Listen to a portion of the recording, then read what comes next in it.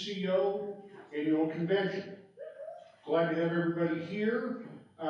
We will be kind of standing at ease for a little while until we get our credential report. There's still a line out front, so that may be just a while, so just relax a little while, and as soon as we have the credentialing report, we'll go to the next step.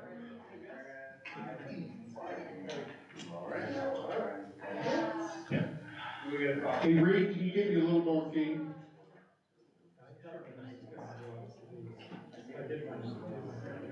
Test, test, test. Test, test, test. Test, test, test.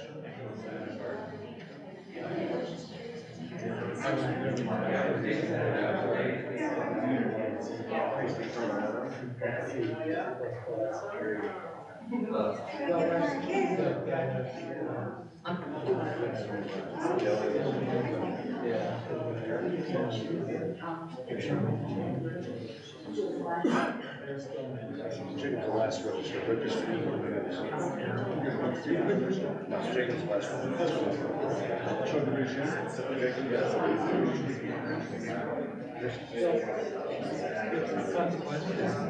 Test, test, 1, 2. Test, 1, 2. Test.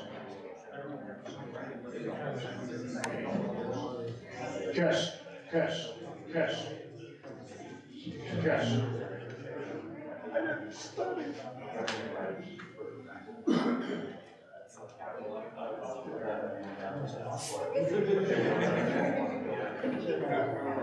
That's why.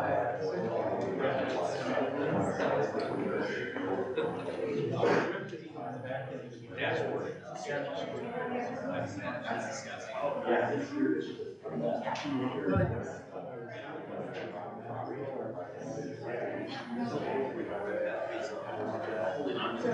Just be aware.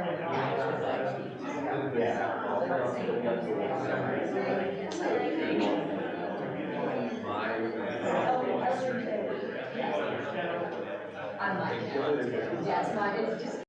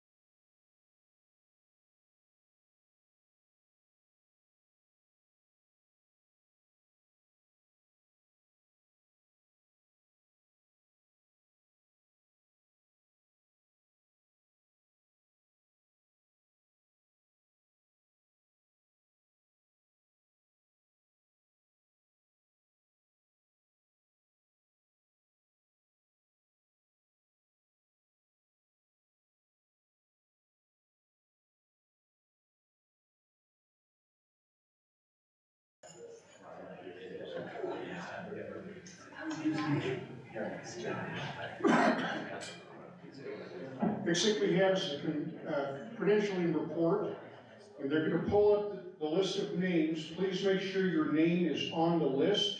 If it's not, go back to the credentialing desk and make sure you're at it. Mr. Chair? Yes, we can adjourn.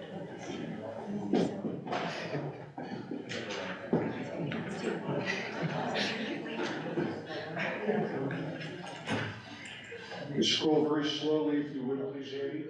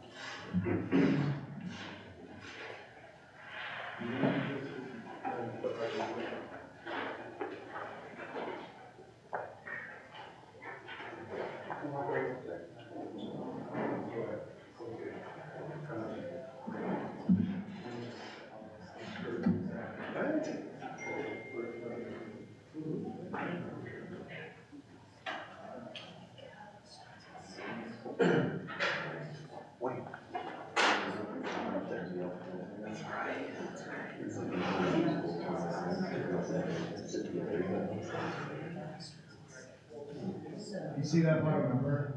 We're not doing the things this way. Mr. Chair, Yes. where's the Credentials Committee Chair? Well, Mr. Chair. Can you see that bottom number there? It's 36. Mr. Chair, the Credentials Committee Chair really should be presenting the report and be able to answer any questions, such as Mr. Seebeck's that he's going to have at a microphone.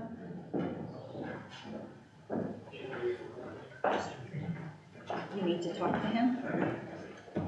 Oh. Not listed on the motion. Mr. Seebeck, can you please go to a microphone? Can I speak without being on the list? Yeah, Yeah. to say why you're not on the list, but no one can hear this sidebar business. So you're not on the list? Yeah. We'll find you. Okay. Andy, can you search If anybody else is not on the list, please come up to the microphone. Aaron Finley? Yeah, Not on the list? not on the list. Should be. Is there a biller?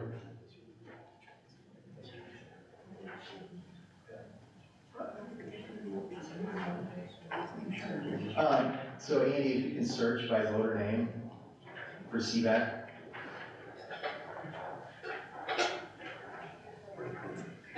Mr. Chair, what time is it? 10 to 1. I have a suggestion, and I'm wondering if we could cut the screen a moment. Is it possible during the presentation of Chair McCardle that we could just have a list of names? People's addresses were getting displayed publicly, and I'm very uncomfortable with that. So that's why I said before we shouldn't be displaying the SOS list that has private information on it. So if perhaps during Ms. McCardle's presentation, we could delete those columns or black them out and just have the list of names.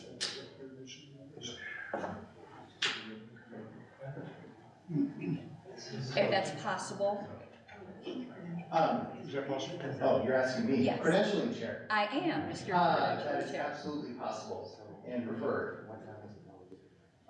So we'll go work on the spreadsheet. We'll get everybody who is not on that list or has questions, you guys back table and we'll get you set up. You got wristbands, so we verified you somehow. Yeah. And you should be in there. So he's told me he was supposed to come. Yeah, right.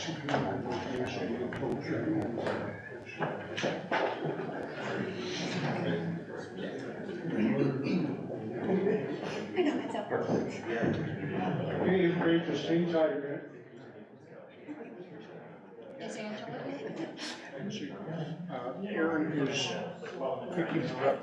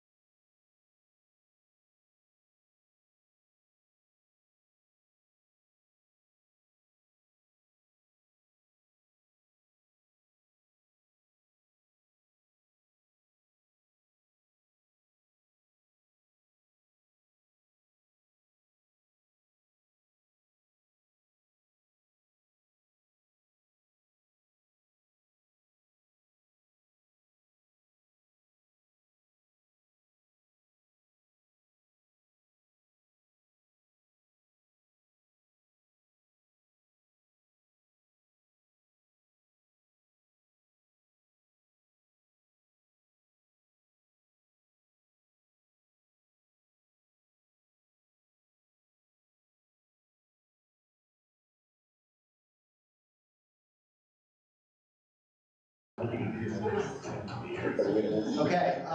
please look through, and if your name is not up here and you've been checked in, please let us know. This is the last chance for a while. We should have everyone here.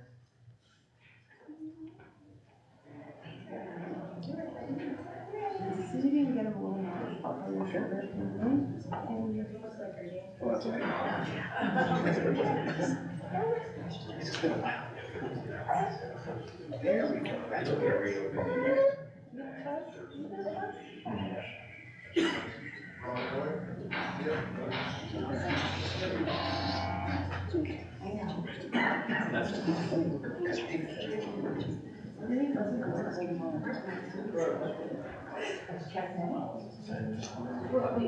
Oh, there's a. These are for voting delegates. We have a total of 43 checked in for today. So, That's all I got. so quorum would be, Quorum would be half plus one, so I'm not math, so don't ask me to do that. that's 22 would be quorum, right? What, sir? I'm the math guy, what? Yep, quorum is Yeah, 20. 22. Quorum is 22. We will credential again at the break, which appears to be approximately, Mr. Chair? Yes, Are we moving to accept the credentials report? that would be the next thing, but we have one thing to address here. Mr. Seebeck, would you like to bring up Mr. Huber? Was Mr. Huber listed for the Mr. Huber is not listed, he cannot be verified, and as a registered libertarian as of December 31st of 2022. Okay, then I have a motion to make from the floor that Mr. Huber be accepted as a delegate because he has been a party member in the past, and it's possible that we believe that his registration was changed by the Secretary of State without his knowledge. All right, we have a motion on the floor. Do we have a second? Second. Do we have any objections to accepting Mr. Blake Huber? Hearing none, you're in, Mr. Huber, so we're at 44. We'll add Mr. Blake Huber to the credentialing list as a delegate for today. And we'll get you a wristband. So quorum is 23. All right, thank you very much. We haven't accepted the credentials report, Mr. Chair. We have a motion to accept the credentialing report. Second. Do we have any objections? Hearing none, credentialing report has been accepted. Reed, can you get a little more paint on my two different sections? All right, very good. It is 9 o'clock right now, so we're going to go a little bit out of order here, and we're going to bring Angela McCardle. Where are you, Angela? Right back here. Mr. Chair, 2 minutes. 2 minutes. if I get Mr. Chair, Okay. While we're waiting, we'll go ahead and introduce some of our, the people that you'll be in contact with today. Convention chair is me, Wayne Harlos. The convention secretary is Andy in the back, all the way in the back, who is fresh, has a fresh haircut, and nobody recognizes him. Who is our timekeeper for today? Your name, sir? Zachary Bergeson. I'm sorry? Zachary Bergeson. Zachary Bergeson, B-U. Ferguson, okay?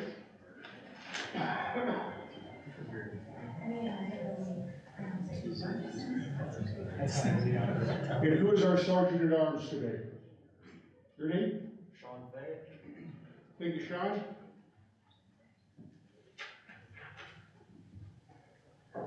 And the credentials committee chair, forgive me, I don't remember your name, but I think he's left the room, but you guys have all have met him.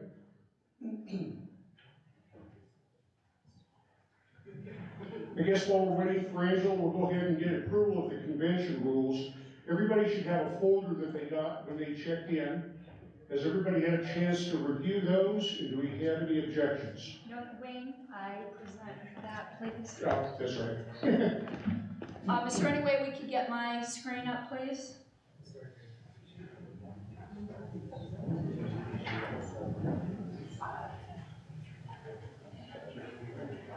We'll have the bylaws committee chair present this.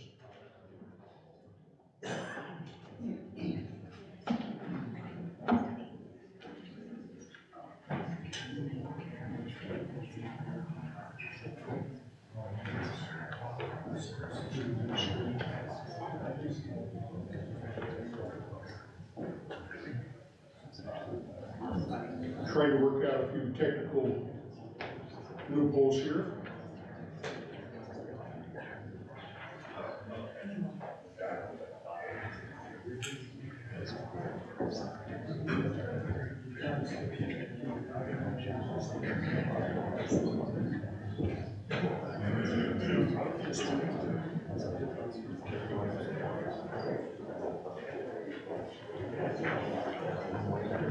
What's going on?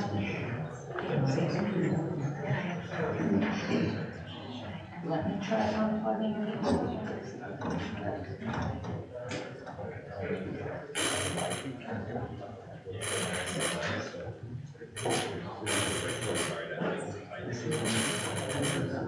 Last time I did that, it took a minute. I think, here we go. Okay, these are the convention standing rules that have been pretty stable in Colorado for as long as I've been in the party. They've been tweaked a little bit, but there is one change to them that's in your book and from different years that I've highlighted, and that's really all I'm going to go over in particular.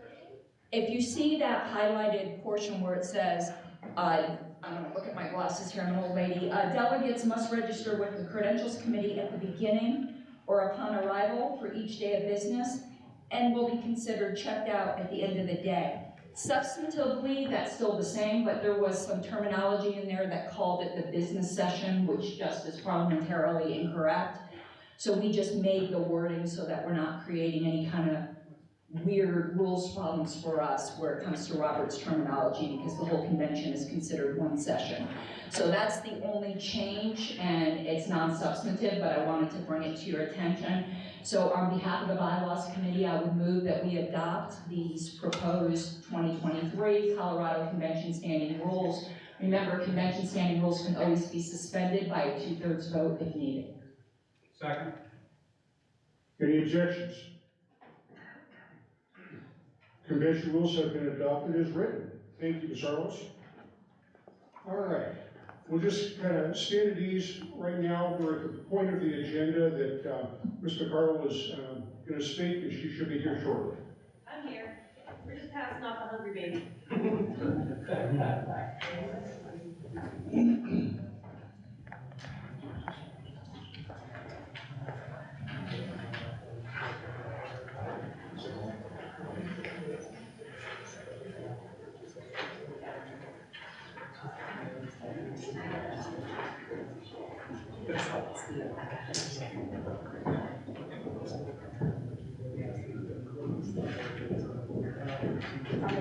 He did exactly what he did.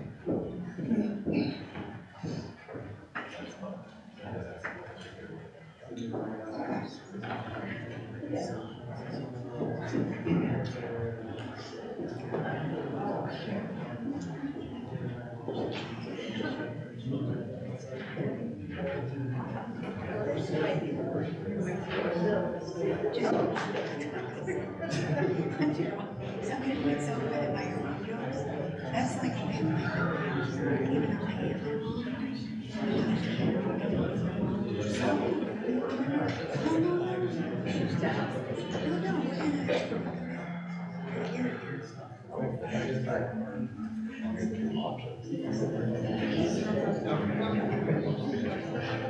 Let's have a big round of applause for Angela McCarroll, National Chair.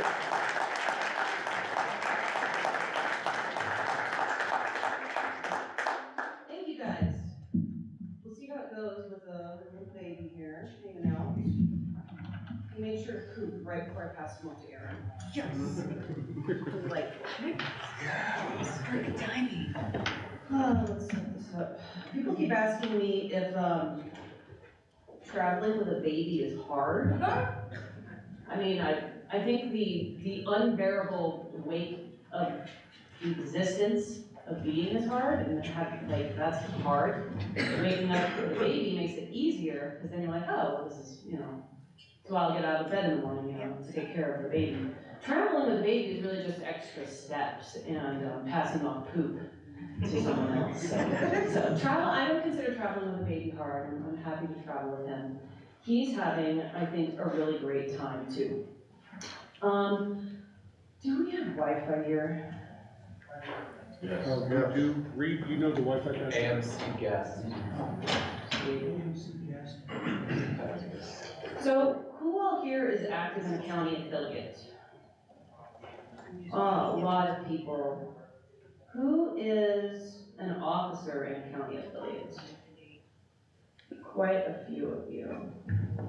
Where are we? American Mountaineering Service Center? Yep. Very nice.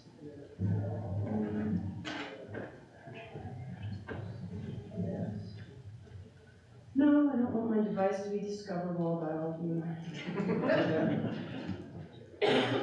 Never know.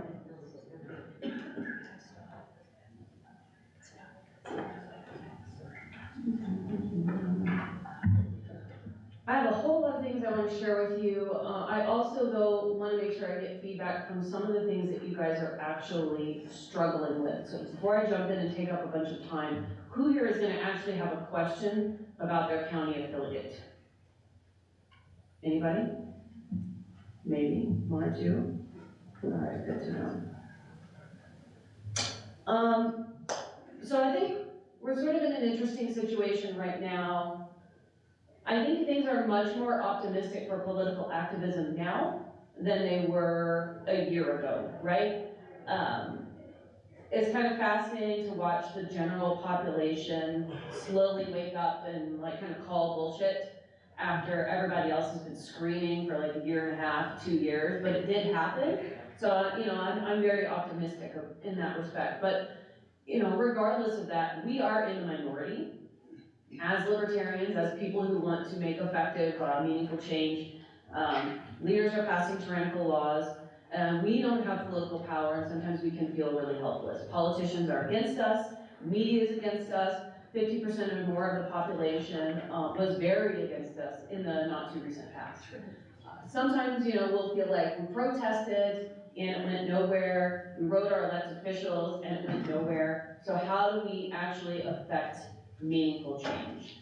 I think one of the things that we don't always do as affiliates is decide what we want to do. And that is a really good thing for everyone who's starting an affiliate to consider. Do you want to make serious political change, or do you just want to gain a platform to air your grievances and get your messages out? So consider the repercussions of the latter. A lot of us got here through podcasting. People like Tom Woods, Dave Smith, reasoned journalists, there's a few of them that are okay. People literally look to them for their opinions. People look to them to figure out what they should think, and that's how those people frame themselves, right? They're journalists, they're thought leaders. What is our role as affiliate leaders? Do we want to engage in political action, or do we just want to become talking heads? For most of us, I think we should remember that trying to tackle both at the very beginning simultaneously is going to set us up for failure because we don't have the bandwidth to do them both. So we need to really hone in on the best thing that we can do. For most of us, I think that we want to make serious change. And when you set yourself out as someone who wants to make serious political change, but if you pivot to podcasting or protesting without a political objective, you end up losing people because you don't have a call to action. So you must have a call to action in everything you do. If you engage in the political process, if you put yourself out there as someone who wants to make change, you need to make sure that people understand what that change is for. And again, we're in the minority, and I don't just mean libertarians. I mean libertarians who actually want to make a change, because there's a very big difference. There are like 30,000 plus registered libertarians in LA County, but that's not the Libertarian Party of LA County. I'm sure it's very similar here, right? There's a ton of registered libertarians, but they're not all in this room. You guys are the most important libertarians in the state of Colorado. And the state is at war with us. One of the most frustrating things I've seen is an unwillingness to fight back from that general libertarian chunk. We don't want to become uncomfortable, so we let the state slowly erode our rights and take bigger and bigger pieces of our lives with every crisis. Eventually, there's going to be nothing left. Libertarians own a lot of guns. I'm sure everybody here owns a lot of guns, but we're pretty peaceful people. The thought of actually fighting back and taking up arms makes us queasy. And I can understand, right? Because being shot at, spending life in prison sounds pretty awful. The January 6th protesters still getting horrible treatment. Their actions pale in comparison to many other riots that happened in the summer of 2020. They're sort of like political prisoners. Maybe different rules apply to them. People forget that Donald Trump was in power for a couple of weeks after that whole fiasco. He didn't do anything for them. People who say that they're going to help you, in positions of power, they don't do anything for you. So we can't rely on them. We kind of have to rely on ourselves. So when you're in the minority, you're forced to engage in sort of asymmetrical warfare.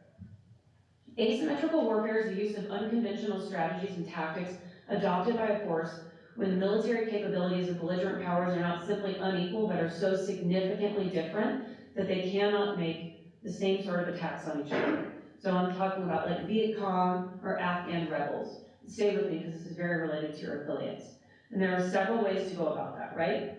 Technological attacks, cyber attacks, taking down websites, jamming phone lines with auto dialers.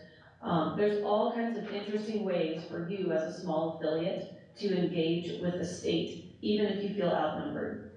I created a fake report line for lockdown violations and plastered it all over the city. When there were lockdowns, the number was actually 559, I'm a Nazi. So that was fun.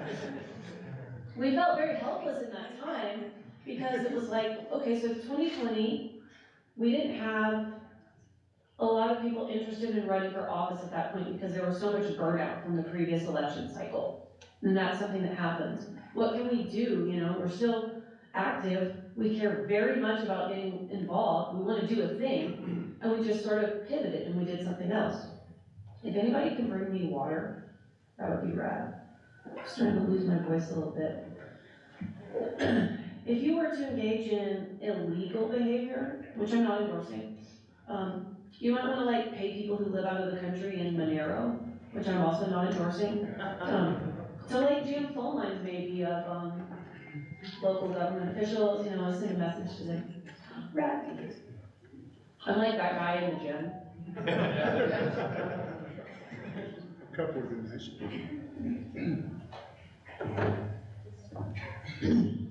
So that's called insurgency, right? Insurgency is a small group of people who adopt guerrilla warfare tactics in opposition against authority. And I think that this is something that our small affiliates need to adopt.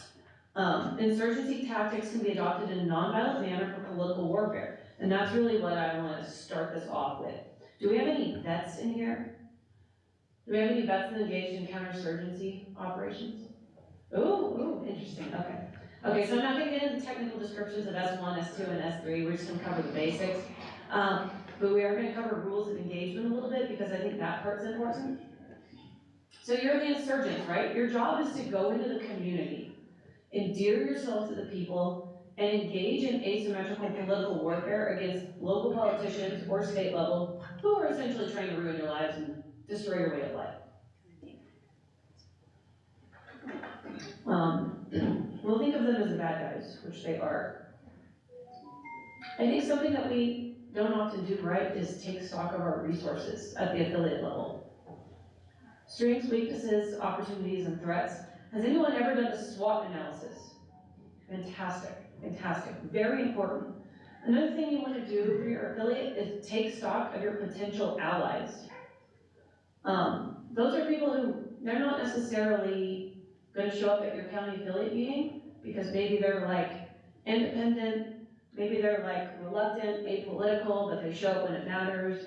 Maybe they're conservatives, but you agree with them on one issue. Maybe they're Democrats, you agree on another issue.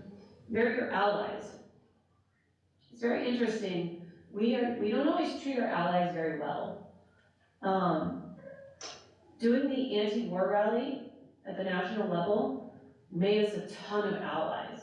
And then I had to think long and hard when I want to talk smack about socialism on social media, because I'm insulting like a lot of my allies who are very like principled anti-war people, but have like horrendous economics. So it gives me pause and reconsider. I have to speak Monday on a panel with the Forward Party. So that's gonna be exciting, because I can't stand them. So, they're potential allies in ballot access. So take stock of your potential allies before you kind of step in it like I did with the Forward Party, who I still really can't stand. That's gonna be really fun. Take stock of all of your potential options at the affiliate level. Write them all down, even some of them if they don't seem feasible, right? Can you file a ballot initiative? What can you do? If you wanna run for office, but you ran for office twice in a row, you're burned out, you're not sure if that's the right way to go, can you recall someone? Do you have that option here in Colorado? Like, what are your political options just beside elections? You know, can you run for a different position? Like, run for something else that's more obscure. Do you have water boards? Do you have boring stuff? Can you go viral on social media and get Jesse Kelly to retweet you? Like, there's all kinds of fun stuff you can do. And to get started, with all this, you need a core group. Even if the group is small. So who are your like competent ride or die activists? And who's gonna spend time with you on this? I noticed that it sort of follows a Pareto curve, or a Pareto distribution, right? And that's okay, it's no one's fault for not being like, you know, obsessively working every hour of the day on this stuff, because everybody has lives, some of us have children, drag them along across the country to conventions, you know. Not everybody's gonna do that, it's okay, it's not normal. You're gonna find that there's about maybe 20% of your group that is just hardcore, and they're gonna work really hard all the time. And then you're gonna have a middle group who are like regular, dedicated volunteers, but they don't have as much time, but they're very consistent, right? And then you're gonna have a handful of people who are regular donors, but they just don't have time to be active. You might occasionally find that you have people in your affiliate who are very difficult to work with, who make your life miserable. Consider, you know, that's gonna be part of it too. You need to take stock of the people in your affiliate before you start getting active. It's really important, because you need to understand how much you can do. One of the things that we always do, we're all guilty of it, is that we bite off more than we can chew, because we're very enthusiastic and passionate about everything going on in the world, and we wanna fix it. And there's just not enough hours in the day for us. So we need to start working on that. One of the things I've seen happen across the country, it's happened in my affiliate as well, former affiliates, is there will be one or two people holding everything together. They do everything. They work, everybody loves them, cheers them on, everything goes along really well, people get along well. That person eventually moves, burns out, has to take a step back, has a different job, and then the affiliate implodes and collapses. Consider that. Make sure that whatever you're doing, you distribute through the affiliate like a reasonable amount of work for different people to do. Don't overburden one or two people, because it will eventually implode or collapse. Another thing that we don't do very consistently that I've noticed is accountability. Because it seems like, ooh, we don't want to do that because everyone's a volunteer. But you do need to do that, and the most successful affiliates do that. So that's simply like, it can look like anything. Once a week, once a month, you check in and you're just like, I said I was gonna do the thing. Did I do the thing, you know? If you're working on membership, for example, does anybody call expired members and try to get them to renew and get them to re-engage? And if so, like, does that person say, hey, you know, this month I reached out to like 20 expired members. We had 2 sign up. I had like 15 people who didn't return my call. 3 people moved out of state.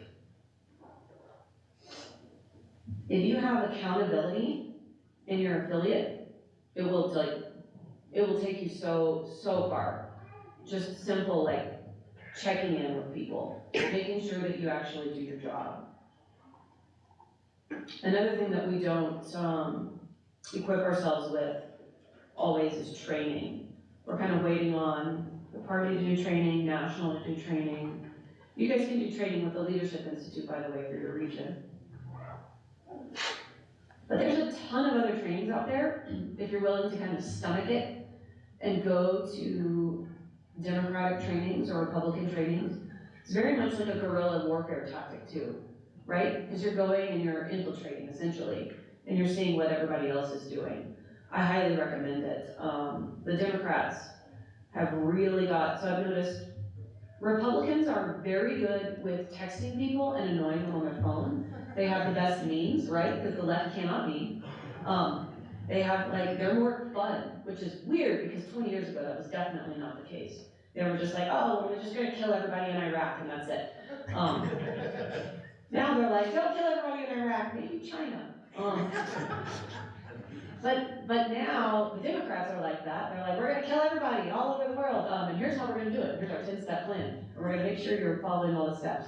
So go and check out their steps. Leave out the murder part, that part, you know. But you can translate it elsewhere. They have precinct walkers everywhere. They do so much incredible organizing. You can just like literally Google it, Democrat training, you know, and you'll find all kinds of stuff. So many different political action committees, different 501c4s, straight up DNC, all kinds of interesting stuff. It's fascinating too, because it's like if we ever get accused of being culty, they're super culty. So go infiltrate that cult. Go infiltrate that cult. So more on insurgency. There's 5 concepts that I want to share with you that happened during insurgency. One is a cultural shift. I think that in the party, we need to adopt a cultural shift from winning the next election to winning popular support in the local community. Because when we have popular support, we will win elections. We will get ballot initiatives passed, we will shoot them down, you know, tax raises and things like that. You need popular support. You need to be endeared to the community. They need to be like, oh my gosh, I love those guys. Those guys are great. You need to accurately determine the identity of important members within a community. Who holds influence over local politicians? Who's respected in the business community? Those two things have overlap, but they're not always the same. Because oftentimes, the most successful businessmen do not have time to participate in politics. And they will only pop up when shit is like really critical and they're about to get screwed over. Find out who those people are, make a relationship with them in advance of that, and then you're gonna have a strong ally and someone to donate to you, right? Who's respected in the activism community? Because we're not the only activists, as I found out recently. You know, there's all different types, right? There's the psilocybin people. There's the anti-war community. There's all kinds of interesting stuff. There's people who oppose the eminent domain. It's like you just gotta find out who those groups are, who is the most active. Who's your ally? All those people are potential allies. Who's the enemy of your enemy? Sometimes it feels kind of ick, you know, but you gotta align with the enemy of your enemy. Another thing is data management. Very important.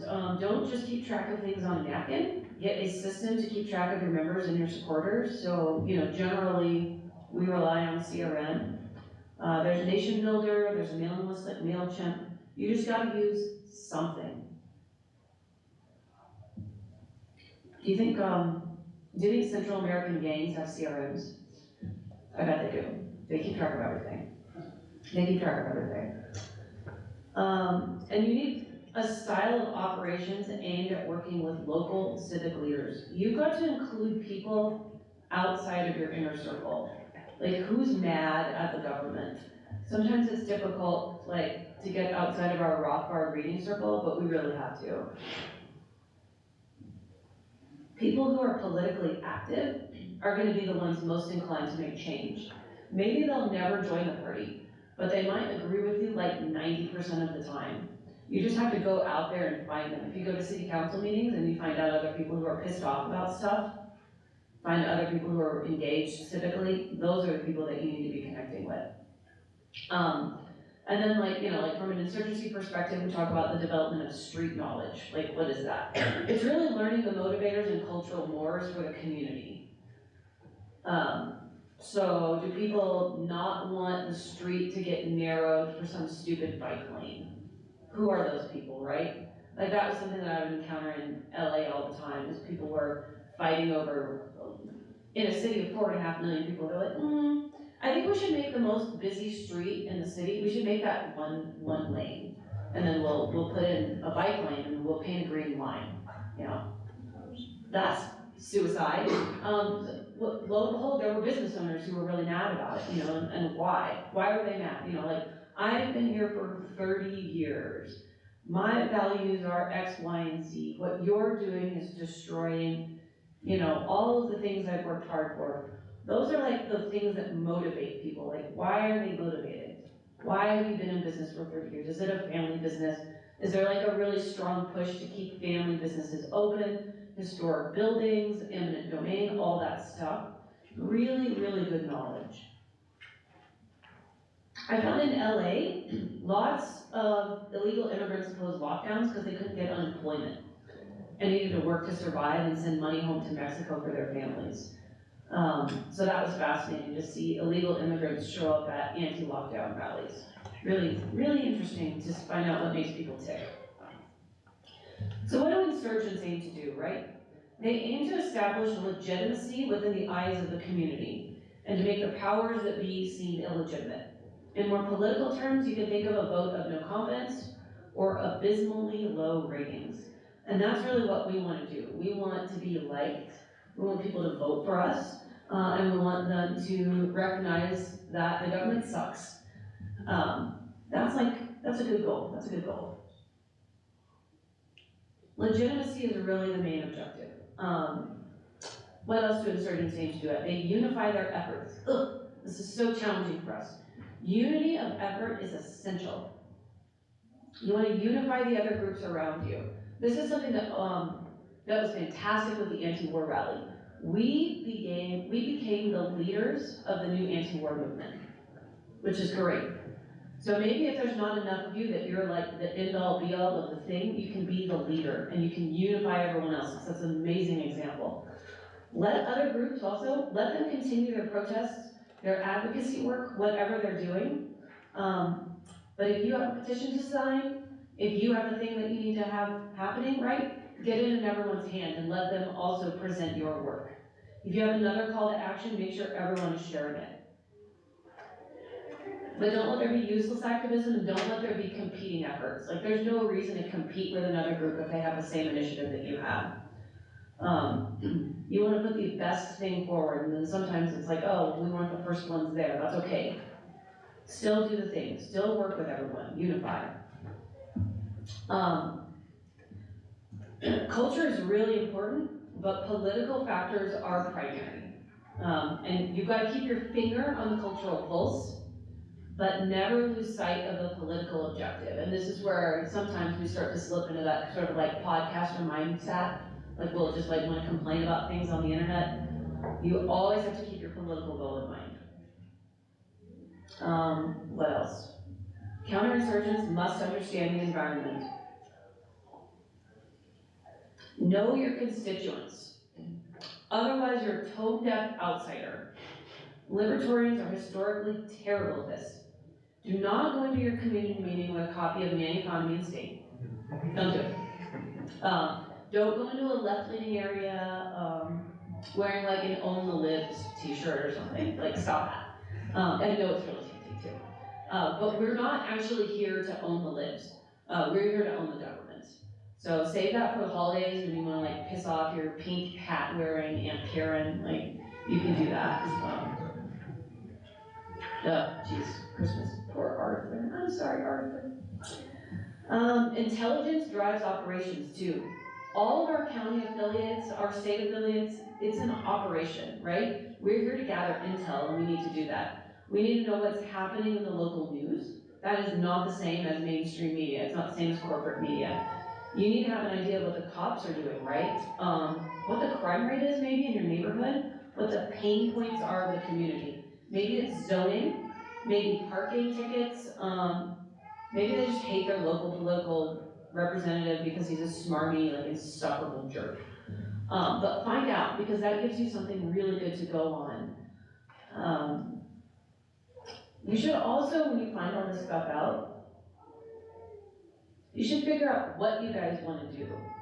Because sometimes you'll find that you're in a county affiliate and there are 2 or 3 of you who are very interested in just elections, right? Just elections. And then the rest of your county affiliate is more activists. So maybe you want to do billboards, you want to do protests, you want to do rallies. It's really kind of important to figure that out and to figure it out early on, because that sort of disagreement can lead to some really unnecessary conflict. You may find that you're in an area where you can totally get elected to a small, like, local position. And so your activist people should do things to support that. You may also find that you're in an area that's like 90% blue, it's almost impossible to get elected. People ran in the last election cycle and everybody was burned out. You should just take a break this election cycle and do other types of political activism, and that's okay. But finding out what people want to do early on will help you guys figure out what you're going to do without disagreements and arguing. Because that's one thing that I've noticed that is very frustrating, when people in the county affiliate are not in alignment on what they want to do. And remember that if you stick it out long term, you can do all of the things. Do all of the things as long as you don't burn yourself out. So what next? What else do insurgents do? Politicians must be isolated from their cause and their support. So take your intelligence and go to work, right? Poke holes in their arguments, expose their hypocrisy, greed, callousness, make their constituents hate them. Your goal is to poke a gaping hole in their narrative and drive a wedge between them and their supporters. And it's not really that hard to do, right? Because people are generally incentivized to hate these people anyway. So, like, what are Joe Biden's ratings right now? They're really bad, right? It's often the same locally. It's like we just sometimes don't take the initiative to go and figure that out. Find out who's hated. Sometimes that's the best person to run someone against.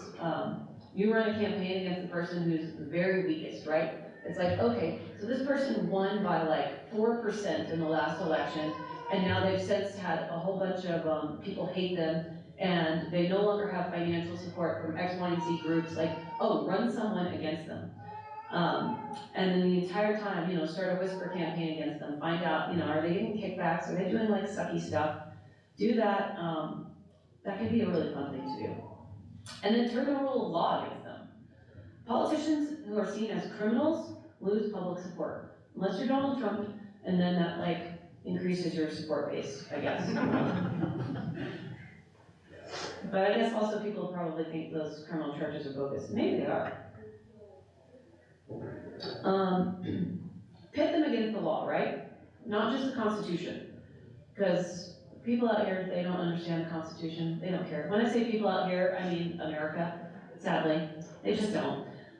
Corruption, embezzlement, kickbacks, hypocrisy, root it all out and expose it. This stuff is actually very common in local politicians and local elections, because people are like, hey, we're all friends here, this is the local level, and so they're just like trading money behind hands. Look into it. If you're in like the conservative minority, you won't win merely on the merits of your argument. But you can totally take someone out if you expose that they've been misusing funds or taking bribes. At least one city council person in LA gets arrested and goes to prison every 3 or 4 years. That is so insane. That's like wild. So you can do that. We had Aaron Starr and Alicia Matson actually are really good at this in Ventura County, where they live. They're always finding like illegal taxes, which is like nuts. So they keep everybody there like desperately fighting and spending tons of money to try to stay elected. They do campaigns against them. Politicians do like insane, crappy things. Counterinsurgents need to prepare for a long-term commitment. This is not a short-term battle, and our affiliates need to adopt a more long-term mindset. Which means You need to take good care of your affiliate, because you need to be able to pass it on to the person who comes after you without them being like, oh, what the hell do I do? And starting over. That's gotta be one of the most frustrating things, right? You become elected as county chair, and you're like, where's the stack of documents? And they're like, oh, I don't, and they don't like give you an answer, or something's written on a napkin, or there's a handful of documents, or they're all over the place. The more organized you are, the better you will serve your institution long-term. And think beyond the election cycle. We are tied too closely to our next dopamine hit. Political objectives do not operate at the speed of social media and podcasts. It took the left many, many years, decades, to take control of academia, corporate media, and politics. We need to prepare for a long battle. We need to have a long-term vision. You can be very excited when you go and you want to fight in the short term. That's totally okay, that's great.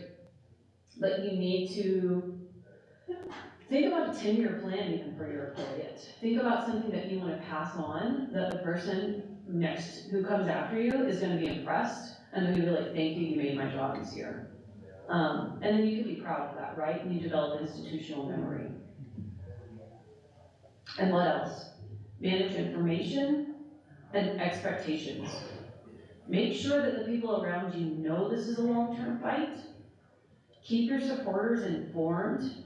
Keep yourselves informed. Verify information. One of the most frustrating things that I know that Karen Ann went through was working with a national affiliate where the chair didn't talk to her. It's not like a good way to run anything. It's not a good way to run a state affiliate or a county affiliate. You need to talk to the people who are there, because that's how you keep good rapport, you keep good morale, and you're gonna be more successful that way, right? When you have a good sense of camaraderie, you share information, people are more inclined to share information with you, and then you like foster this culture of knowledge transfer and information sharing. Everyone knows what to expect as well. Like, it's a very good thing for your affiliate if everyone talks to each other. And when you research information, verify it too. Verify, verify, trust and verify. So this is something I have to do all the time. I'll call the FEC, right? So I'm like, oh, I'm gonna run this big rally. I wanna know, like, what's the rules? Can I, as a national chair of a political party, can I run a 501c4 with someone else? And I look it up and it's like, yes, you can do that. I'm like, okay, well, I really want to be sure. So I just straight up called the FEC and spoke to an attorney and was like, yes, everything you're doing is fine, it's legal. Trust and verify. You'll develop more like trust and respect from the people in your affiliate as well if you do that. The other thing that the surgeons do is they use the appropriate level of force. So let's think about this from a political perspective. Has anybody ever been to a really rowdy protest? Like really rowdy? Okay, so many times it's been in the news that a group protested at someone's home. It doesn't always come across well, right? I protested in front of the mayor's house in LA, but that's not where his children live. That's like the historic mayor's house, not his actual home. Protesting in front of a home where children live doesn't make you look good in the eyes of the community. Neither does taking a knife fight to the protest. That happened at a Proud Boys event in LA. Horrible. No one cared about fighting COVID restrictions then. The whole headline was just knife fight, Proud Boys stabbing people.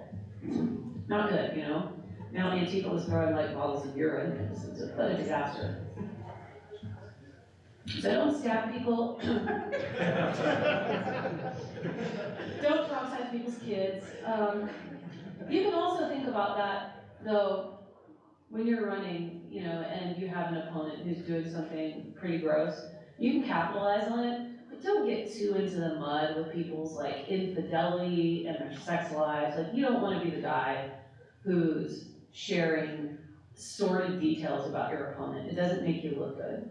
Stick to, you know, they robbed you, they stole their money, stole your money, they did something illegal, that kind of stuff, like talking about someone's, you don't wanna be known for that. What else? Learn and adapt.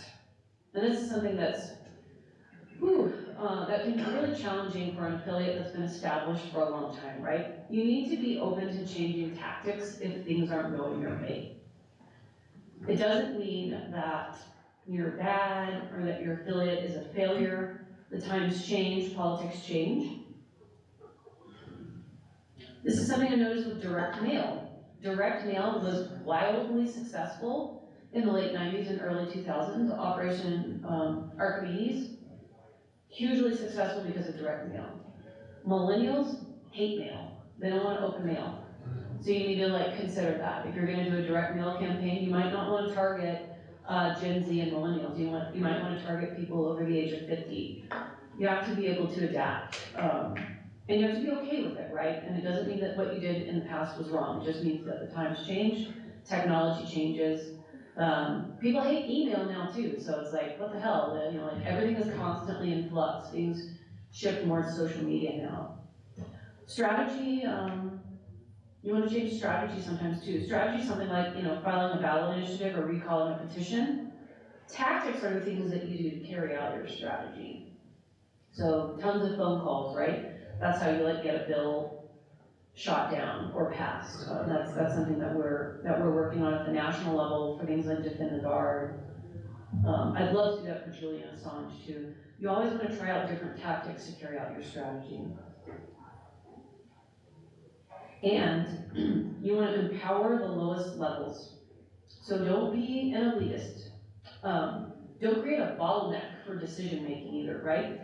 Let the biggest decisions be at the top, but allow your teammates to make decisions too. Do not let perfect be the enemy of good. I see this all the time. Things are either a mess because no one does anything, or you have someone who is a perfectionist and they mean so well, and they come from a very high level background. They're used to performing, a top level corporate performer, or they came from the GOP and they're used to just a totally different animal. And so they have this tight desire to control everything because they want everything to look amazing. It doesn't come from a bad place. It comes from a good place.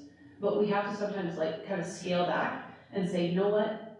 I shouldn't be in charge of literally everything because it's demoralizing everyone else and making them not want to do stuff. So I need to make sure that I let everybody else take a turn at doing something. This person is really good at social media. Maybe they're not as good at it as I am, but that's okay. Because it's not all about me, right? It's about everyone else involving themselves too, so that we can work to change the course of history to make this a libertarian place to live again. Let other people help you. It feels really good too for that person to be able to help you. And this is just across the board, general, life advice. If you break your leg, people want to help you, let them help you. Let them bring you a milkshake or whatever. I don't need anything, shut up, let them help you. Everybody feels better. Do that in your affiliate too. Let your teammates make some decisions. And this is a weird one. The last thing affiliates, counterinsurgencies do is they support the host nation. So think about this. You have people opposing US troops in Afghanistan. They're kind of supporting their own thing. They were we were fine before you got here. Did you know that people in Afghanistan, by the way, when we would send troops in, they'd never heard of New York and they didn't understand the concept of a city? That there were goat farmers out in the middle of nowhere in Afghanistan who had never seen TV. That's so mind-blowing. They cared about what they were doing, right? We need to care about what people are doing. We need to actually care. What do you do? You're a farmer and you're pissed off because there's some new regulatory framework that's gonna reduce the amount of cattle you can have without extending a license or getting a new license. We need to care about them. And so when I say support the host nation, that's what I mean. Support the group of people here in Colorado who are good, solid people. They need to feel supported, and I'd much rather them feel supported by us than the GOP or Democrats who are gonna sell them out later or promise, something and never deliver. Support them. support other libertarian parties and affiliates too, right? If you're a county affiliate, you know, sometimes you have like drama in the state, sometimes you have drama in national.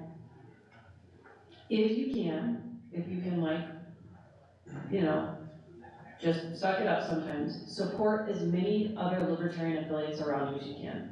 Share information with them. Maybe you're really mad at national, maybe you're mad at state party, you need to take a little break. Do not cut everyone out and isolate yourself in a small county affiliate. You should support as many other libertarian affiliates as possible with knowledge transfer, talking to other people, finding out what they're doing, sharing what you're doing. It's a great way to keep things going, keep momentum, come up with new ideas. So that's about supporting the host nation. I've got about 10 minutes left. Does anybody have any questions? Because I can go on a little longer. Yes? Is there any usefulness to email communications? There is usefulness to email communications. The person who does the best email is Tom Woods. If I recommend you get on Tom Woods' email list, even if you're not interested in this podcast, because his format is really good and he has a very high open rate. And you need to figure out how do you get in someone's primary inbox if you're in Gmail versus promotions versus socials versus something like that. If you get an open rate that's like 30%, you're doing really well. But the truth is, most emails don't get opened. If you use a tool like MailChimp or like a CRM, you'll see what your open rate is. So how many people opened, right? Did 38 out of 100 people open your email? That's actually pretty good. So keep that in perspective. How many people actually click the link? You know, then it might drop down to like 15 to think about that. Now, if you compare that to social media, on average, social media is going to far outperform email, but not if you're targeting a demographic that's older that doesn't use social media as much. So there's a lot to consider there. Any other questions?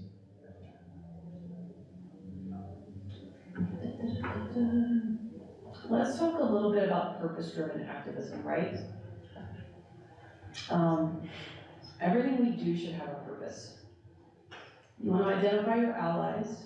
Don't drive them off, unless they're the forward party and you're me. They didn't oppose war. It was really challenging. Be mindful of your tone, your messaging, and your branding. I'm going to email Erin a whole thing about branding. And if anybody wants it, bother Erin Q, because I'm going to send it to her, because that is something that we do not do a lot of. Insurgency tactics sound intense when they're presented within the framework of war, but they're a perfect fit for grassroots activism. And this is a framework to operate within when you're engaging in grassroots activism. So let's go over some more technical aspects of grassroots organizing so you can leave here today and sort of understand how to get a successful movement going in your own community, no matter what the topic is. So one, identify a cause. If you want to build a political movement, you need to rally people around a political cause. Sometimes it's not enough to just say join the Libertarian Party or Libertarian. Examples, anti-mandate action, opposing vaccine mandates, opposing digital ID, contact tracing, police license plate scanners, red light cameras, farm restrictions, animal restrictions. You can rally for things too, right? Raw milk legalization, beekeeping legalization, farm-to-table slaughter, backyard chickens. Sometimes we want to rally for stuff because that like makes people happy. Build something around your cause. You need to create like an Instagram, Telegram, you need to build social media around it. You can do Facebook, but that platform is definitely dying, you know, and I think at this point you risk getting your group or your page removed if it's controversial. Create a logo and some template graphics. I think we don't emphasize this enough. Like you want to look nice on the internet too. You can use Canva if you're inexperienced with Adobe Illustrator or Photoshop. Create some catchy hashtags and I'll create a QR code that links to your social media. Definitely use MailChimp, similar email list, very important. You wanna have a website. I see a lot of candidates who don't have websites, they have a Facebook page. Don't do that. You can go on Fiverr.com, and you can pay someone in India about 80 bucks to set up a website with like several pages that looks polished and professional. If you don't have a friend who can set it up, just pay someone in India to do it. They are happy to take your money, they need your money. It's great. Good, everybody wins. And then identify your first call to action, right? Come up with a rough draft of your end goal. So like, here's your first call to action. Sometimes we don't know how to get politically active. Here you go. Public comment campaign to city council to oppose a new license plate scanner or a spy camera that the local police want put in. What is your end goal? Always have a goal in mind. So you want to get city council to vote down this idea so that scanners aren't installed. People need very clear instructions. This is something your affiliate can do. You cannot build a meaningful political campaign with serious volunteers unless you give them something to do. Going back to that whole like, don't hold everything, to yourself. Political volunteers need a tangible goal to work towards. And without it, activism falls apart, turns into podcast circle.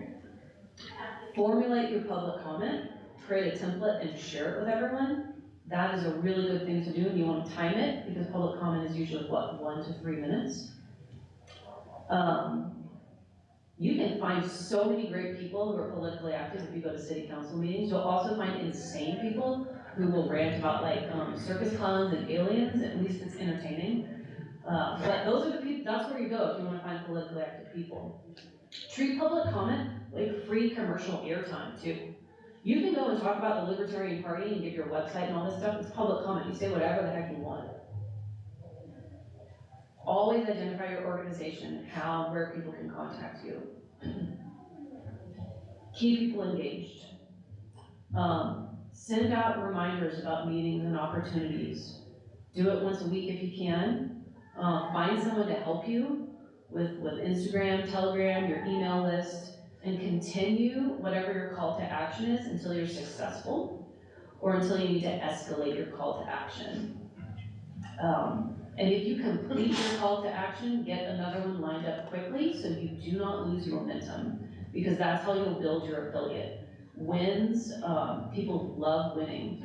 You can reframe it. It doesn't have to always be a win in an election, right? Like you can shoot down something at city council, you can get it passed. People love that. That's like, like you did it. That's how I got involved.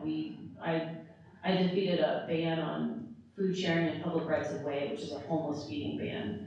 I defeated that and I was just like, oh, okay, I'm gonna start doing the libertarian stop flight because it just felt like, so good. And the last thing is network at events. Go out and meet other people, right? Cross-promote, speak at liberty-minded events, other events with other political parties if you have an issue coalition. When you focus on coalition building and building trust, before you start trying to convince people to join the party, you will be successful. Make sure you demonstrate how valuable you are. Eventually, people will want to join you authentically. And I think authentic membership is so much more valuable than pressing someone to purchase a membership with a high-pressure sale when they don't really agree with our values or principles. Yeah. I think that what we have here is like the most precious political thing in the country. It's so important, the work that we have set before us, and what we can accomplish if we work really hard and try, like, we can get anything done.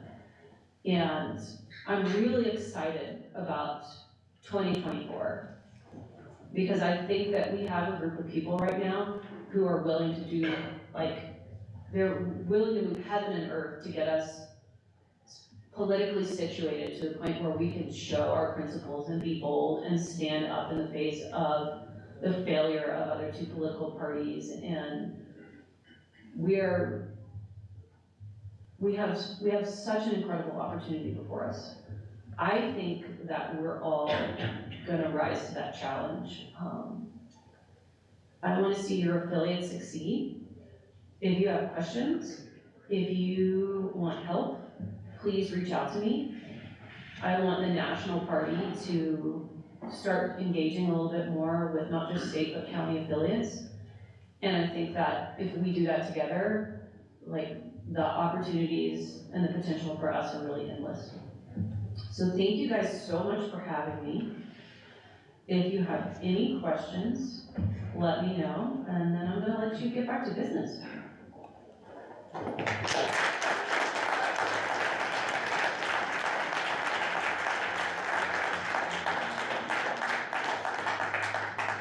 Let's give it up bigger for Angela.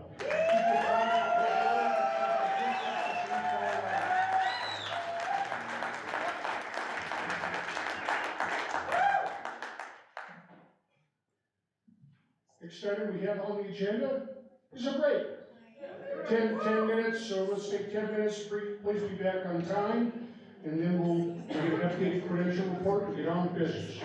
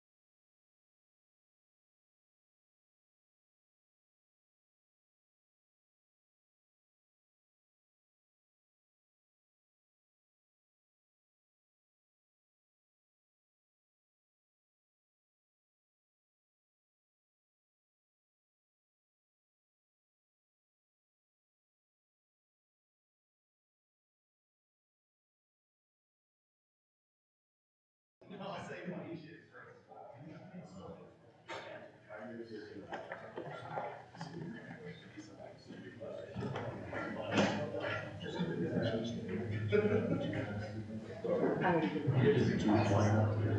already changed it. Yeah, I'm gonna say it's different. Yeah, I already did that.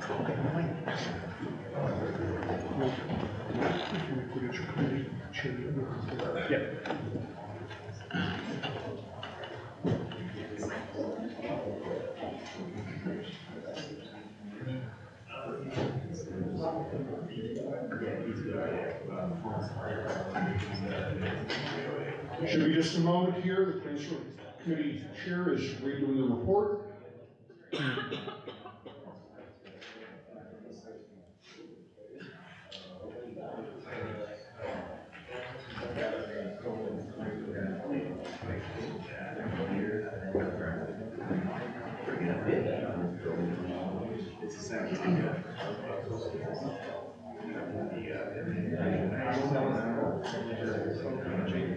How many of you were able to sign on to the national party during the break or during the business earlier? Anybody? We have two here. Anybody still need to do that after the business session right now? Maybe on lunch break, you can come right back on up. Also, there's a QR code that's been placed throughout the auditorium here. Blake has one. You can go in that way, take a picture of the QR code with your phone, take you right into the national page.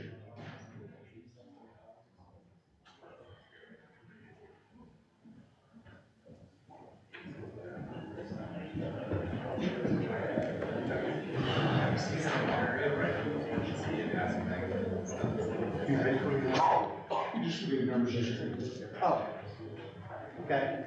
We gotta say the additional names, Wayne. You have additional names? Yes. All right, come on. Because they have to be approved.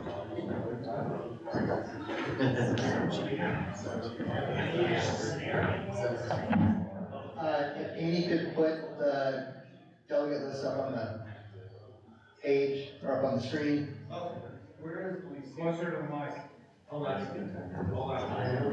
There you go. Okay, we had a couple people come in. Everybody that came in since the first report was checked in. They didn't get wristbands. They needed to come see me. So if you are on the list, you checked in previously, come see me. You're on the board as a delegate, but you don't have a voting wristband. There's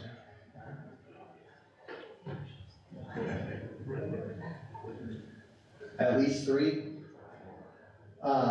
But check and make sure that your name's on here.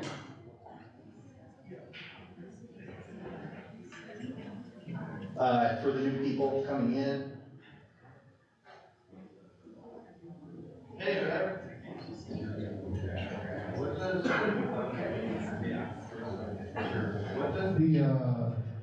These people that are marked delegate that are up here with the X's, but no longer have one. They haven't checked in yet.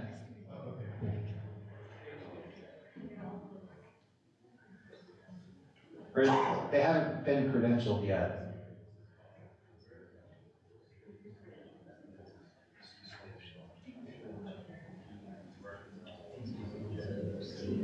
So I think Janet Turner, see me for a wristband. Max Winkler needs a wristband. Richie needs a wristband. Sorry, Richie. I don't want to murder your name on the on everyone.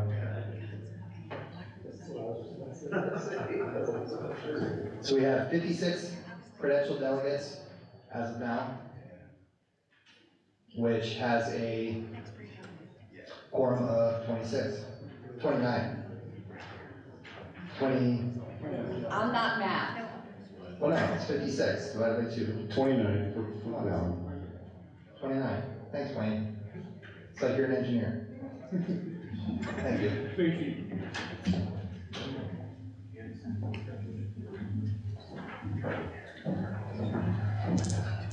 All right, welcome back, everybody. Time to get started on the fun stuff.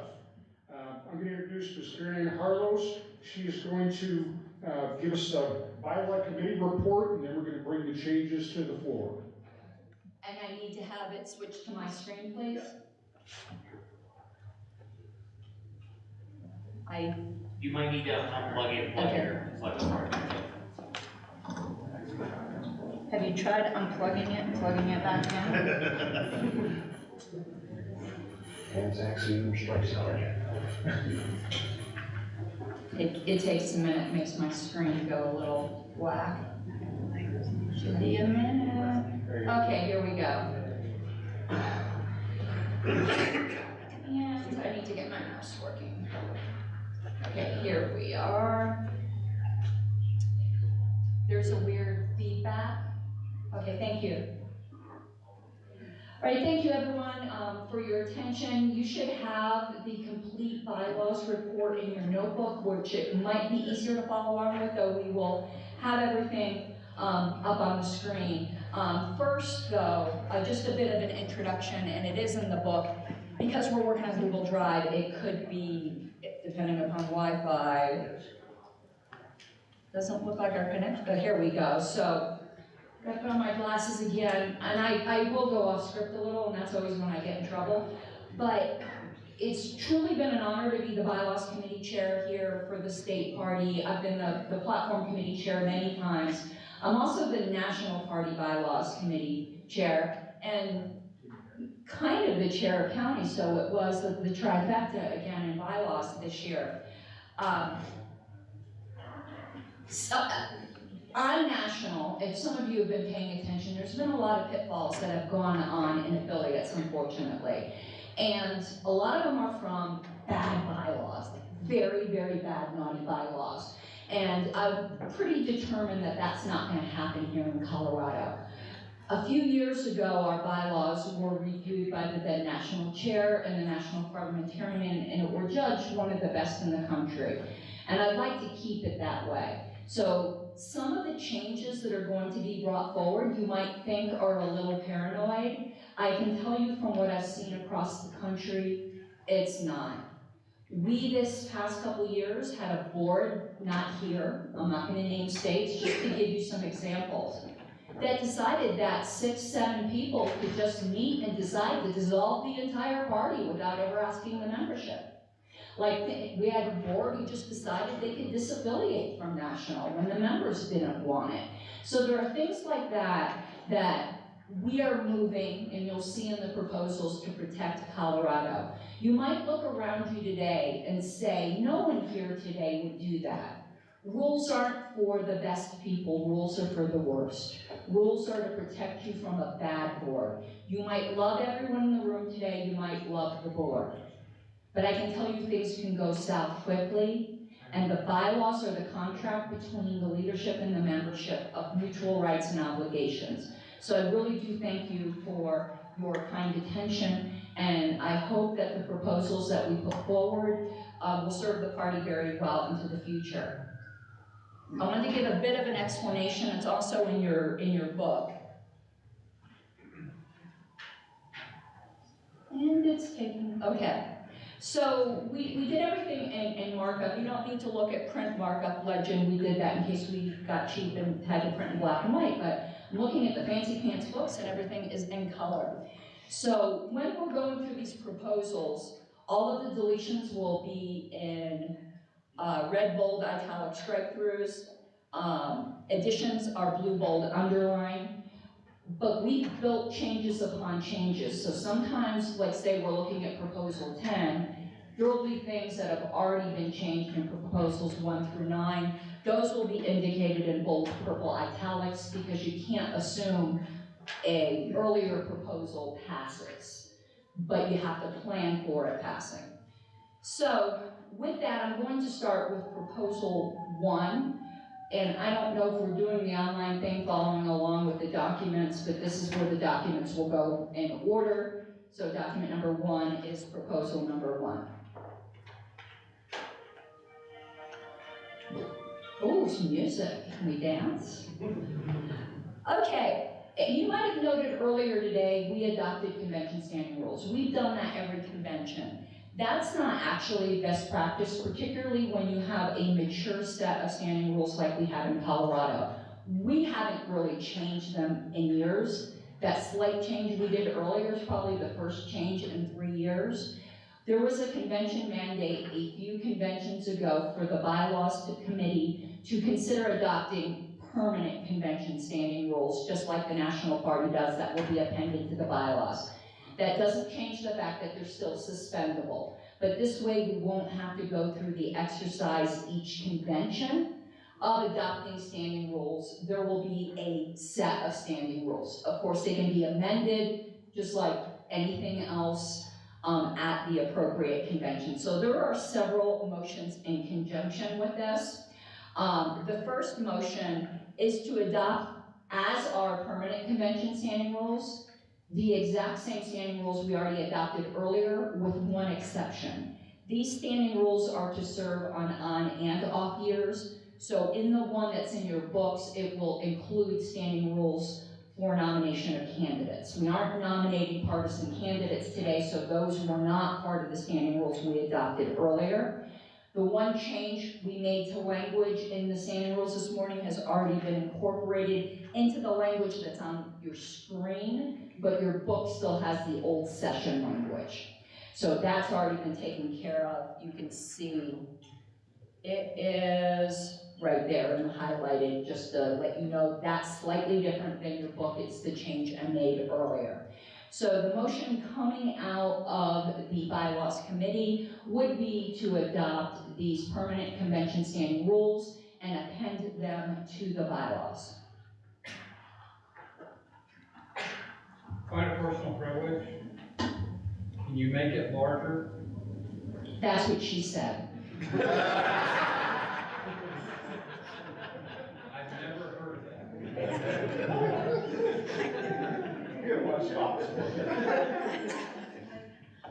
That's about as big as it gets, and that's what he said. Is that all? Scroll down. Here we go. Yep. And they are in the book. So let me just pull up where the partisan candidates are. The one thing that is slightly different is right there. You know, it just gives the order. And again, it's the rules we used last year for our partisan. So the motion is on the floor, Mr. Chair. Okay, we have a second. I don't need a second coming out of committee, Mr. Chair. We got somebody who'd like to speak on microphone 2? Yeah, Mike Seavick, the prodigal son here. The mandate for these goes back to 2016, and we're finally getting this accomplished. We've spent the time in the past 6-7 years getting these mature, getting these organized to the point where they're at now. They are in probably the best shape we're going to get them, and what Ms. Harlow says is correct. Getting these in will save us time each convention, and hopefully they can help serve as a model for other state affiliates across the country. Thank you, Mr. Seaback. Anybody else like to speak on this? Well, that brings us time to a vote. This is a counted vote, which needs a 2/3 to pass. Who are our counters here today? Mr. Chair? Yes. Since these aren't bylaws, this would not have to be a counted vote. The bylaws would, but these are standing rules, so it can be a hand raise. Okay. Those for, raise your hands, please, with the red. Those against? That passes overwhelmingly. Okay, now there are some conforming amendments that we felt should be made. So motion 1B would be to amend the bylaws article number 13 on amendments. That would then give the criteria for when we can amend the convention standing rules. So it would be this at the same conventions that we amend the bylaws, but again, remember they could be suspended any year. So the next motion coming out of committee is to add the blue language on the screen so that the first phrase would say, during odd number years, these bylaws and convention standing rules may be amended and so on and so forth. So that is the motion I am making, Mr. Chair. Do we have a second? You don't need a second coming out of committee, Mr. Chair. Yes, that is correct, thank you. We already have a second because the committee voted on it. Okay, you see, raise of hands for those that are for the change.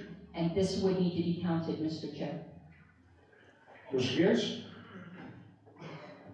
Mr. Chair, this would need to be counted. This is a bylaws amendment. Here, I'll count. So we need 2/3. Who's our counters, Jacob? Yep, I got you. We're You gonna started do over. a serpentine vote, so raise your hand if you are for this, and put your hand down when you are counted. 1, 2, 3, 4, 5, 10, 11, 12, 13, 14, 15, 16, Aaron, 17, 18, 19, 20, 21, 22, 23, 24, 25, 26, 27, 28, 29, all right, got you, 30, 31, 32, 33, 34, 35, 36, 37, 38, 39, 40, 41, 42, 43, 44. Those against, please raise your hands. One. I get that. Cool. 1. Yes. Okay. 44 to 1, that passes. All right, there's now another conforming amendment coming, and that is to amend the title of our bylaws, so that the title would then read the bylaws and convention standing rules of the Libertarian Party of Colorado. That is the motion coming out of this committee. Do we have a second? You don't need a second coming Don't out of need a committee, second. Mr. Chair. Forgive me. Those for, please, we need to count this one too. Everything in bylaws is Everything supposed needs to to be be counted. Jacob, counted. you may as well stay up here. Those that are for, please raise your hand and lower them when you are counted. Okay, 1, 2, 3, 4, 5, 6, 7, 8, 9, 10, 11, 12, 13, 14, 15, 16, 17, 18, 19, 20, 21, 22, 23, 24, 25, 26, 27, 28, 29, Kyle's 30, this is 31, 32, Reese, Joe, 34, 33, 34, 35, 36, 37, 38, and 39, 40, and 41. Those against, please raise your hand. 1. It passes again. Okay, we're moving on to proposal number Ms. 2. Harless? That was 1C just now, right? Was 1C. Okay, and the first one was? 1. The standing rules themselves were 1A. The amendment. Was 1B. Yes, the first county vote was 1B. Perfect, cool, just making sure I recorded that here. Okay, we're on to proposal 2 with a short title of add dues paying level of membership with conforming amendments. Let me move this over so it's centered. So over the years throughout the Libertarian Party of Colorado, members have requested consideration of a dues structure for the party. We are one of the few affiliates presently that don't have dues. That is a typical structure for Libertarian affiliates. And in the past, when this has been considered, there was kind of like an urban legend in the party. I don't know where it started, but that we couldn't have dues because our minor party law in Colorado prohibited. Perhaps it did at one time, but this was researched by the bylaws committee, particularly Mr. Siva, thank you. And it's not prohibited by the Colorado minor party law. So we are free to implement a due structure. Now I want to give you the reason for this, and I want to impress this very strongly upon you. It's not just for fundraising, and it's not just because we're an outlier. Let me give you a real concrete example. Right now, anyone entitled to vote at convention is a registered Libertarian. We have over 40,000 registered Libertarians in Colorado. In theory, 40,000 people could show up at our convention. It makes convention planning completely nail-biting because we do not know. There's no requirement to register. You can just show up. If we have a dues structure and say that you need to be a dues-paying member to vote at convention, now we have a smaller, manageable list that we can market to. So every single dues payer will now get a letter in the mail inviting them to convention. We can market to them and have more successful conventions rather than just throwing into the wind of Colorado, hoping that some of these registered libertarians will see it. We're actually marketing to the people that already have skin in the game in the party. And it does help raise money, but that really is not the primary purpose. So I want to make sure I cover this. Yes, and it also rewards members who have skin in the game, and it also gives true indicators, as our national chair said earlier, of our actual active size and strength. We know that we don't have 40,000 people we can count on to hit the streets on an issue. But if we have people who pay dues, we know we can call them and ask them to run for office. We can ask them to hit the streets on something. It will make us much more effective, and our board will be able to target its calls to action much more effectively. Non-dues payers will still have rights.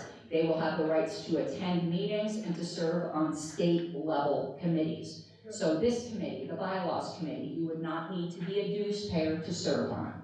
You would still be able to serve on state level committees. Dues payers would be required to be a state delegate, a national delegate, serve on a national committee, or serve on the board of directors. So the first motion is to amend by substitution. So we would be deleting the entirety of Article 4, which defines membership, and substituting a membership structure that has two levels. Basic membership, which is what everybody is right now, which is exclusively limited to Colorado registered and pre-registered libertarians, and it gives their rights. Sustaining membership would be party members who pay or have paid on their behalf yearly dues of $25 or more, or who are life members of the National Party. I do want to explain why we basically are saying if you're a life member of the National Party, we would love it if you pay dues, but you don't have to. Because you do have to plan for the circumstance. If for some reason the party shrunk and there were no dues payers, you don't want the party to die. There will always be at least one national life member in the state of Colorado to keep the party going. Because that's always a danger with the dues structure. You need to have someone who's there automatically, and a lot of affiliates put in life members of the National Party. That's someone who's made a $1,500 commitment to liberty. And then it goes on to describe how dues are paid. Now this raises an additional challenge. So section 3 talks about challenges to membership. We saw that earlier today where Mr. Huber had said that the state had changed his party affiliation without his consent. That's not unheard of. We've heard of that happen before. When we have a dues structure, there can be, as I said, rules are for bad boards, not great boards. What if you have a board that just refused to take someone's dues payment because they don't want them to be able to vote at convention? So we did put in a provision where the judicial committee would be able to make decisions on this, that if someone says they tried to pay dues or did pay dues and had a receipt and they weren't on the list, the judicial committee would be empowered to hear that and issues such as Mr. Huber's. But here's the proviso, because bylaws changes go into effect immediately. If you weren't allowed to vote at convention, unless you were a dues payer, and we passed this without a proviso, all of a sudden, everyone here who isn't a life member of the National Party wouldn't be allowed to vote. So the proviso is that these provisions will go into effect at adjournment sine die, except that all dues paid between the time of passage of these changes to October 1st, 2023, will have an anniversary date of October 1st, 2024. So if you pay your dues after this convention, you get some free months. And this gives the board time to put a structure into place for this record keeping. So it doesn't go into effect tomorrow. There's kind of a grace period between now and October 1st to give the board time to adjust. So I did want to give you a clean copy here that if this is passed, This is how the article will read, without all that blue giving you a headache.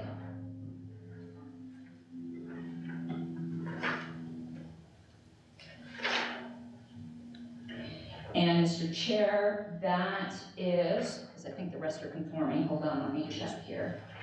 Yep, that is right now, the first motion coming out of committee is to delete the current section on membership and replace it with the new dual level of membership. Anybody like to speak for or against this? Come on up to the microphones, whichever mic is closest to you. I just have a question. You need to go to the Come mic. up to the microphone so we can hear you.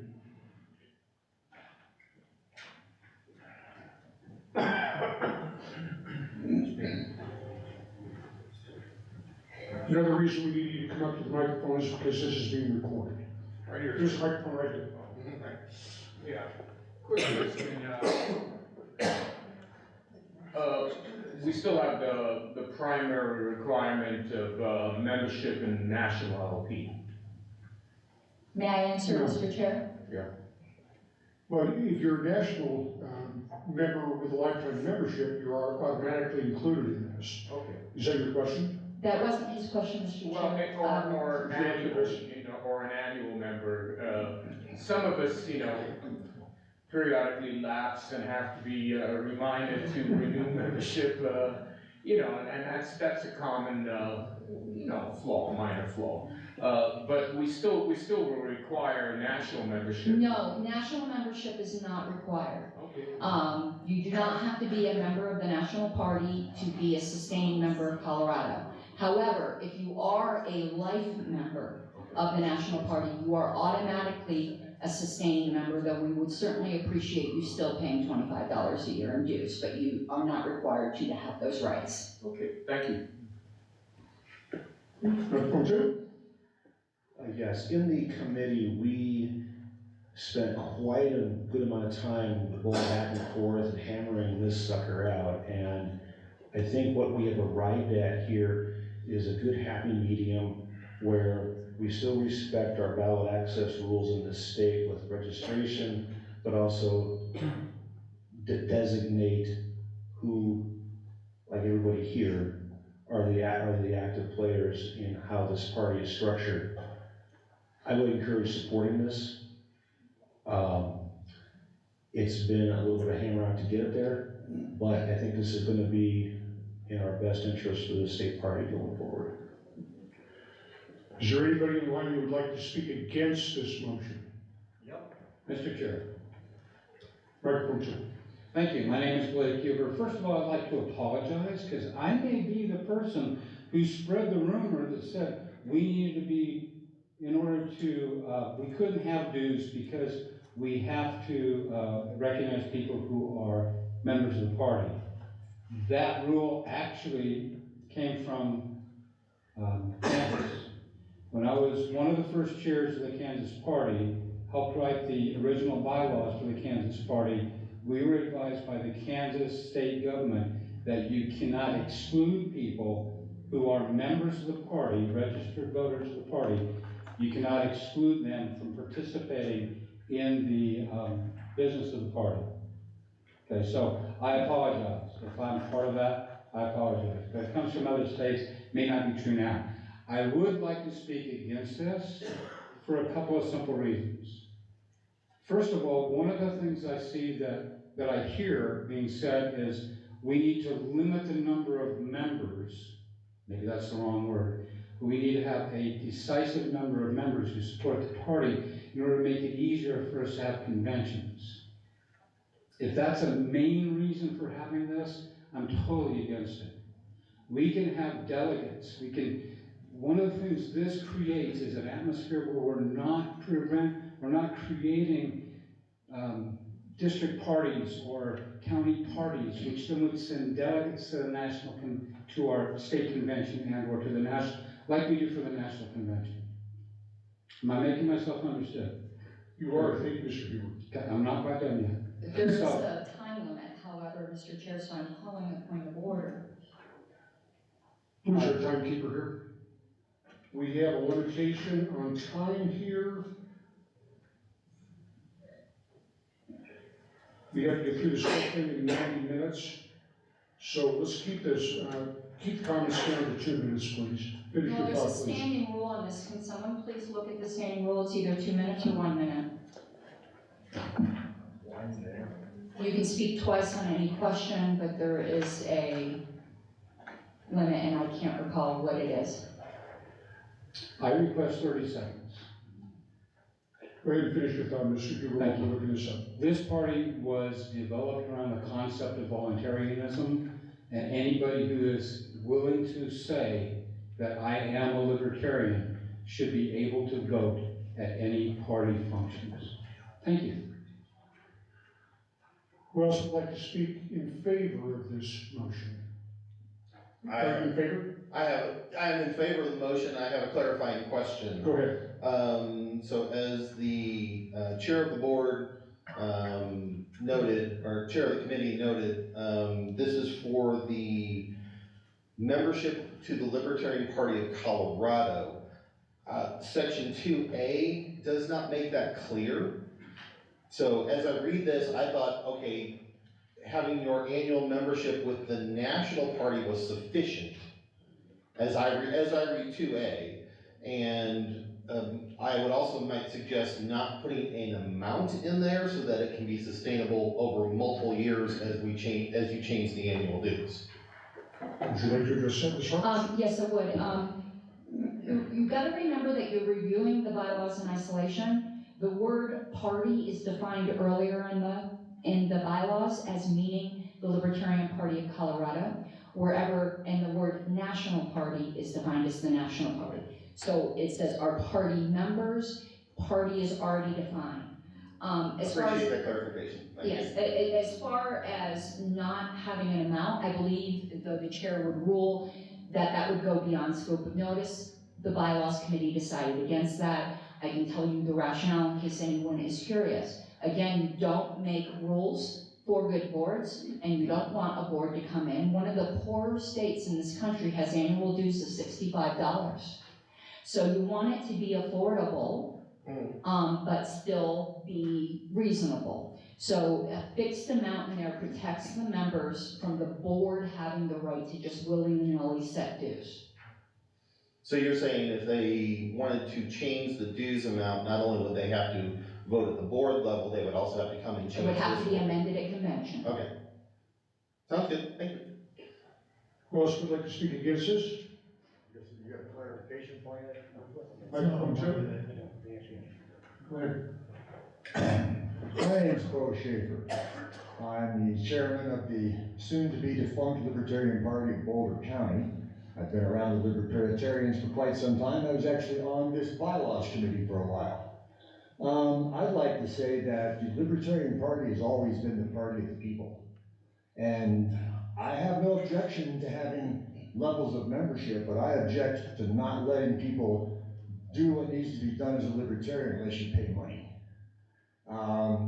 It's only 25 bucks, granted, but I know people that are good libertarians that don't have 25 bucks. We got one that comes to our monthly luncheons, and we have to buy lunch for him, but he's a great libertarian. He could come attend a meeting, he could hang out, can't do anything, and that's what I object to, that you're not letting these people do anything. Only people that pay money can really be effective, and that's the part of this that I object to. Thank you, microphone two. We only have one person standing. Microphone one. Along similar lines, I would like to clarify whether one of the 40,000 people you mentioned earlier shows up the day of the convention. Can they pay their $25 to the treasurer that day and be able to exercise all rights? No, we have a 90-day seasoning period to prevent the party from hostile takeovers, primarily from Republicans. That 90-day seasoning period was put in after the Howard Stern debacle in New York. Thank you. Anybody else wish to speak? All right, we'll bring this to a... Mr. Chair? Yes. Our standing rules do say that after debate, if there was pro and cons, that the chair of the bylaws committee can exercise the prerogative to speak for an additional 2 minutes. Okay, go ahead. I will not take an entire 2 minutes, but I do want to address some of the cons. To say that this party from the beginning has always just been whoever shows up or whoever's willing to call themselves a libertarian is just not historically correct. When the minor party law, thank you Mr. Aiken, was put into effect, that's when we started not having dues. For the majority of the history of this party, it's been a dues-paying party, just like nearly every other affiliate in the country. We put in the language or have paid on their behalf because we know we have generous people in this party. We all know people who one year or another might not be able to afford it. And I trust libertarians to be generous, that if they see someone who's a fantastic libertarian and cannot afford dues that year, that someone will pay it for them. And I would encourage the board to establish a scholarship fund. There's nothing stopping any of that. We, at this Colorado convention in the past, bought a life membership for somebody. Libertarians are generous. This is not going to keep any good libertarian from being able to participate. Okay, it's time to bring this to a vote. Ms. Gloria, would you come up to the front, please?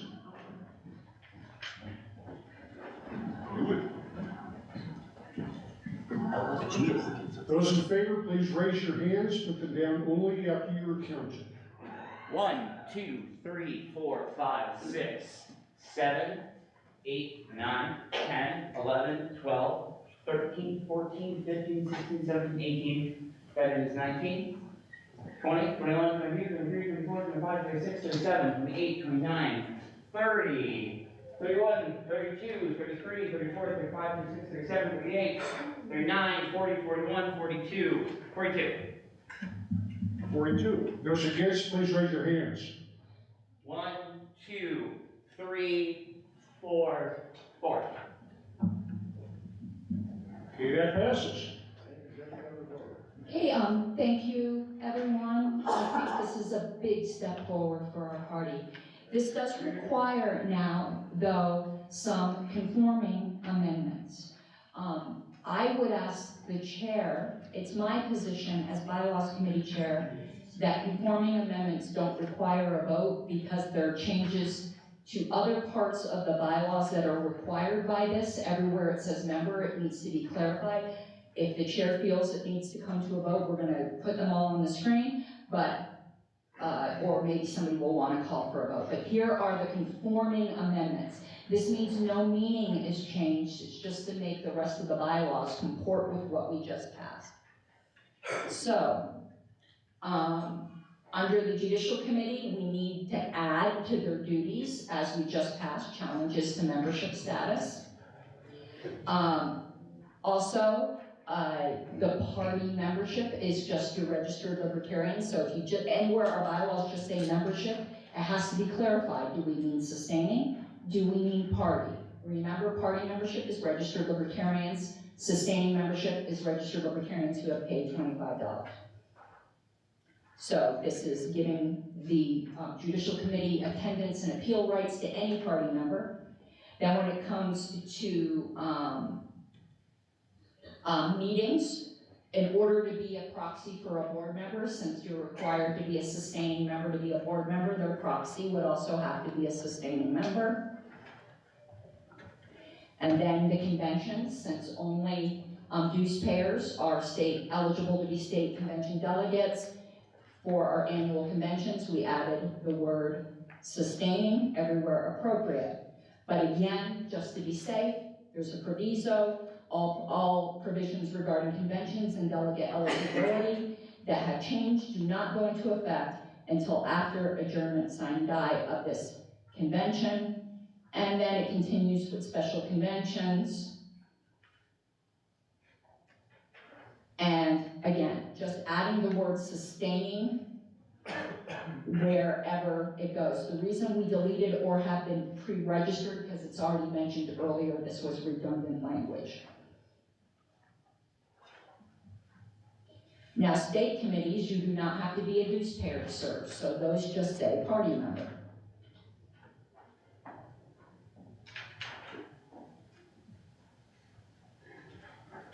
To serve on a national committee, you need to be a sustaining member.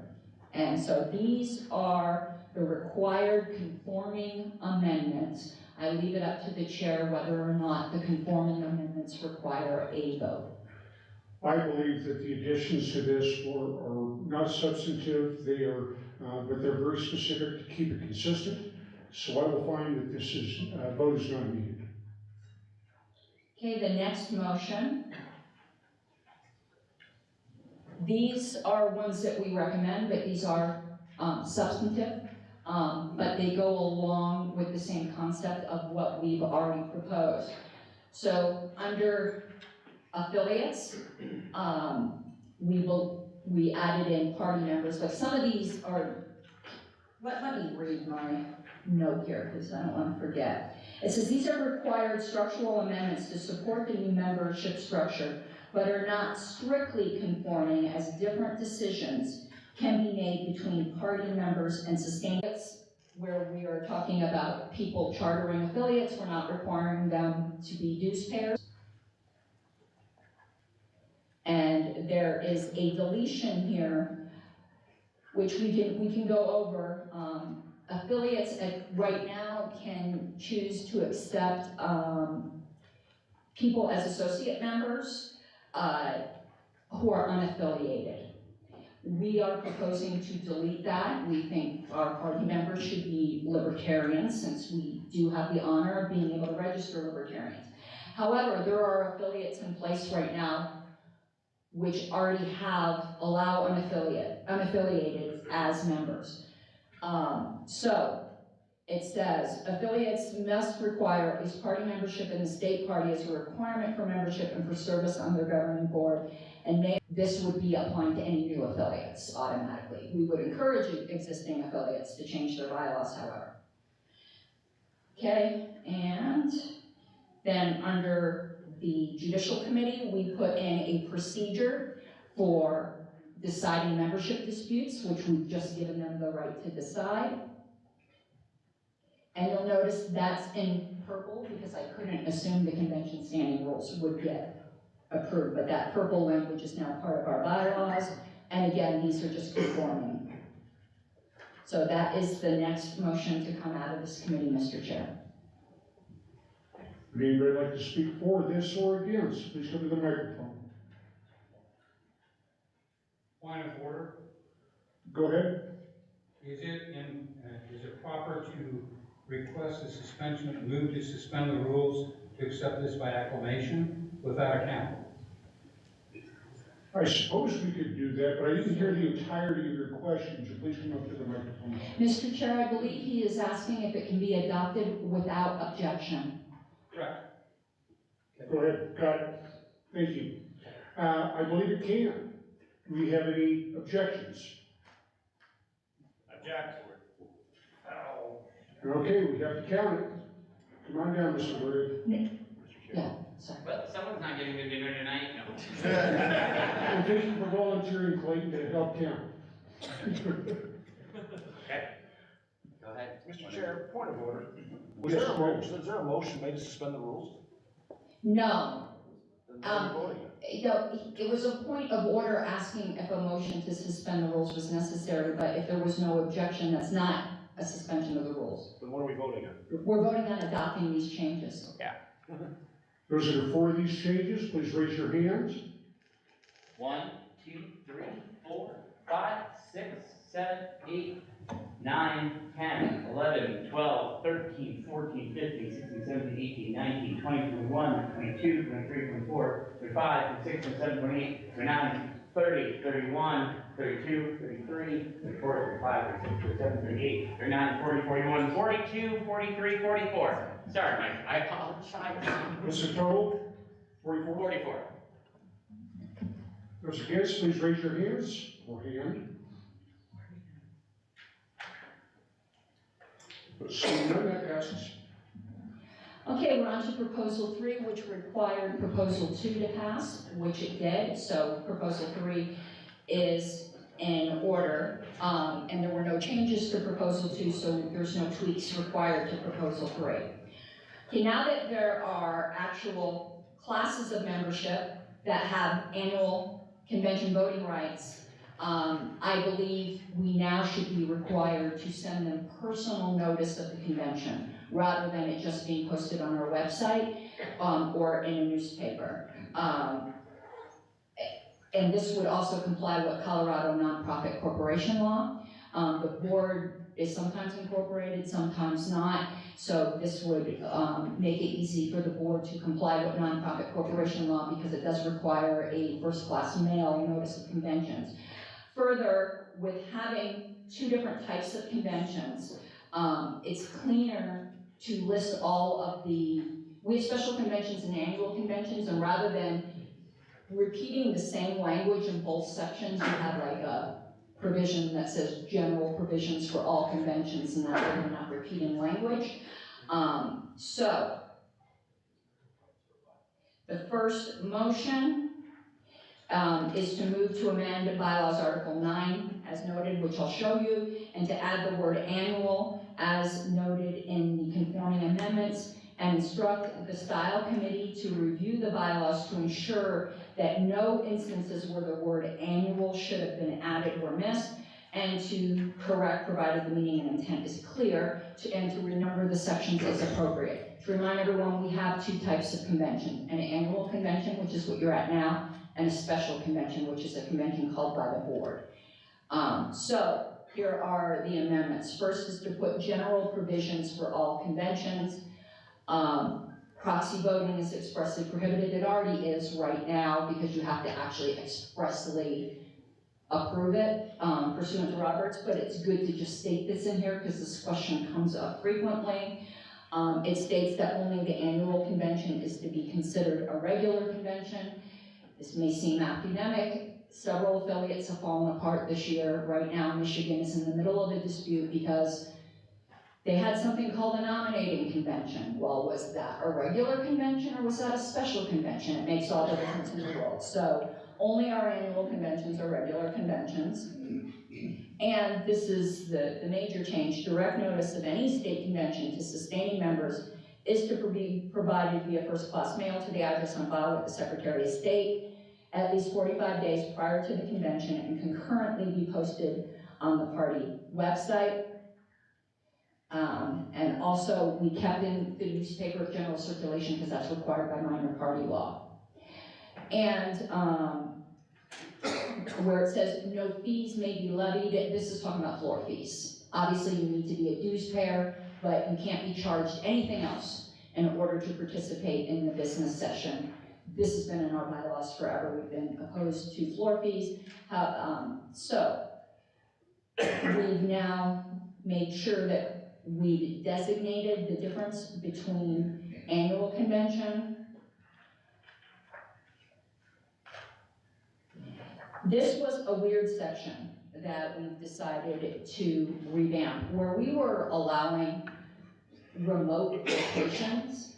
This has never been invoked for the entire time this was in the bylaws. However, we learned from COVID that, you know, the government could decide another day to lock us all in our houses, and we want to be able to have a convention without violating our bylaws. So instead of this weird thing with like 1 million remote locations, we want to amend it to just say the board may provide for remote participation in the annual convention if any state or federal edict makes physical conventions unlawful. And then special conventions is the other type of convention. And we cleaned up this language. And for special conventions, remote participation can always be allowed because those are usually very limited. It's for emergencies.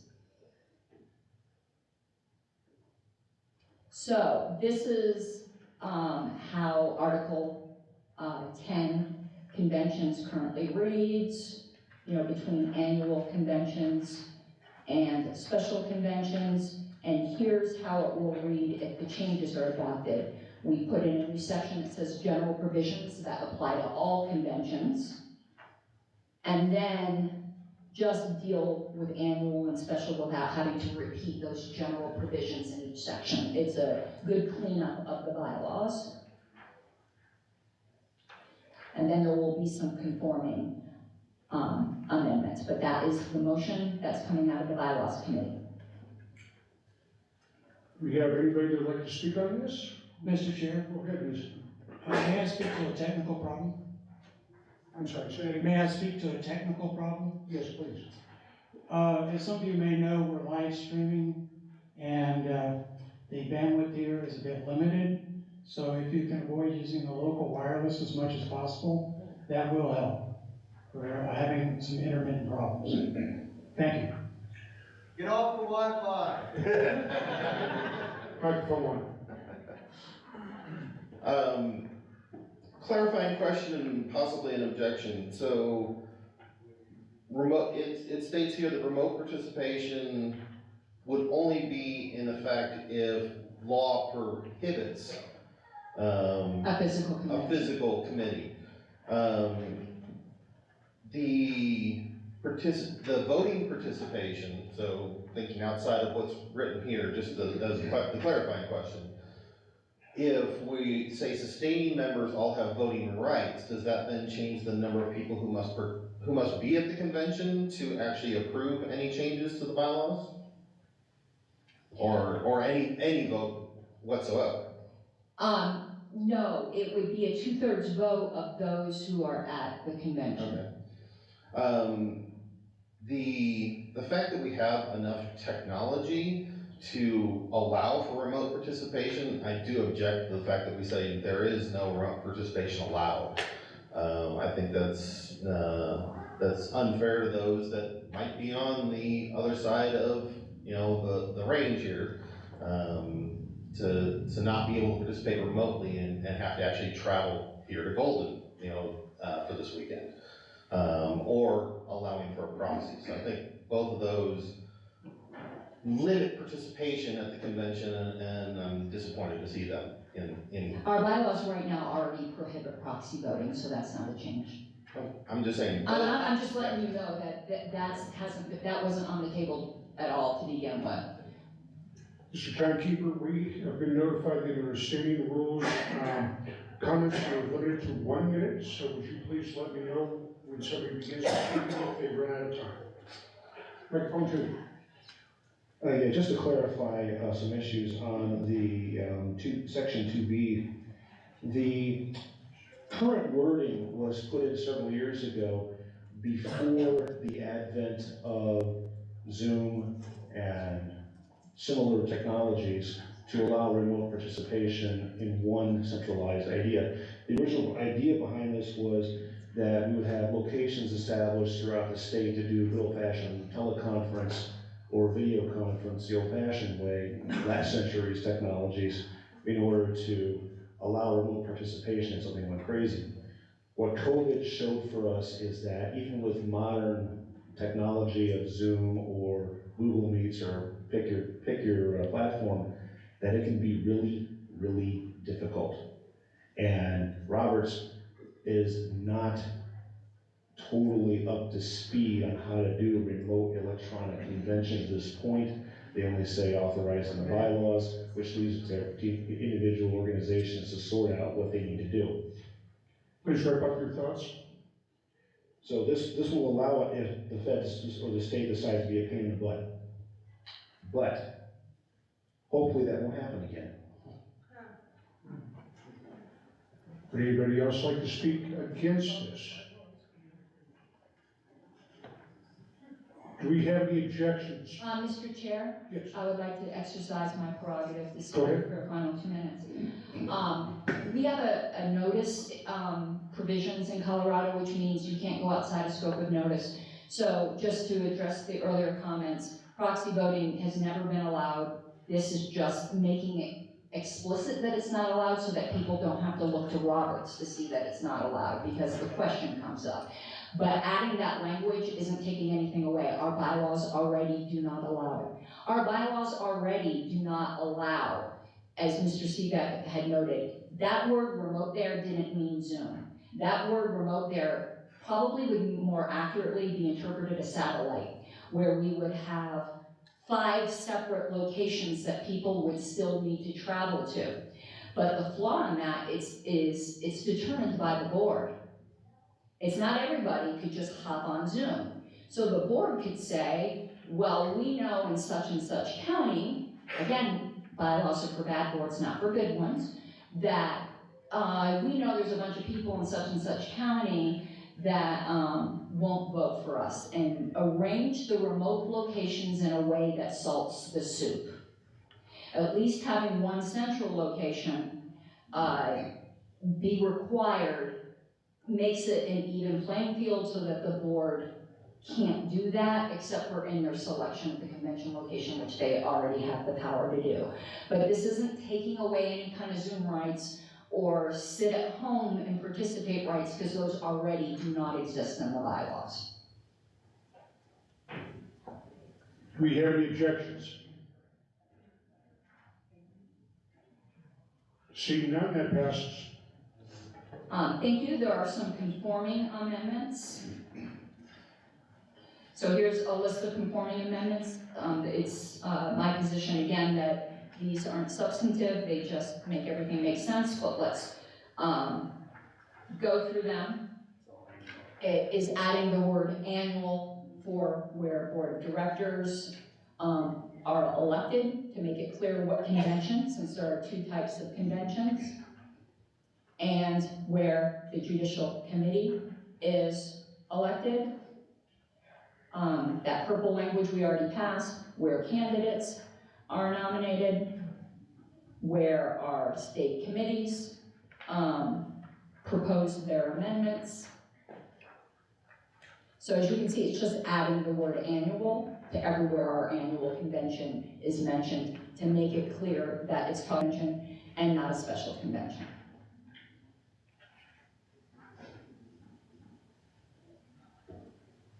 And that's the motion. I believe that's a conforming amendment, Mr. Chair, but it would be your rule as to whether or not that requires a vote.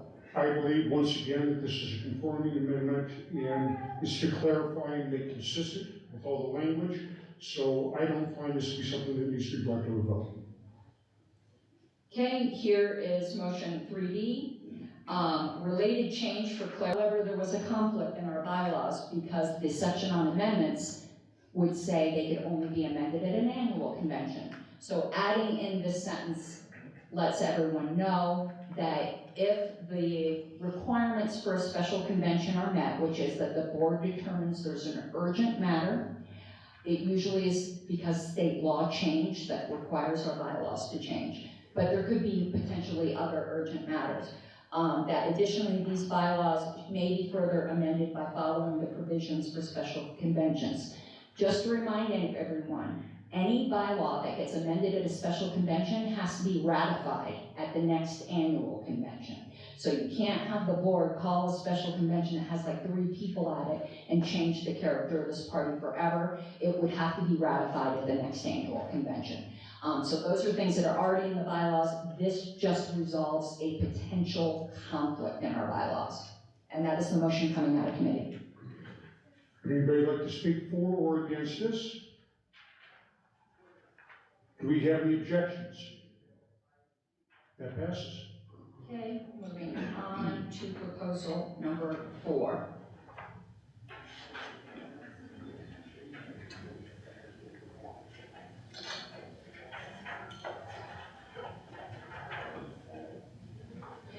Okay, this goes to the controversies I've talked about that have went on with other affiliates.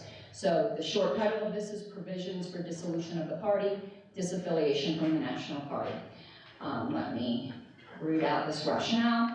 There have been some unfortunate events in several state affiliates in which boards have seized power for themselves that rightfully belong to the membership and convention.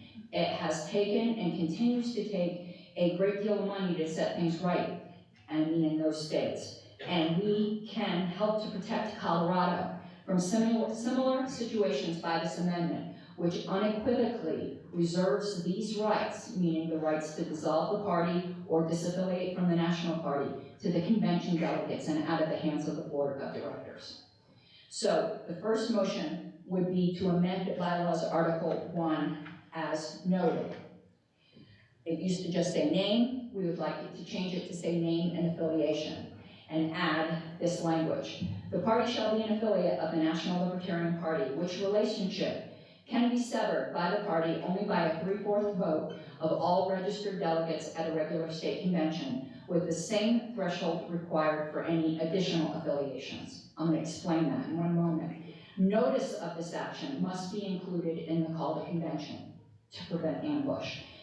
That thing about additional affiliations, you may not be aware, there is a competing now National Libertarian Party.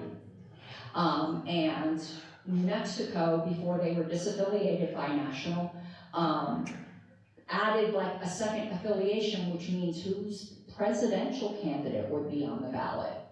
You know, to be affiliated with more than one national party, it can be an issue, and you don't want the board to go, oh, okay, well, we're an affiliate of National, but we're also going to be an affiliate of, I don't know, just use an example from the chair, the Forward Party, if that were even possible. So this way it says only delegates in convention can add affiliations. Also, the next paragraph, the party can only be dissolved by a 7/8 vote of all registered delegates at a regular state convention. Notice of this action must be included in the call to convention. Now, there's something here though I need to let you know. In our amendments provision to the bylaws, any section of our bylaws that requires more than 2/3 to do something requires that same amount to amend. So if you pass this, number C can only be removed from the bylaws by the same vote threshold to do the thing in C. Same thing with B, would only be able to be removed from the bylaws by that same vote threshold to do the thing.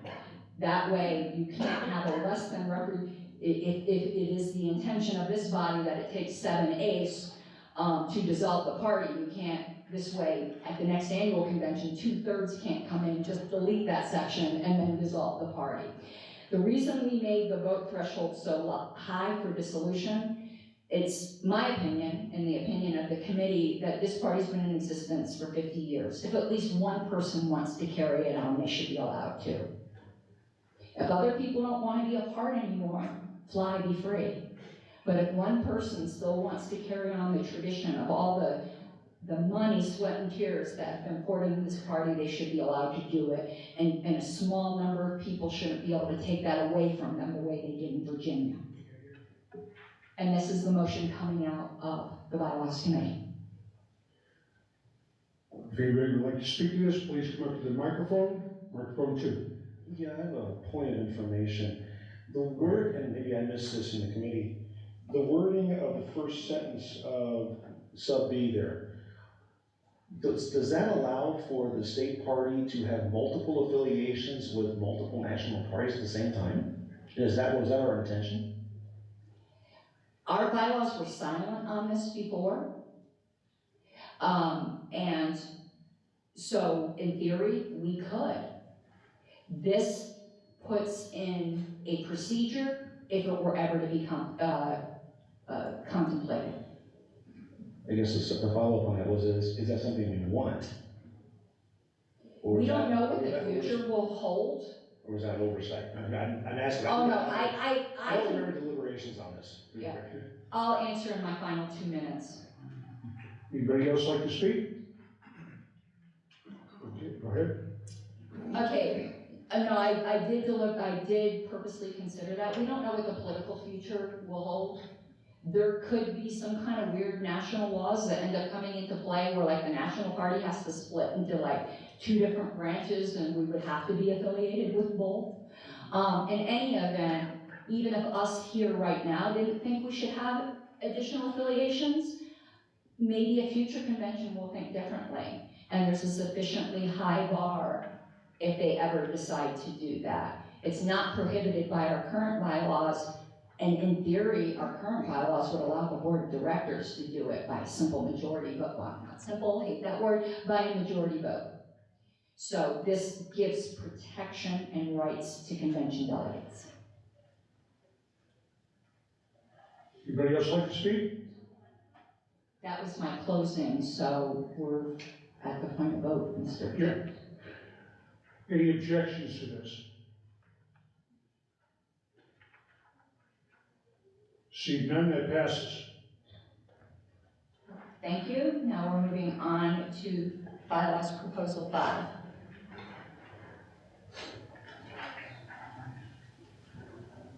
Provisions for when the party is incorporated.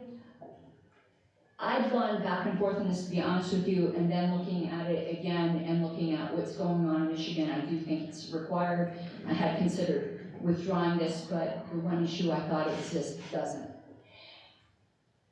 I am now becoming increasingly not in favor of parties incorporating. However, they do, because you have people on the board of directors who say, I'm not going to serve on the board of a political party unless my personal liability is limited. In the status world we live in, the way you get limited liability is by incorporating. I do think boards have other options, such as buying directors and officers liability insurance. However, we don't know what a future board's going to do. The way they were able to dissolve the party in Virginia is because they claimed because they were incorporated, they could just dissolve the corporation, and that then dissolved the party. This has come up multiple times. The Libertarian Party of Colorado right now is in fact incorporated. I would suggest the board let it lapse and do something else. However, we decided we needed to put protections in here for this fact. So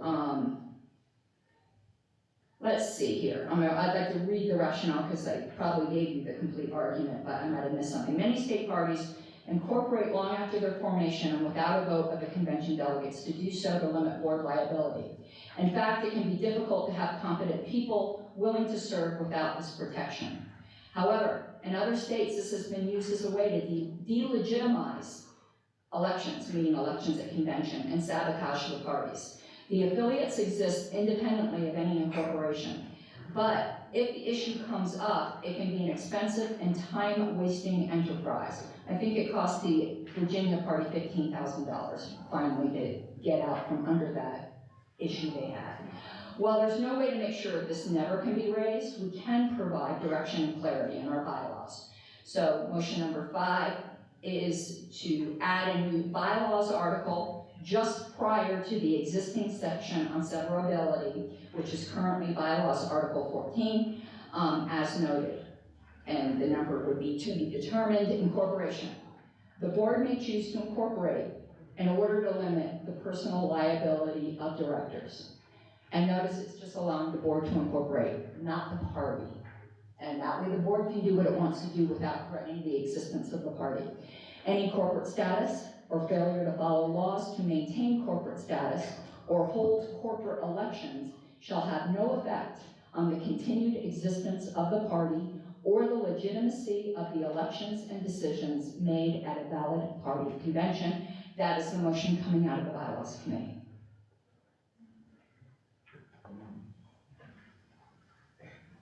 Anybody like to speak? Come on up. Microphone 2. Mr. Chair, Blake Huber, thank you for recognizing me. I speak in favor of this motion, and I want to thank the Platform Committee for really looking hard at this and giving a very clear reason and rationale for why we need this. Thank you very much. Thank you. I think you met the bylaws committee. Microphone 2. Yeah, I've got a point of information on this, more like a question. I'll admit my knowledge on the corporate side is terrible. Does corporate elections in that second sentence, how does that relate to our board of directors elections as they are laid out in the bylaws? What, is there an interaction, is there a conflict? How do those work together or not? Would you like me to answer, Mr. Chair? Go ahead. I'm not an attorney. I have to say that in order to appease the almighty bar. I'll drink to that at the bar. This right now, our articles of incorporation say that the directors of the corporation are the same as the directors of the convention. So it's almost like, for any religious people, the Trinity, the Spirit proceedeth forth from the Father, it's a logical priority. So the corporate board right now comes into existence automatically by virtue of the convention election. But corporate law could change at any point and require separate corporate elections. This just says, if they screw that up, bad on them, they lose their limited liability as a board, but it has no effect on us as a party. And we still have a board of directors of the party, even if there isn't a corporate board. So this puts all the onus on the board of directors that if they want this limited liability protection, they need to follow all those laws. And if they fuck it up, if they screw it up, it's on them, it doesn't harm us. Anybody else like to speak? Do we have any objections to this?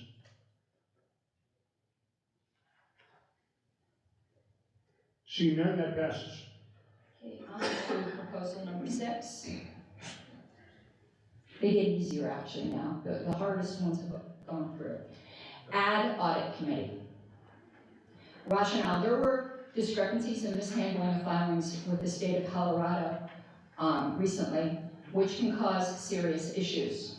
Also, another state affiliate has allegations that a treasurer may have actually stolen some funds. That did not happen here, but it has allegedly, potentially happened in another affiliate. And this has actually happened many times over the history of the party with many state affiliates. An audit committee would make sure we are in compliance with Colorado Fair Campaigns Practices Act and ensure the best practices are followed. I'd like to add something to that rationale. We are an FEC filer, and I can just tell you, at least when you're a national FEC filer, an audit committee is actually required. It isn't required of a state level FEC filer, but it's just good practice. Nationally, we have an audit committee. And during the unfortunate incidents that happened earlier, but I guess it would be last year, this board formed an audit committee at my urging in order to investigate to see if there actually was any funds stolen, and there wasn't, but some discrepancies in the legal handling of our filings with the state of Colorado, which resulted in significant fines to the state party, were discovered. If we're to be responsible, we need to make sure this doesn't happen again in the future, because 10 years from now, institutional memory gets lost. This will make sure that this doesn't happen to a future board. You take mistakes that you made in order to make things better rather than beat yourself up. So here is the motion, is to add a new, let me read that, a new bylaws article on audit committee, just prior to the existing section on the judicial committee, which is currently bylaws article 7, to add a new phrase to the end of the treasurer job description and an additional category of ineligibility to serve on the judicial committee, and renumber subsequent articles accordingly. Someone cannot serve on both the audit committee and the judicial committee is what that's referring to. So we want to add this sentence to the treasurer job description, that they are required to cooperate with the audit committee in ensuring financial integrity. And then here's the audit committee. Section 1, composition and term. The audit committee shall consist of 3 party members appointed by the non-officer members of the board of directors in the 60 days following every even year convention. I am actually going to divide this motion. I see an error that I made, but I'll tell you what it is in a moment. Their terms end upon the appointment of their successors. Vacancies in the audit committee are filled by the remaining members of the committee, or if no members remain, by the non-officer members of the board. Eligibility. Members of the state board and judicial committee shall be ineligible to serve on the audit committee. Committee chair. The chair of the audit committee shall be selected by the members of the committee. Scope of duties. The audit committee is responsible for providing independent review and oversight of financial transactions, including reviewing all financial records and reports to government authorities, reporting findings, and making recommendations to strengthen the party's financial systems. The audit committee has no decision-making authority. A written report of their findings and recommendations shall be prepared for the delegates at every regular party convention. Proviso. For the I didn't make a mistake, I stuck it in the proviso, I think. For the 2023 convention only, the members of the board of directors, excluding the chair, vice chair, secretary, and treasurer, shall appoint an audit committee to serve until 2024 when their successors are appointed. The language above mentions officers, which is dependent upon the passage of a later provision. There's a later bylaws provision to designate those 4 people as the officers of the party. Right now, we do not have officers of the party, or arguably every single board member is an officer, which is incoherent. If that later provision does not pass, the phrase appointed by the non-officer members of the board shall instead read, appointed by the members of the board of directors, excluding the chair, vice chair, secretary, and treasurer. And then under judicial committee, it would just reiterate that members of the state board and audit committee are ineligible to serve on the judicial committee. That is the motion coming out of committee. Would anybody like to speak to this?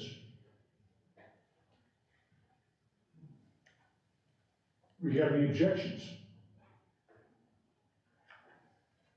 Hearing none, that passes.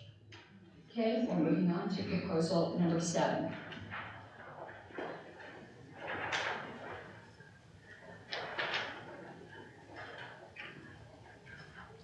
Add an assistant treasurer. This is related to the other provision. Multiple other state parties and the national party has an assistant treasurer. It's a non-board position in most cases, and in this proposal, it's a non-board position, when necessary to fill in any gaps in coverage. So we would like to move to amend bylaws article 11, as noted, under finances and accounting. The board shall designate an assistant treasurer to temporarily serve in the event the treasurer is incapacitated or unavailable or vacates this position.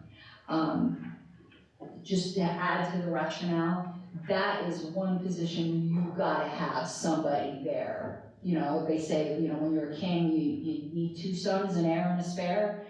With the treasurer, you need that as well. And we do have that on the national level.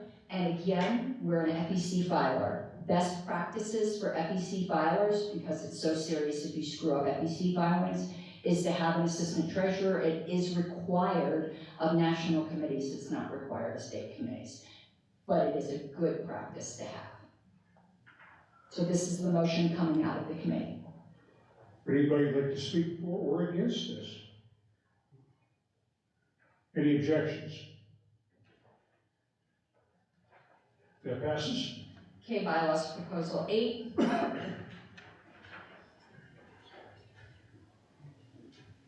Revised job description of treasurer. I believe some of this language came out of our current audit committee. I don't remember if we split this into 2 proposals or not. We'll see. So, you can see it on the screen right now. Really, the job description of the treasurer is quite brief. It talks about maintaining accurate records and says we shall present a summary of all income and expenses at each regular meeting of the board. The income and expense summary may be limited to activities since the last regular meeting of the board. We wish to strike that and instead insert in a contributions and expense summary shall be included in the treasurer monthly board report and may be limited to the activities since the last regular meeting of the board. Every contribution and expenditure must be reported to Tracer. For those of you not familiar, that's what the state of Colorado calls its, election, what political parties have to report, in a timely manner per the noted reporting due date. Every contribution and expenditure received through any means must balance against the financial institution statements and Tracer. The Treasurer's Board report shall include a calendar of Secretary of State Tracer report due dates for the previous and next 3 months, together with documentation showing that the report was filed. This just, it continues with some existing language. This again is to cover gaps that were discovered by some of the events earlier in the year, and it will allow every member of the board to be able to see what's being done and ask the appropriate questions, rather than just trusting one person, since this can be such a serious matter. This is the motion coming out of the committee. Anybody like to speak to or against this? Do we have any objections? Seeing none, that passes. Okay, proposal number 9.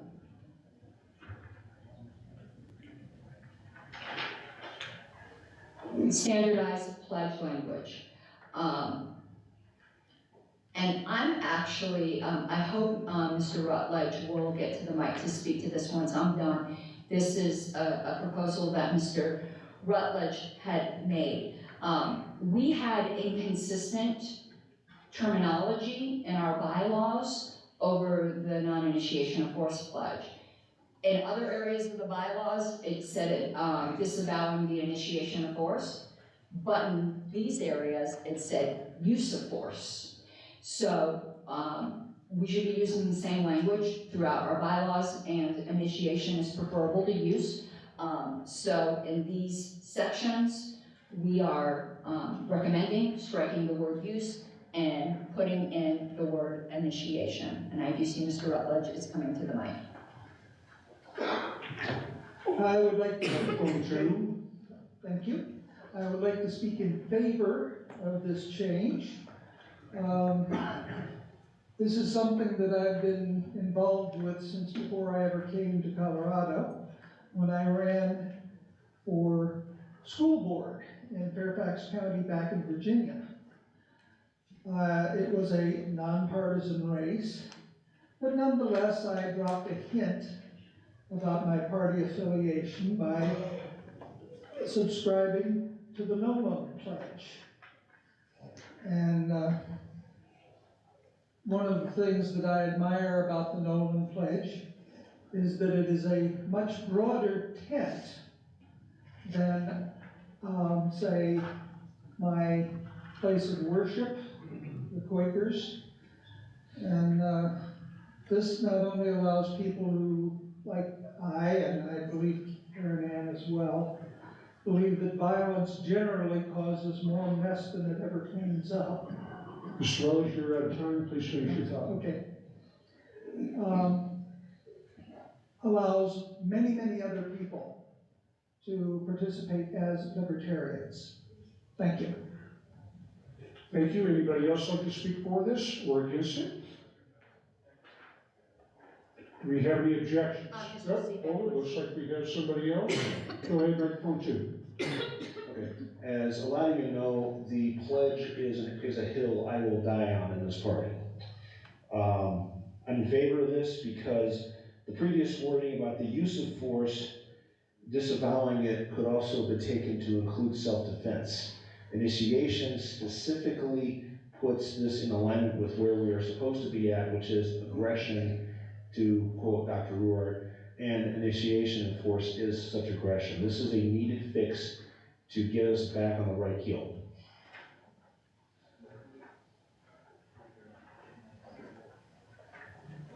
Why don't you sit up closer here, Mike? Thank you. I need the Go ahead, exercise. microphone 2. Thank you. I need the exercise, so I don't mind coming up, but I'll be very brief. Thank you for doing this, committee.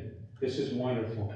Back in the 80s, when I first got aware of the Libertarian Party, there was a lot of angst in this nation that, well, this party, they're just going to be rabble-rousers and they're going to be terrorists and all that. And the reason the No Loan Pledge is here, initiation of force, is very important. So, as Mike said, I'm very much involved in this, so thank you. Anybody else? Do we have any objections? Seeing none, that passes. Thank you, Mr. Chair. And there's something I neglected to do at the beginning that I would like to remediate right now. So I forgot to name the other members of this committee and to thank them. So I hope you would indulge me to let me do this now. We didn't start working till January. When you see how much we've already passed, just think of how much time this committee has put in. So I did want to recognize the members. I am the committee chair. Also on the committee was Mason Bishop, Kyle Fury, Matthias Goodley, John Jurgeman. Boy, the whole time I was saying his name wrong. Reese Labrie, Bennett Rutledge, Orion Schallhammer, Michael Seebeck, and Brandon Ward. I thank you guys so much for your hard work.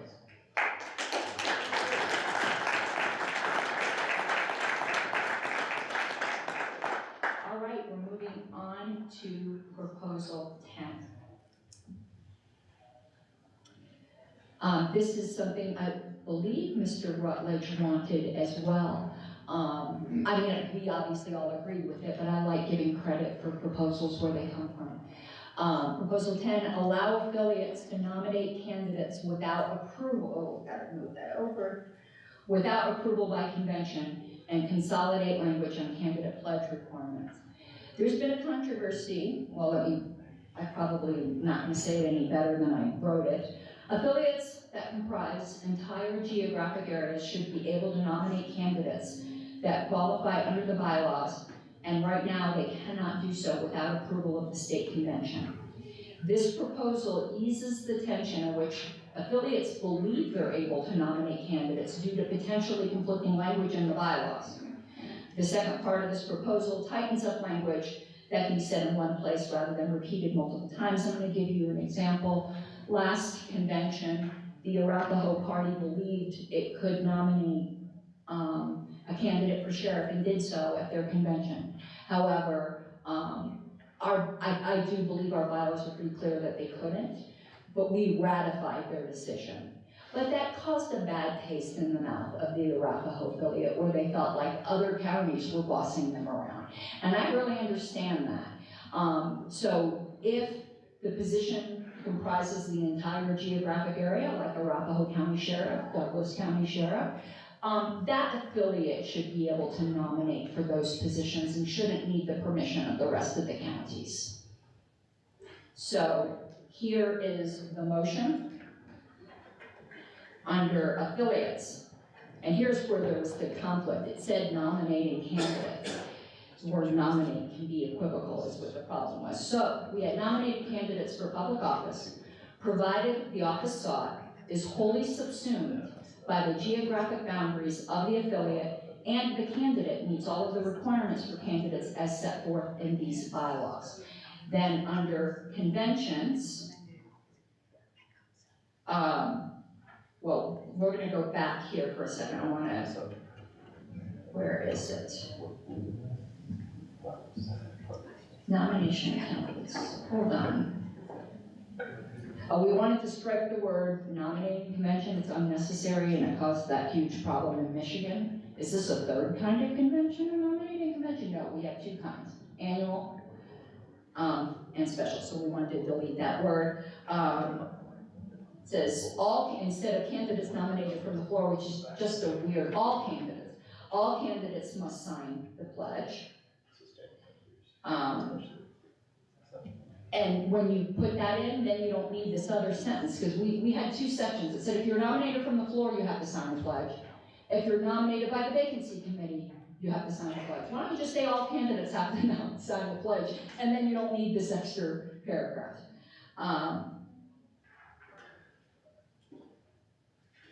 So this is just how it would read, but I think it's clear, but I'm just scrolling, yeah, okay, I want to make sure I got it. So that is the motion coming out of committee, Mr. Chair. Anybody else like to speak? Go ahead, microphone 2. Okay, real quick, I've been a proponent of trying to get this type of language passed for several years. It never made a lot of sense to me to have a set of delegates from one part of the state nominate candidates for another part of the state of which they have no knowledge whatsoever the candidates or where they're at. This still allows for, if there's no affiliate, that a candidate for an area would be nominated at the state convention, so it covers that issue as well. This gives us a much more greater flexibility on how we do our candidates, both locally and statewide. Microphone 2. Mr. Chair, would it be appropriate to offer an amendment? It would? I amend removing the word sustaining from, please go down. From where? Go down, please. Those were just passed. That blue language is purple. We just passed this. The time to object to that would have been when we passed it. Mr. Chair, is it appropriate for me to offer an amendment? I believe it would not be because we've already made a decision that the body has already voted on this.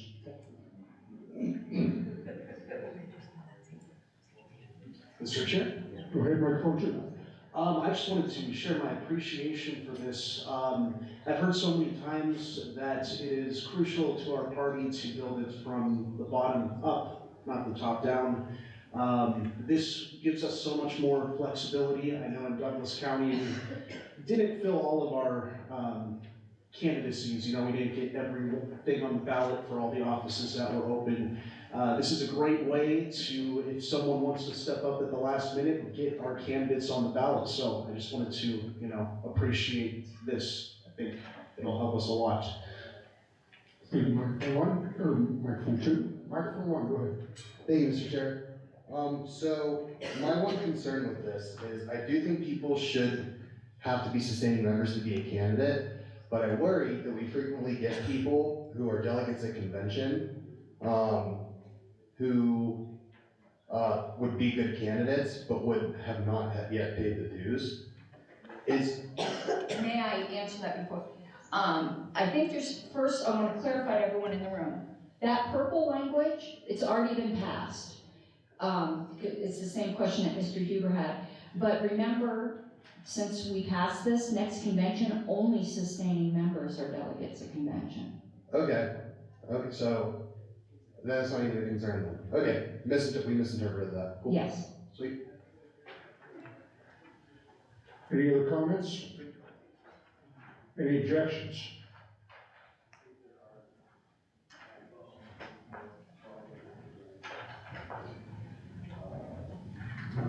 Microphone two?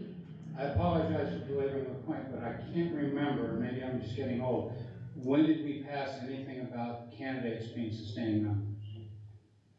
That was up where we said the rights of, it was in the is proposal number 2, the rights of basic membership and the rights of sustaining membership. And under the rights of sustaining membership, it said to run as to be eligible to be nominated as a Libertarian candidate at convention, that you had to be a sustaining member. Thank you, and I withdraw any concerns about this because I've already been voted down, so doesn't matter. All right, we'll bring it to a vote. Do we have any objections? Seeing none, that passes. Okay, moving on to proposal number 11.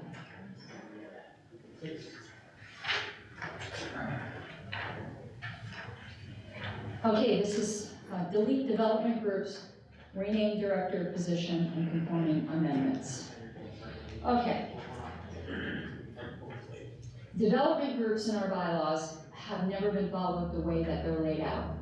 It's a layer of complexity that actually discourages affiliates and is completely unnecessary. We copied this as a trial from another state affiliate years ago, and even that state affiliate dropped it and said it was a bad idea. I believe it was Ohio. I don't want to be 100%, but I believe that's who we copied it from. It's one of those things that looks good on paper, but doesn't actually work in real life, kind of like communism. It was a good idea that simply doesn't work.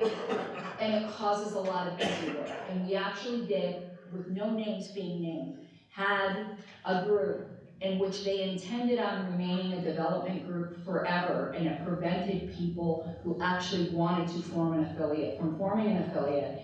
And then when the board at that time just said, no, you can form an affiliate, it caused all kinds of bad blood. This is also arguably a national bylaws violation. Let me tell you why. Let's say, like when Douglas County started, we were the Libertarian Party of Douglas County Development Group, not an affiliate.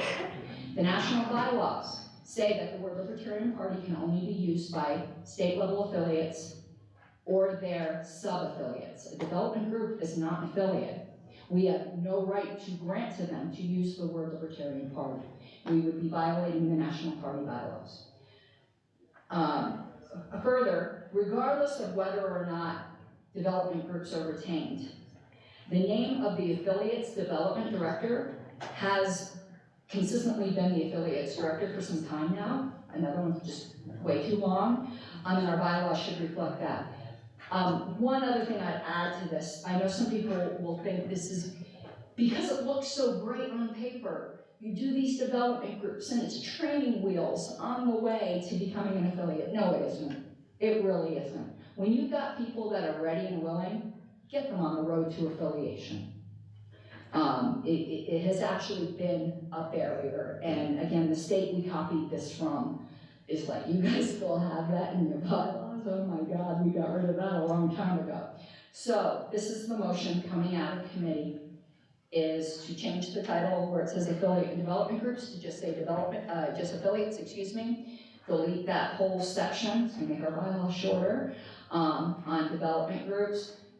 And independently, and if there's objections, it would be appropriate to divide this question, because whether or not we delete development groups, that title hasn't been called that forever. It's the affiliates director, not affiliate and development director, or affiliate development director. So we want to shorten that title up everywhere it's said. And if we delete development groups, obviously we would have to take that out of that job duty, and we would have to take it out of the duties of the board to attend an affiliate meeting. Right now it says they need to attend the meeting of at least one affiliate or development group each calendar year. Obviously they can't do that if there aren't development groups, it would just be affiliates. So this is the motion coming out of the committee. Would anybody like to speak for or against this?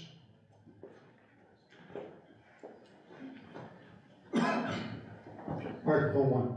I would like to speak against it. I'm Anna Goodman. I am the chair of the Phillips County Development Group.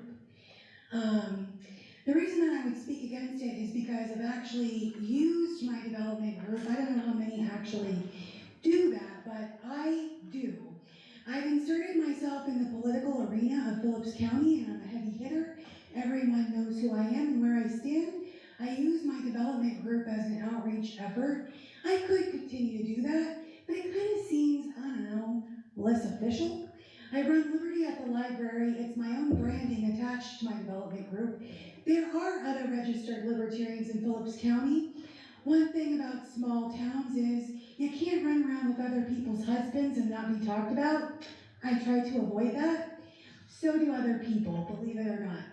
That is the only reason so far that I have not been able to affiliate. I have myself, my husband, and two other members, well, of the LPCO that are actually registered libertarians. We literally could affiliate if I was a man. Sexism is still alive and well, people. So I just feel like I'm gonna lose everything that I've struggled and been working on for over 3 years now. And I'm just not understanding how the committee is going to help me maintain my political status in my county. And it's just really important to me. I've put a lot of blood, sweat, and tears into trying to develop Phillips County and the actual region where I'm at. Okay, thank you very much. Mr. Chair, may I ask a question? Yes. Ms. Goodman. Well, a comment and a question, but first the question. I didn't understand the man comment. How would it be different if you were a man? They would have affiliated with me. Their wives, one is my cousin's cousin. Oh, so you're talking about, there's not like a law or something? No, they're like, I can't, my wife is uncomfortable with me doing things, it's just in a small town, in a real small rural town, things. Everybody talks, and so you gotta keep them from talking. That's one like hiccup. Okay, no, and here's just a comment. I don't think you're actually a development group right now because I don't recall any board vote and a charter being issued? I thought development groups have to be chartered. I'm not really sure, because it was under Victoria's board. Apparently there was another charter issue under that particular board, with Chaffee County. So it wouldn't surprise me if it's not actually official, but, that's interesting. Yeah, I don't think it is. Just if I may, another question. Real quick. Or maybe a comment. You know, the board would, even if this wasn't in the bylaws, the board can sanction activist groups. Okay. And so I don't really think, just to ease your mind, of course it would be up to the board, but your group could still be officially recognized in some way without it being a quote-unquote development group. It could be an official activist group. California does this all the time. They just did it with the youth caucus, even though it was a caucus, which I would frown upon officially recognizing them here, but I mean, affiliates do that sort of thing all the time. So there could be some kind of official recognition. You make the argument to the board that that's needed for your political activities, and it would certainly be in the best interest of the party without having this huge structure, because I don't think this structure is even being followed. Because you weren't chartered. Yeah, so, and the other thing is weird that I also do know, for Phillips County, we do have $90 reserved in the general fund for Phillips County. And I think Mr. Hirschman, if he remembers, they could verify that. Okay. And that could still be done, by the way. Yeah. Microphone 2. Clay Shadow, Rockville County. A point of information. In broad terms, what would prevent someone wanting to become a development group from becoming an affiliate? What is the big difference between the two and those? I don't understand your question, I'm sorry. Are you saying what in this language now is preventing people? What's the difference between the two types of groups? I don't know if that is what Clayton's question was, so. Sure, I'll take Blake's. Okay, the purpose of a development group was to allow people to play house. I'm just trying to do it in terms, I'm not trying to be disparaging, but, you know, to act like you're married before you actually do. And the goal was that development groups, when this was originally passed, the goal was that development groups should only exist. Douglas County is the perfect example. We were a development group for a year, and then we immediately moved into affiliate status. The intent of this was never to have perpetual development groups, which is what happened. Because not necessarily, like Ms. Goodman gave a very good example, why they stayed and not an affiliate in her area. But in other areas, it's because people had a title and they didn't want the additional responsibility of being an affiliate with all of the paperwork, and it was preventing other people who actually did want to, because this other group felt like they had some kind of ownership of it. And I just really don't want to name the county this happened in. It's been a bit, you know, a few years ago, and I'm not looking to shame anybody, I'm just looking to fix our bylaws. We are running very short on time. Do we have any objections to this?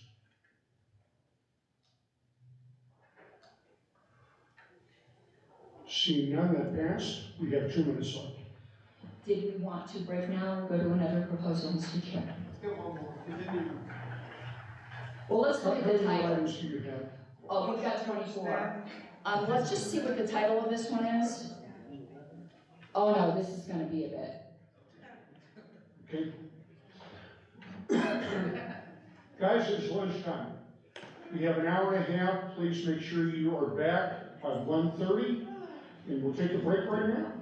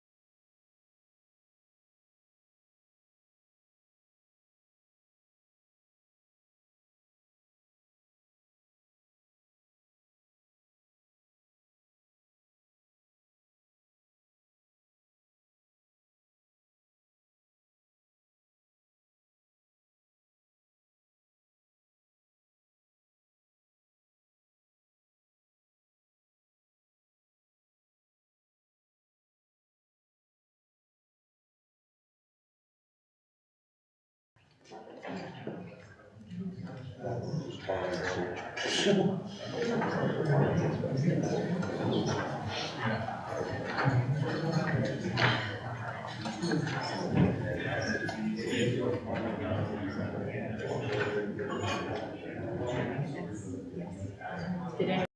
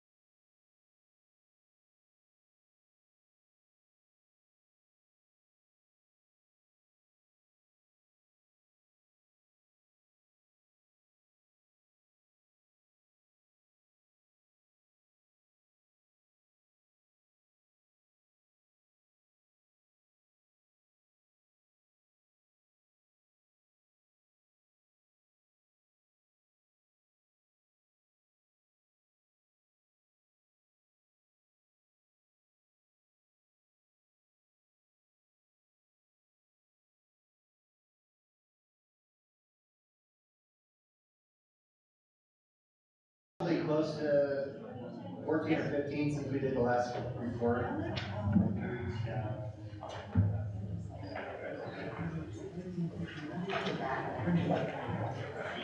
There are also people that are credentialed that I haven't gotten wristbands to, or voting wristbands to. So please come find me. I'll look for you, but you won't be able to vote without it. ST of them. Mr. Chair, when you find out what a quorum is, would you please announce it? Can't hear you, Blake. You have to come up to the mic. You have something important to say. No, he asked what quorum is. Wait, you need L shout. Well, looks like we have 71, so quorum would be 36, if that was your question, Blake. I know, you needed the exercise. Mr. Chair, I suggest a lack of quorum based on those numbers. So we need to get other people in here. Quorum's 36. We certainly have 36 or more. I counted them a moment ago, there are 36. Exactly. Yeah, but not everybody here is a But I don't delegate. know if everybody is credentialed. There are 36 individuals. All right, who wants to count? There are 36 individuals. Mike, you want to count? Okay, I'll count. And I'll double your. Everybody hold up your wrist hand, that's gonna go like this. Okay, 1, 2, 3, fan of 4, 5, 6, 7, 8, 9, 10 is Blake, 11 Reed, 12 Bennett, 13, 14, 15 on the side, 16, 17, 18, 19, 20, 21, 22, 23 behind you, 24 behind him, 25 in the back there, 26, 27, 28 right there, going on to the back, 20 and 30, 31, 32, 33, 34, 35, 36, plus Jacob who's not paying attention is 37. I counted 37. All right, we have quorum. Mr. Chair, we need to move to adopt the amended credentials report. So we have a motion on the floor to adopt the credentials report. We got a second? Second. Any objections? Motion carries. We're ready for business. Now that everybody's had lunch and is sleepy, we're going to get back to work. If you could please switch to my screen, please.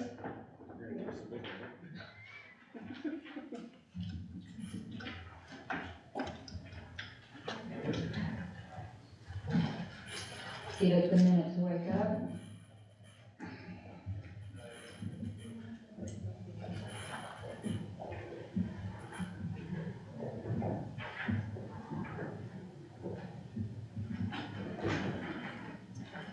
Okay, we're moving on to proposal 12, which is entitled Eliminate Affiliate Representatives Provision and Further Codify Disaffiliation Notification Requirements.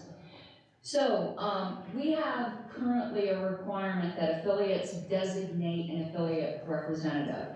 Like development groups and communism, it's an idea which looks great on paper, doesn't work, and with affiliate representatives, it's never been practiced. The fact is that each affiliate already has an official spokesperson. That is that affiliate chair. And that chair already has the right to designate someone else as spokesperson to the state board if for some reason they can't fulfill that responsibility. So again, like development groups, that provision to designate yet another person adds an unnecessary layer of complication that we haven't followed ever since at least I've been in the party. The second part of this proposal provides clear direction on the necessary notification of disaffiliation by the board. There's a further proposal later on to provide more due process rights to affiliates, but this proposal is just to clarify how an affiliate would be notified that they are being considered for disaffiliation. So the motion that the committee has is to delete bylaws articles 5.1D and E and amend bylaws article 5.1H as noted, and we'll go over this. So you can see, it used to say that for each chartered affiliate, in order to have someone attend board meetings and give like an affiliate report, they were to designate somebody. It never happens. What happens is at the board meeting, anyone here from Douglas County? Nobody ever asks if they're the official affiliate representative. Douglas County hasn't elected an affiliate representative. I don't think any of our affiliates have. It's the chair. It's the chair who has the responsibility for that. So we'd like to just delete that as dead wood. Nobody's following it anyway. And then here, if an affiliate is going to be disaffiliated, what it used to be is that the board would have to send 30 days notice by certified mail to the affiliate representative. Of course, that causes a problem when no affiliate is designating an affiliate representative. And also, there's nothing, could they send it to an old address? Like, this was just super, super sloppy. And we actually had this problem, was it 5 years ago, when Larimer just disappeared. We had to officially disaffiliate them in order to disable the tracer account or something. They didn't do anything wrong, it's just they died.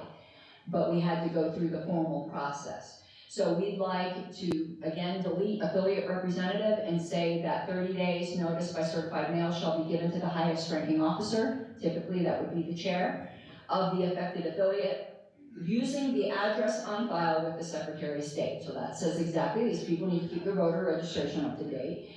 And if there are no officers of record, because an affiliate fell apart or whatever, or the certified mail comes back as undeliverable, 30 days notice shall be posted on the party website.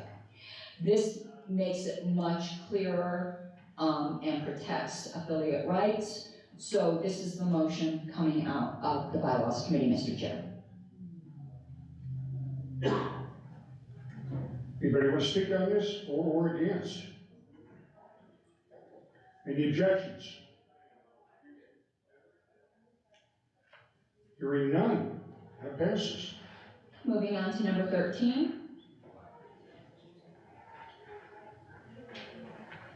Okay, this is the one that was alluded to add in a layer of due process.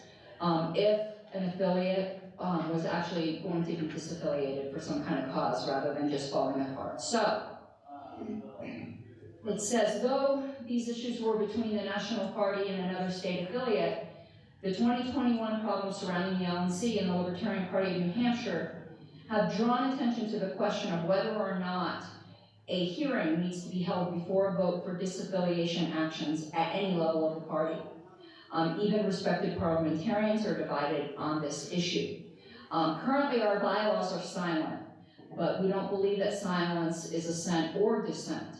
Lack of a hearing is rightfully argued to violate due process. I think as libertarians, we should always err on the side of due process, but it's even safer rather than trusting, again, bylaws are for bad boards, not good ones. We should want to codify due process. So the motion that the Bylaws Committee is proposing is, here's the provision that talks about how a board can revoke the affiliate status, but at the bottom here, we just passed this purple language. Now what we want to add is the board shall conduct a revocation hearing before a revocation vote. And revocations may be appealed to the Judicial Committee by the affiliate officers/directors. This codifies in due process rights for an active affiliate that's being disaffiliated for cause. That's the motion of the committee, Mr. Chair. Anybody like to speak for or against this? Any objections? Hearing none, that passes. Okay, moving on to bylaws proposal 14. There it is.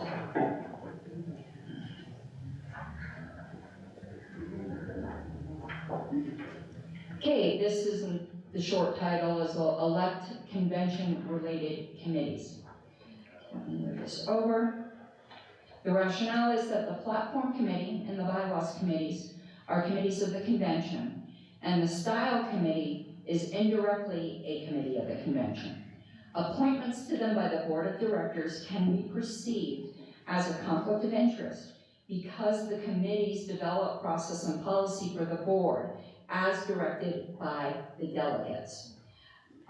So the motion that is coming out of committee is to amend bylaws article 10.1 regarding the bylaws committee, the platform committee, and the style committee as noted. So here's article 10. It's a significant rewrite, so it's an amendment by substitution of deleting the current article 10 and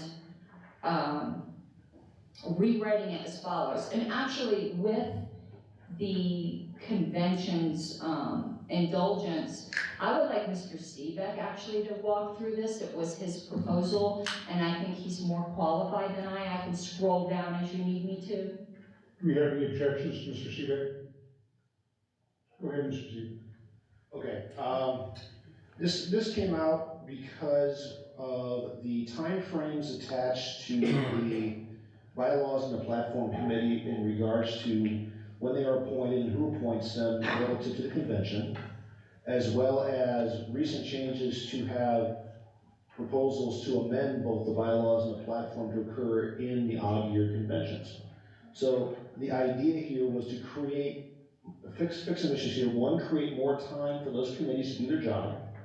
And the second part of it is to have the committees themselves appointed by this body of delegates. The conflict of interest arises because the bylaws provide structure and process for the party, including the board of directors, and it's not necessarily in the best interest for the party to have the board appointing members to that committee dictating how they do things. It's kind of like the fox guard in the hen house. As Harlow said earlier, we're talking about bad boards, not necessarily this board. So the way this is structured is that for the odd year conventions like this one, because we are presenting bylaws and platform at this convention, we would have elections for style committee in this convention, and they would have the full year to the next convention to do all the style committee work. Come next convention, in the even years, we'll be electing members of the platform and the bylaws committee, and they will have the full year to the next convention to do their work. The advantage of all this is that it gives each of these committees a full year to get the job done, which should be ample time. It prevents overlap between the style committee, the platform and bylaws committee, and I can tell you from experience, we've had that in the past, and it is a major headache. I was chairing two of those committees at the same time. It was very difficult to keep track of everything. But it creates a good, even, first these guys, then these guys, then these guys, back and forth over the 2-year cycles to get quality work done, to get the time in to make it work, and also to put it in the hands of the delegates where it belongs completely. Mr. Seebeck, did you want to cover the proviso? Yes, I should. Thank you. The proviso indicates that because bylaws take effect immediately, if this passes, we would have to add style committee elections to this convention to meet this bylaw. If it doesn't pass, then the style committee is still appointed in the old way, courtesy of the current bylaws. However, because we take 2/3 to pass a vote to suspend the rules, to add the style committee election to the agenda, and it takes 2/3 to pass the bylaws. Anyway, we can do it all in one fell swoop with this proviso.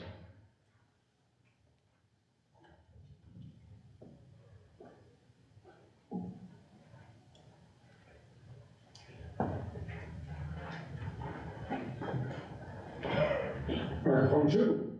Request for information. Nowhere in here does it say who is, or did I not read it, who's eligible? Yes, A it party does. member? It does? Yep, Okay. it does, and we went over this earlier. You must have been sleeping. I probably was. I'm going to have to get you Don't some do it. caffeine. Don't do So right here, it says There that it the is. bylaws committee and platform committee shall each consist of 5 at-large party members, which just means registered libertarians, and an additional member selected by each chartered affiliate. I'm waiting. Thank you. Anybody else? Any objections? Objection. We'll bring it to a vote. Is Jacob here? I'll count. If I can stay awake. Everybody who has an armband on the left hand.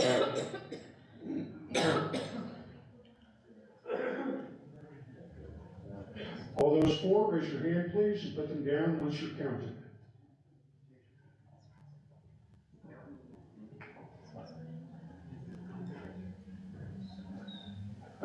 Loud, please, Blake, so they can hear you. 9. Raise your hands again. Let's start over. 1, 2, 3, 4, 5, 6, 7, 8, 9, 10. 10, 4.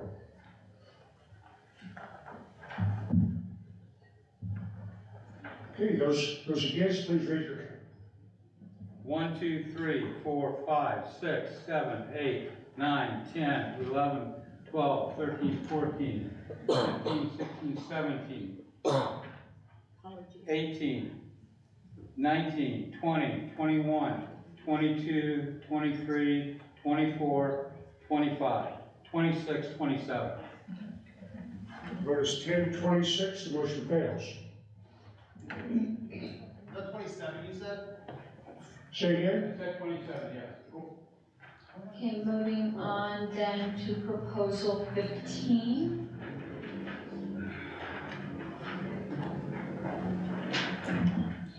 Add officer designations. This is what was alluded to earlier when we were talking about the audit committee. So, a director-only model for the board, which is what we have right now, it can diffuse to meaninglessness ultimate responsibility for the critical buck stops here management of the party. Also, because sometimes the board does incorporate various case law decisions and parliamentary law, differentiates between officers and non-officer members of the board.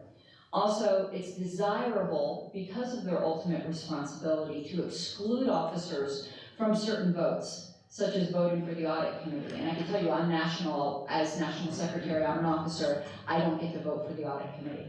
And designating the traditional positions as officers helps facilitate this distinction.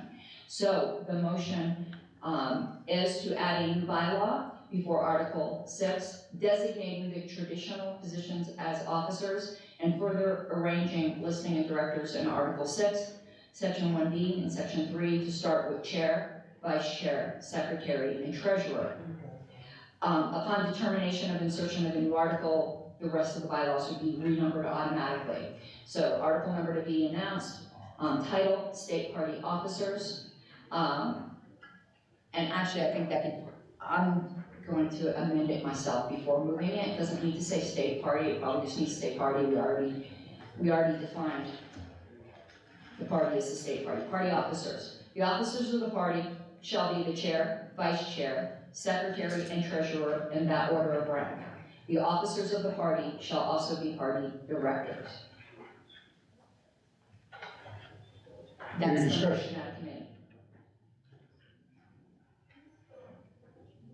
Any objections? That passes. Okay, moving on to proposal 17. 16. That was 16, wasn't it? That was 15. Oh, hold on. My eyes are blurring. Did I not? I don't have 15 here. Hold on, let me. You did, very short, just did 15. Might be misleading. Okay, hold on. What number did everyone say we were on? That was 15, you just did. That's what I thought. So we're on 16, right? Okay. Okay, proposal 16, cleanup director duties and description. There is a needlessly repetitive allowance for directors to create committees when that can just be said once and cover each instance. Also, some of the job descriptions needed tweaking to reflect how the board actually operates and the terminology that we use. So it's an amendment to the directors area here. And I would actually ask the style committee to probably take out state party that's out there. We can't do that right now because it's outside of scope of notice, but it just needs to say party directors. But anyway, director specific duties. We would like to delete where it says that the chair would be overseeing leadership training and succession planning. That is not getting deleted from the bylaws entirely. That responsibility would be moved to the vice chair, as you can see right here. So it's deleting it from one spot, inserting it in another. Also, there is a large section of vice chair that had the vice chair responsible for the organization of affiliates into representative regions, and it hard-coded these regions into our bylaws.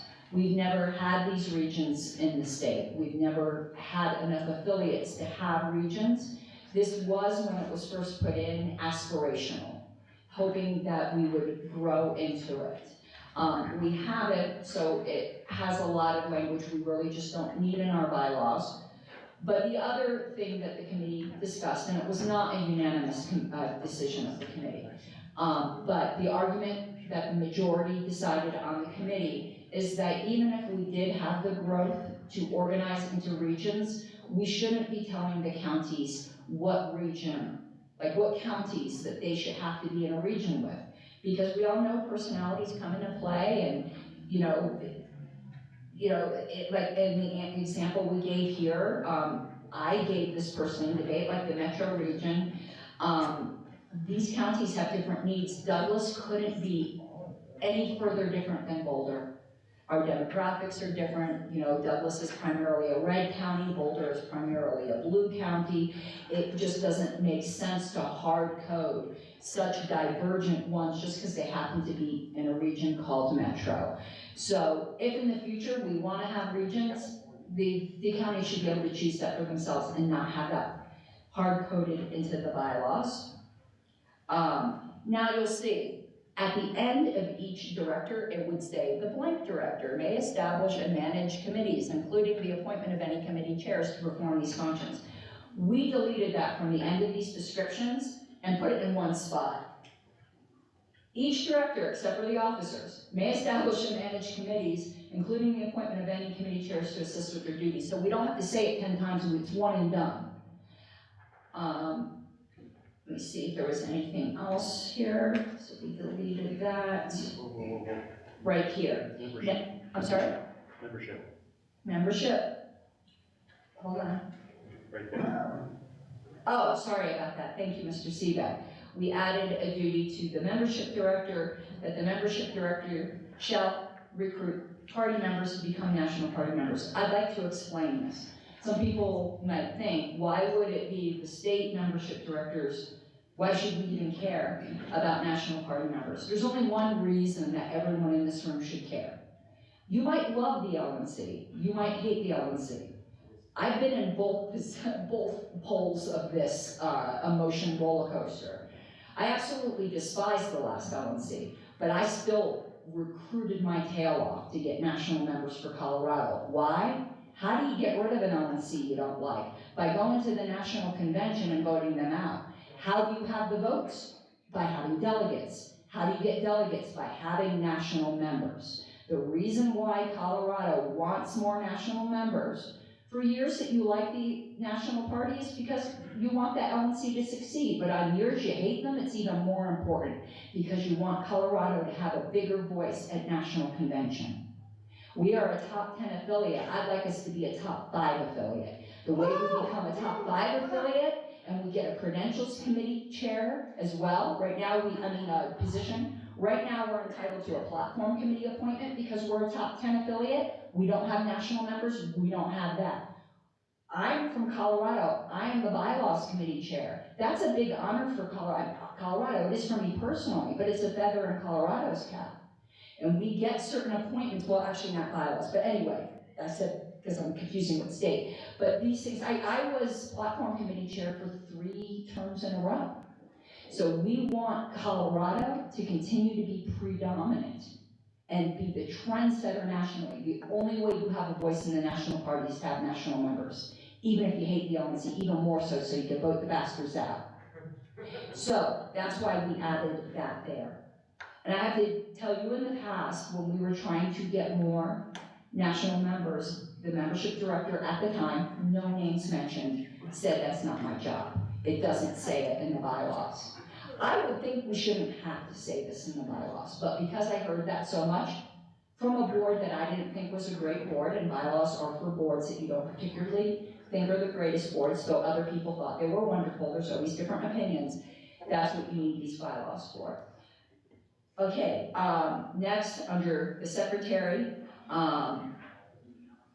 it used to say, the secretary will compile, maintain, and make available to the board, and now we added in party members, a publication listing.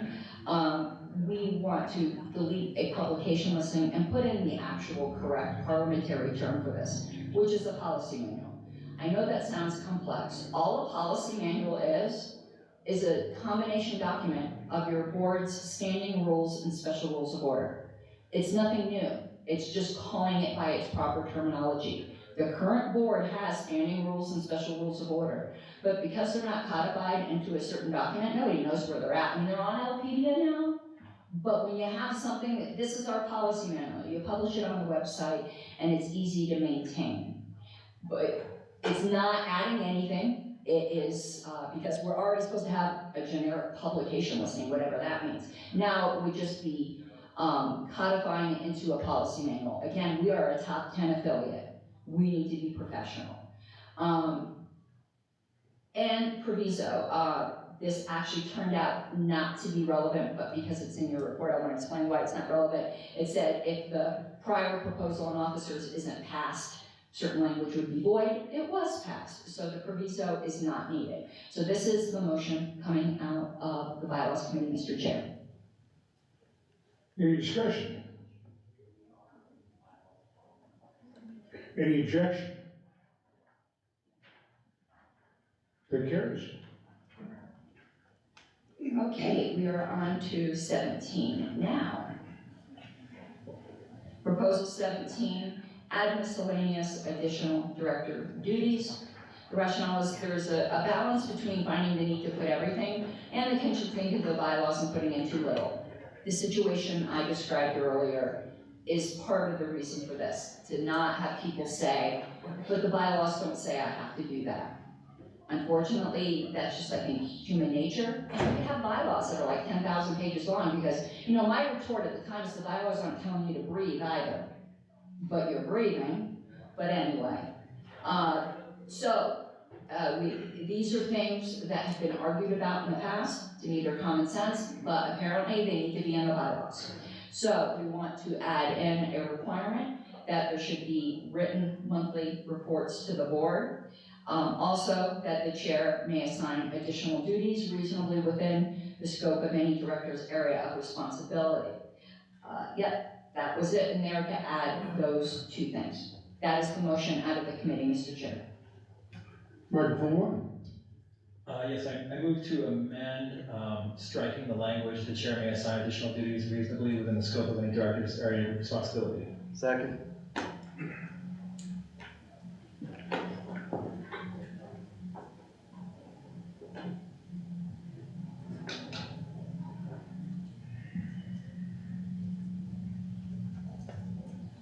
This is such a small screen, where's my colors? Oh, I lost it. Well, I think everyone can tell what to strike out. Pretend that's red. Okay, we have a motion on the table to strike out the sentence, the chair may design additional duties reasonably within the scope of any director's area of responsibility.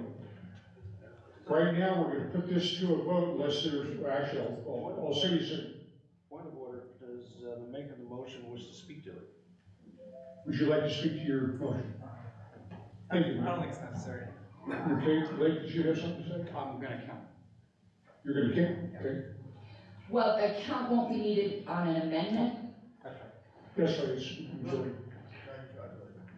Do we have any objections to this change? Objection. Okay, we'll bring it to a vote. Show of hands. Those that are for the amendment to take out this language, please raise your hands. Those against? The 4 votes, yeah. So the language is removed. Now we are back to the amended motion. Which is just now the language on the screen. And written monthly reports to the board. Any discussion? Objections? Hearing none, that passes. Moving on to, was that 17 and 8, on to 18?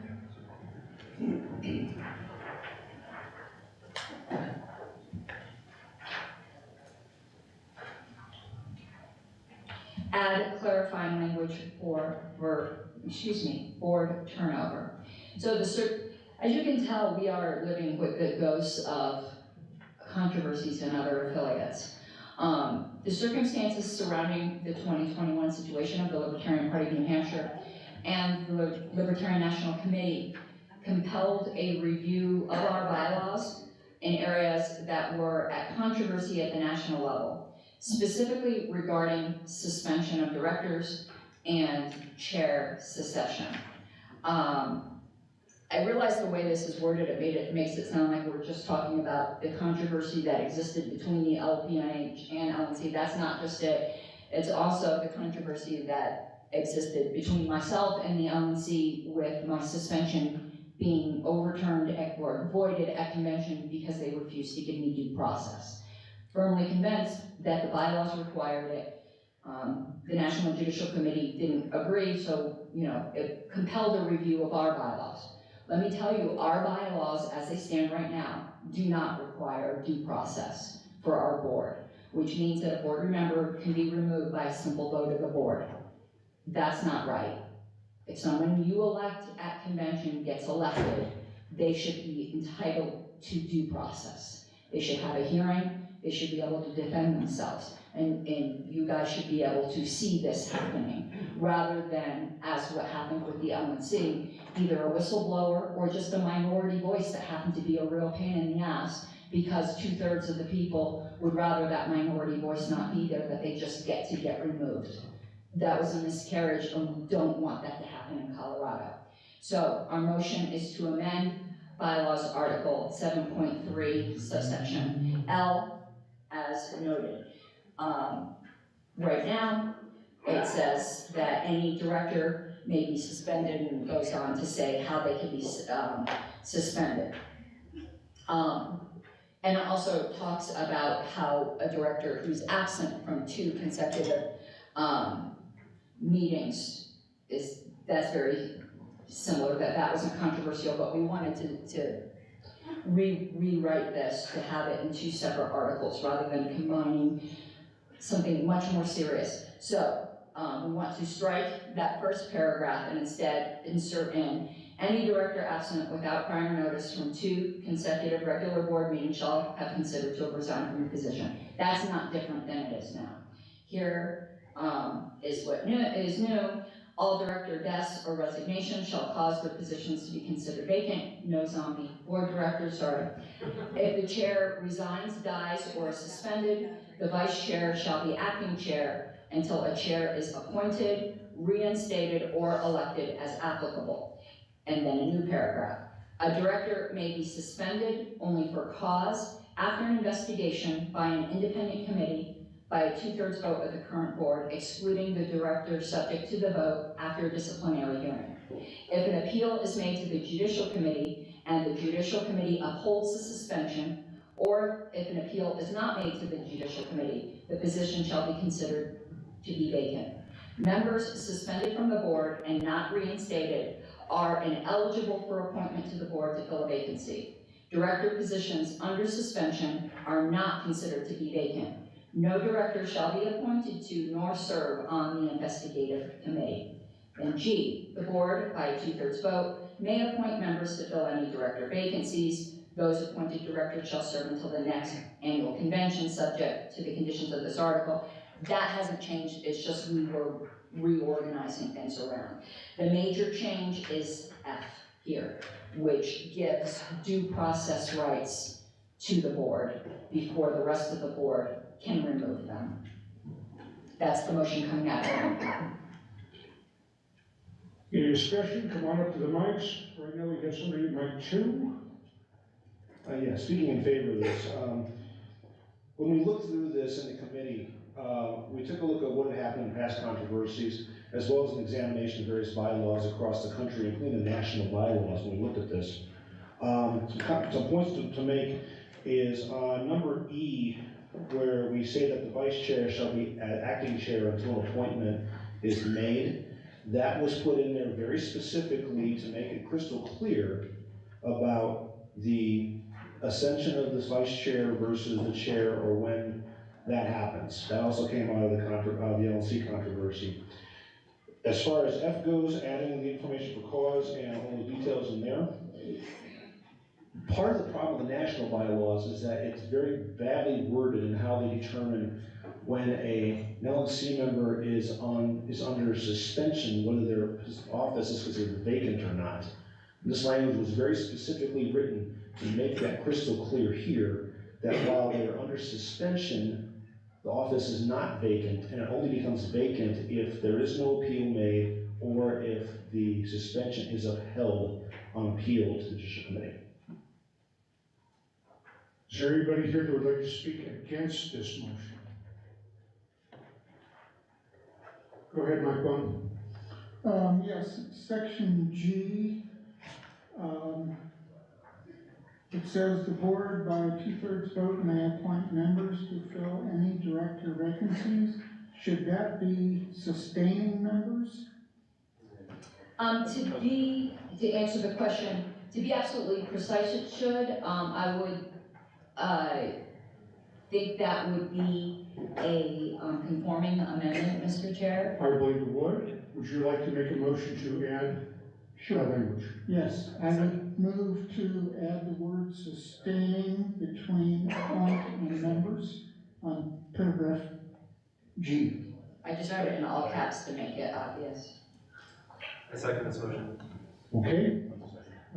We have one more that would like to speak on this. We will wait until after we vote on the amendment. Okay. Right now, we'll be voting on the amendment to add the word sustaining before members, which I think is a good amendment. I shouldn't say that. But this requires a majority vote. So those in favor, please raise your hand. Those against, raise your hand. That carries. So the word sustaining now is added. We are back to the original motion. Would you like to speak with this, Mike, too? Yes, I probably don't need to, but I want to relate a situation that came up on our previous board where I was a director and a scurrilous former member of the LP made accusations about me. Had this been in effect, I would have challenged it.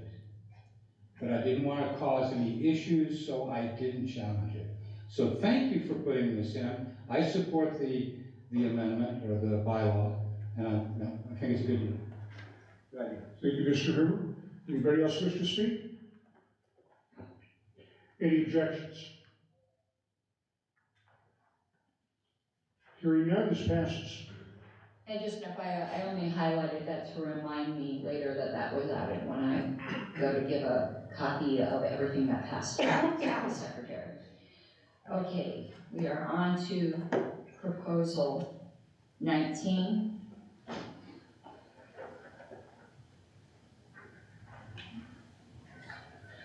Refine judicial committee language.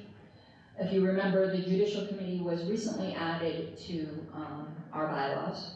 And while the initial proposal was a very good start, an analysis of the bylaw as compared to other state judicial committees that have been around for a while, so their bylaws are a bit mature, more mature on that point, and the National Judicial Committee reveals some omissions that need addition. So we'd like to amend bylaws Article 7 as noted, and I'll just note that when we did put in the Judicial Committee, we even said at that time in the Bylaws Committee that there probably would be refinements that were needed, but let's get a Judicial Committee in place, and then we'll work out any issues.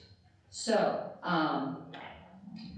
we wanted to add in the word where it says the existing members of the Judicial Committee may go to fill their vacancies. To make it clear, it's from qualified party members. They can't just, stick in anybody.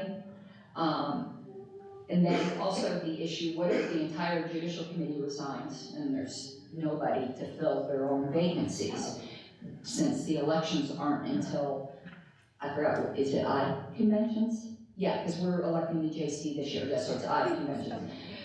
So if there are no existing members of the Judicial Committee to fill a vacancy, An intervening regular convention may fill the vacancies, so an even-year convention. Or if it will be more than 6 months until the next regular convention, the board shall call a special convention to fill the vacancies. If you remember earlier, special conventions can be by Zoom. So it would be basically a members meeting to repopulate a judicial committee that was just completely decimated for some reason. And the next one, judicial committees shall be elected by approval voting with the top 5 candidates receiving the most votes elected. So it just puts the procedure in as to how we'll elect the judicial committee. Eligibility,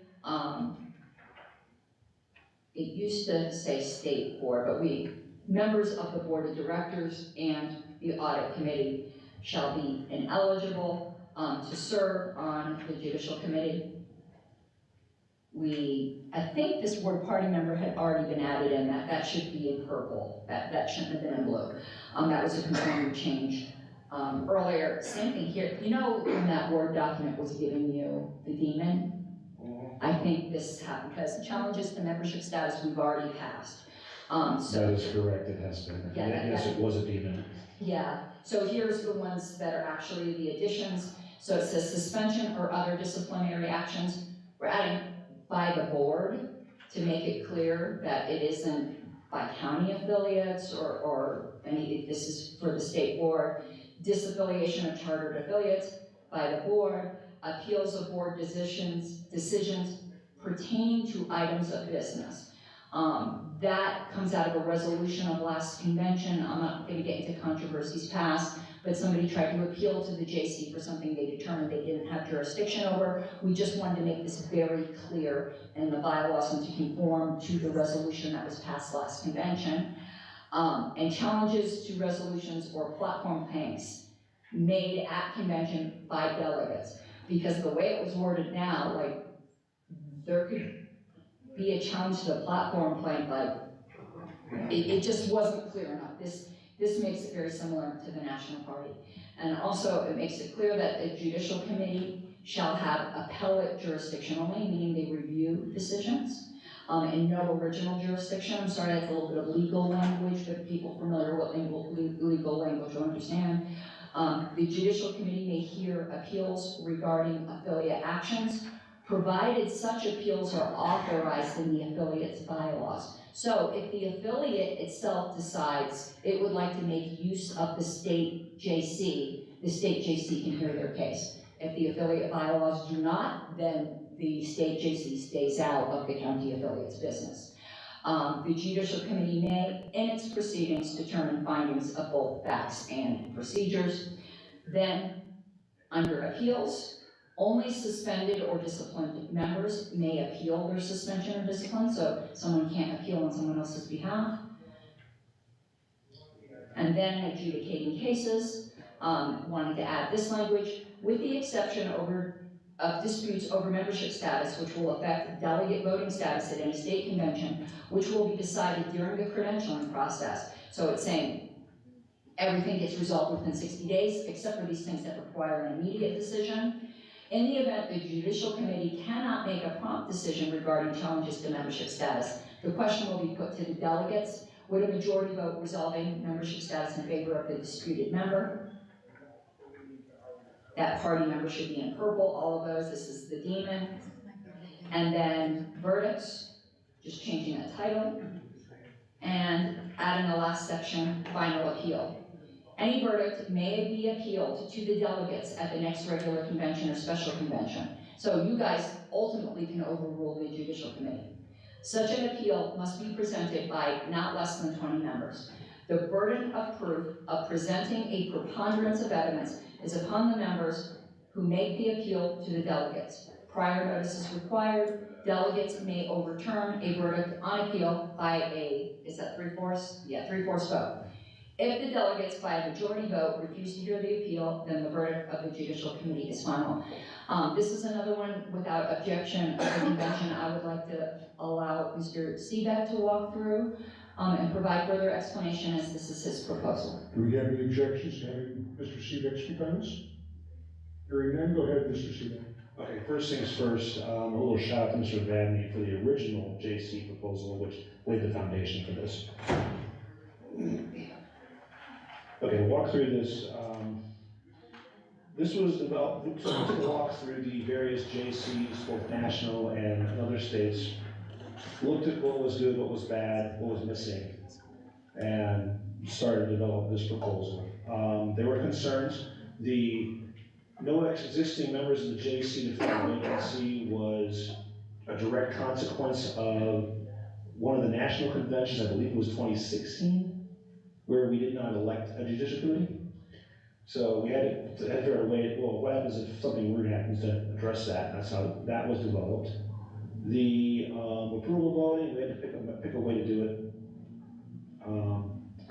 Audit committee, we don't want on the JC because they have plenty to do separately. The board should not be on the JC because if a board member gets suspended and they appeal it, well, then you're in a conflict of interest, as well as similar decisions made by the board. Let's see, let's go down. And I think board of directors was already in there, like this is something that should, I think this is purple, but in any event. Actually, I believe that's supposed to be black. Is it? Yeah. Okay, yeah, because I think we were just deleting state because it was obvious, yeah. Okay. Well, I think the and was actually off, but anyway. Let me scroll down some more. Hold on, I'm trying to find that color. Okay. Yeah, I'm flipping to the next page here. Yeah, this is supposed to be purple. Okay. The challenges was purple. The clarifications were just because it was like, well, who can do these things? And with the addition of the other pieces below that about the ability for the counties or the affiliates to appeal, we wanted to make it more specific in the delineation of what was what. Now, a couple points to point out here. The appellate jurisdiction is because we really don't want the JC to be sticking their nose into regular party business. Only deal with things when appealed and when asked directly regarding a decision. Otherwise, we could have a rogue judicial committee causing all sorts of trouble with the entire state party. We don't have to go there. And I say that being on the National Judicial Committee. The ability to hear affiliate actions, it is optional for the JC to hear them, even if the bylaws of the affiliates authorize it. We have that choice. They have that choice. Facts and procedure, that comes straight out of the idea of fully informed juries who are allowed to do both the same thing. We talked about that and said that's a good thing to have in there, because that is true due process that we can figure both out. Only suspended disciplinary members can either appeal.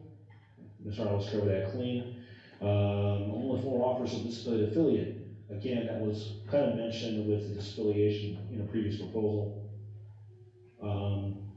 Membership status was pretty straightforward and covered.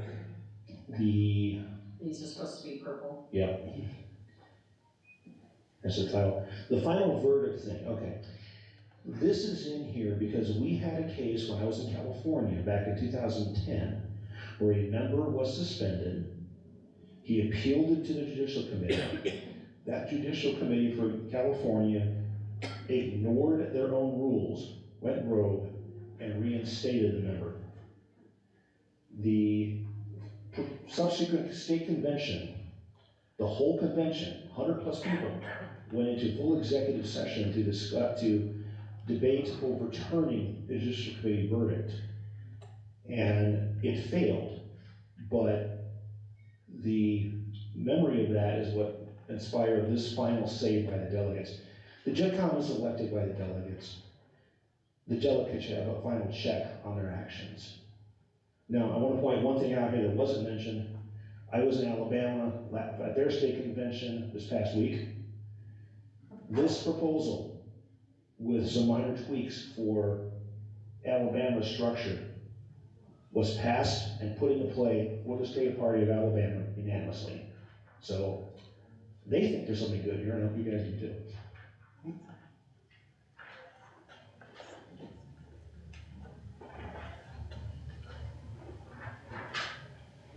Would anybody else like to speak?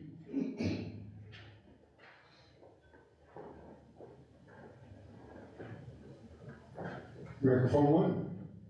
Yes, I have a question. If two party members are in some sort of dispute, can they go to the judicial committee to resolve it, or is that handled by the board? No, they cannot. This isn't a mediation thing. This is for decisions of the board or, decisions of an affiliate.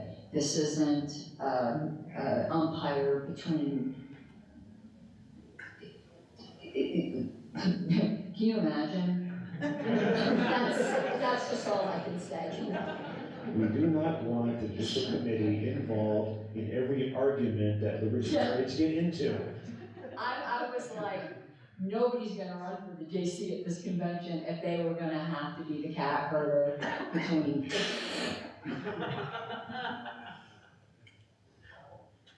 If there's no further questions, do we have any objections? Seeing none, this passes. Okay, we're moving on to proposal 20. I'm just trying to close some of these tabs to save some bandwidth. You guys just want to get out of here quickly, don't you? They want to let me take a nap. Okay.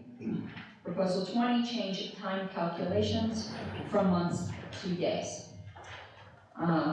In the bylaws, a deadline that refers to a month is ambiguous in terms of time in that the months are not the same length. To avoid confusion, it is better to have these deadlines referred to in terms of days, as those are consistent. This removes ambiguity and improves planning. So we'd like to move each of the bylaws that have references to months. So as you can see here, Article 9, annual conventions, it says that it needs to be scheduled so that it convenes at least 6 months. We changed that to 180 days. Again here about soliciting applications, it was 6 months, changed it, we would like to change it to 180 days. 1 month, we'd like to change to 30 days. 4 months, we'd like to change to 120 days. And that is the proposal coming out of committee. Would anybody like to speak to this?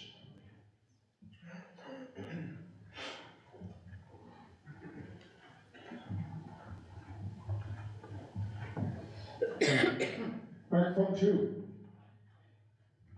If we go down to the last sentence. Of the whole thing? Yes. Party is lined up, why? Because there was a demon in Word. We were having horrible formatting problems with this report, and we tried to catch all the weird things it was doing, and you could see right there we missed that, so I'm gonna try to get that to stop doing that. Thank you. And same thing with annual. Seeing nobody else coming up to speak? Well, maybe not. Andy, did you want to speak? Technically, days vary by milliseconds throughout the year too, but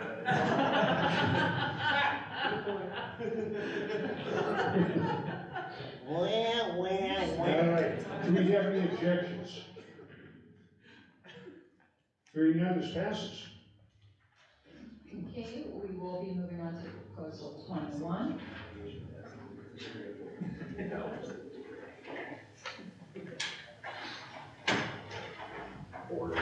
Which is change threshold for deletion of platform blanks. A deletion is just a form of amendment, but a more extreme form. If it took 2/3 of the delegates to pass a plank, it should take the same number to delete it. This protects the continuity of the prior decisions of conventions and ensures a stronger level of support, not just for amending, but also for deletion, which again is an extreme form of amendment. So the motion that we are proposing is to amend the bylaws Article 13D as noted. It's just to delete that sentence, that any platform plank or the entire platform may be repealed by a simple majority of the delegates. God, it's simple, who put that word in there? Of the delegates to the convention. With that sentence gone, it would just be considered like any other amendment and would require the 2/3 vote. That's the motion coming out of me. Anybody like to speak to this? Any objections? We have an objection. Would you like to speak to your objection, David?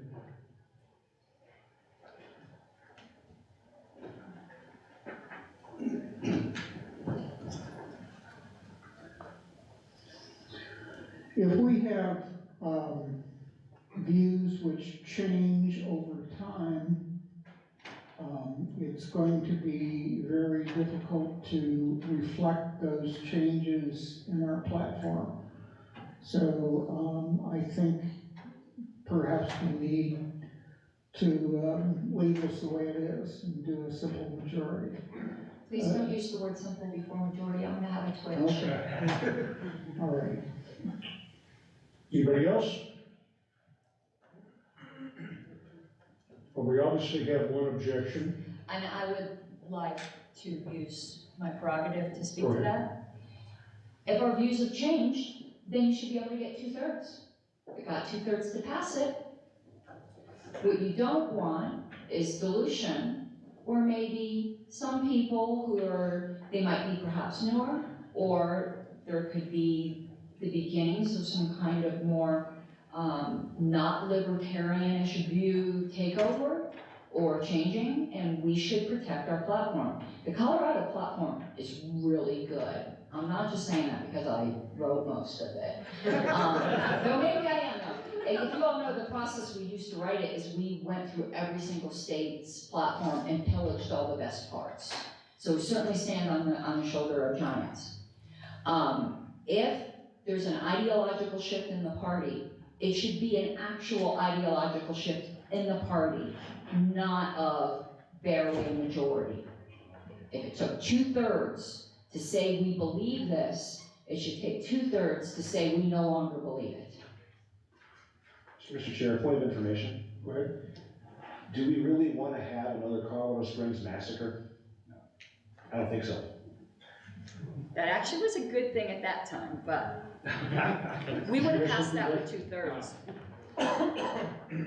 Well, I'm still going to put this to a unanimous vote. Do we have any objections?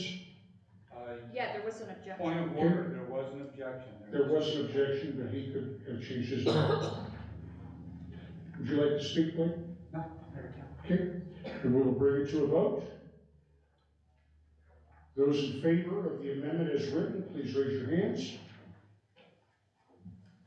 1, 2, 3, 4, 5, 6, 7, 8, 9, 10, 11, 12, 13, 14, all the way in the back, 15, 16, 17, 18, 19, 20, 21, the half, 22, 23, 24, 25, 26, 27, 28, 29, 30, 31, 32, 33, 34, 35, 36, 37, 38, 39. Those against, please raise your hands. 1. That passes. Moving on to proposal number 22. We're getting there. Allow board to delegate authority. This mirrors the National Party bylaws, which gives the LNC, and thus in this proposal would be the LPCO board, the authority to do things such as hire an executive director if and when funds are available. It would also allow the board in a special rule of order, this wasn't put in here, but I want you guys to understand the implications of everything, to, if for some reason it was felt that meetings on emergency matters needed to happen faster than the 72 hours notice required in the bylaws, to delegate its authority to an executive committee. Like say, if there's some absolutely urgent situations that maybe the executive committee would be the officers. It wouldn't matter. However the board decided to do it in a special rule of order, this would allow them to do that. But the reason this proposal was brought forth is some of the current board had asked, right now, could the board hire an executive director and give that executive director authority to do such and such things? And I said no, because presently, right now, the board does not have any authority to delegate those sorts of functions. So the bylaws committee agreed to hear this proposal, and it passed. So it would be to amend bylaws article 6(1)(c). It says or article, whatever, the prior one didn't pass, but it did. So under party directors, adding a sentence to where it says composition of the board of directors, to add a phrase at the end, and may delegate its authority in any manner it deems necessary. That is, the wording comes straight out of the national bylaws that applies to the Libertarian National Committee. That's the motion out of the committee, Mr. Chair. Microphone 2. Point of query. As worded, this is going to create a triple run-on. Is it in scope of this proposal to amend it to strike the "and" after bylaws and replace it with a comma to get it stylistically correct? I would say the style committee should handle this. I think the convention spoke pretty strongly that it doesn't want to be doing changes like that at convention. But that's up to the chair. I shouldn't have jumped in. I happen to agree. I think as a style committee, that would be non-substantive. Well, mostly non-substantive, close enough for our purposes. Anybody else wish to speak on this? Microphone 2. Some of the wording seems a little nebulous, such things as, I believe it said. Could someone address that? Maybe explain a little better? I'm sorry, I didn't hear you. In the wording, maybe it's a little further up, it said such things as. That seems kind of wide open. I wondered if maybe someone could address. Where are you? Rationale. Where? You're looking at the rationale? Yes. I mean, what was the intent? I see executive director. Is that the limitation? No, I couldn't possibly give you every example. When it says in any manner it deems necessary, I can't. So what we're talking about is a delegation of responsibility and duties. Yes, just like the Libertarian National Committee. Again, this is the exact same language it's in the LNC bylaws. Thank you. Thanks for the clarification. Any further discussion? Any objections? That passes. Okay, moving on to proposal 23.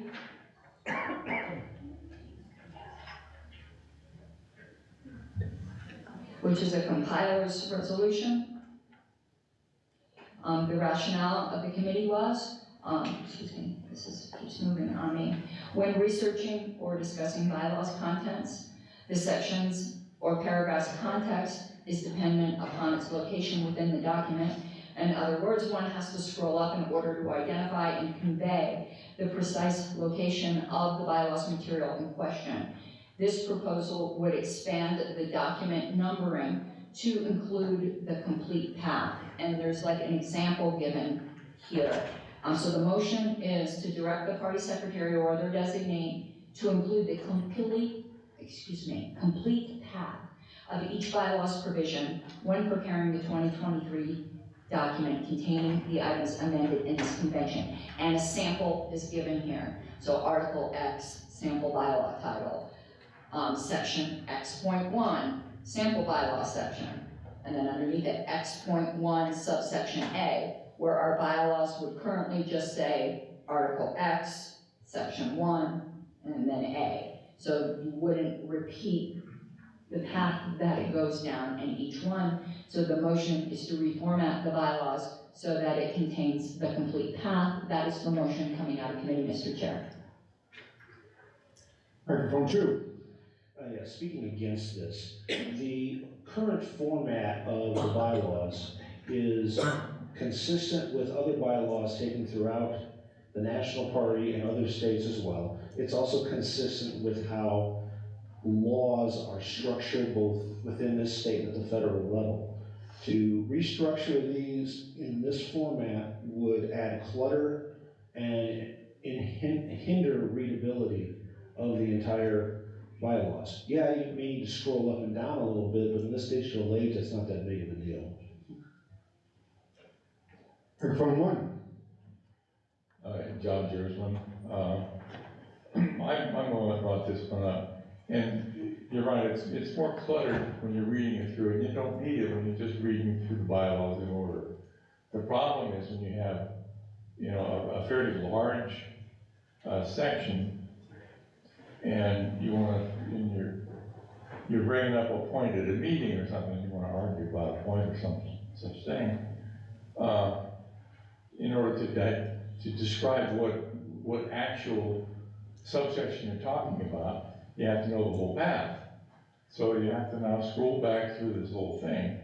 And to me, it's much simpler to have a little clutter and have it explained when you're sitting there looking at it rather than having to scroll all the way up to whatever the section is and have everybody scrolling around trying to find out what you're talking about. That's it. Anybody else? And Mr. Chair, just FYI, and also to the delegates, because this isn't procedure, like substantive, this, I believe, though your ruling would be what it is, I believe this would only require a majority. That sounds correct to me. So we're going to do a raise of hands here. We know we have at least one objection. Those in favor of this change, please raise your hands. Those against, raise your hands. That motion failed. Okay, we are on to the last proposal, then we're going to ask the chair after this for just a moment of indulgence. Proposal 24. Point of order. Go ahead. Do we have to get an actual count? No, it's not an actual bylaws amendment, it was a stylistic. Okay. I'm sorry, I should have let you. Okay, you should have. Sorry. Go ahead. Proposal 24. This was a request from a member of the board who was also a member of the bylaws committee. The bylaws committee did not have much time and had some pretty significant proposals that we thank you for passing. So we didn't really get a chance to look at this substantively. So we agreed as a bylaws committee, not that all of us would have agreed to restructure the board, but there was a request from a current board member that perhaps the board structure needs to be looked at and that the next bylaws committee should at least look at it. So I think I just said that. So some members of the current board, I'm just going to read this because I might have missed some points, had suggested that this bylaws committee study and consider whether or not moving away from the director model into an officer at large model or some other different structure or combination of different structures. We did not have time to do that. So we agreed that we would put a resolution. Resolutions do require a 2/3 vote before the convention that would direct the next bylaws committee as follows. Resolved that the 2025 bylaws committee study the current board structure with input from current and past board members and consider potential proposals for improvement. That is, we are asking that's the resolution coming out of the bylaws committee. That acts as a motion. Microphone two. Support this with a caveat and a warning. Okay, first of all, the support is because this is a study. It mandates that it be studied, but it doesn't require that a proposal be made. That's the good part. Here's the caution part. When I was on the California board several years ago, we had a whole lot of at-large members who were nothing more than seat warmers. An at-large structure facilitates seat warmers and not necessarily productive activity. The kitchen cabinet style of board that we have here, where each member of the board has a specific title and specific duties attached to them, is much more facilitated towards getting things done. The drawback is sometimes you have trouble getting people to fill spots. So however this is studied, I would encourage whoever's studying it to keep that in mind going forward. See nobody else? I would Go like, ahead. okay, I No, agree with what hold on, Mr. C. we got somebody in the microphone. Go ahead. So, as a sitting board member, and I've been sitting here for 2 years, I don't think that we necessarily want to fully move to an officer's model. That's not the intention. The intention is just to look at maybe some of the structure and maybe some of the size. It gets really exhausting having to replace board members every 2 months. I know, because I'm the one that replaces those board members. So I just wanted to tell Mike Seebeck that the idea is not necessarily to move to the officer structure. Okay, go ahead. Yes, so this doesn't commit the bylaws committee to do anything but take a look at it. I don't see any harm in taking a look at it. And there are, as Ms. Goodman said, Mr. Seebeck brought up, there's the officer at large model. There's the maybe our board needs to be smaller idea. There's also a hybrid idea, which funny enough is what I support, and I don't think Mr. Seebeck or Ms. Goodman would support. And that is actually increasing the size of the board and having the chair of each county affiliate sit on the board, and then have an executive committee that would be the smaller body within the body, so that the larger body would meet quarterly and the smaller one would meet monthly. To me, that's becoming of a top 10 affiliate. However, those probably aren't even the 3 potential differences. Next bylaws committee might come up with something even more. I don't think there's anything wrong with studying it. My preference would be to stay as we are. Ultimately, I think the director model is fantastic. States I've seen that move to just like officer at large, since nobody is responsible for, say, outreach. If any of those particular at-larges don't happen to like outreach, it doesn't get done, and people then don't get elected based upon their skills for a certain position. So, but studying, I mean, who could be against that? So, that's all it's asking to do. And I actually like conventions giving directions to bylaws committees, so that they're not running off on things that members didn't ask for. But if you guys really don't want the board to change at all, so you think studying would be a waste of time, I mean, I'm in favor of this, but if you think they should spend time on other things, then vote it down. If you think it should be studied, then vote it up.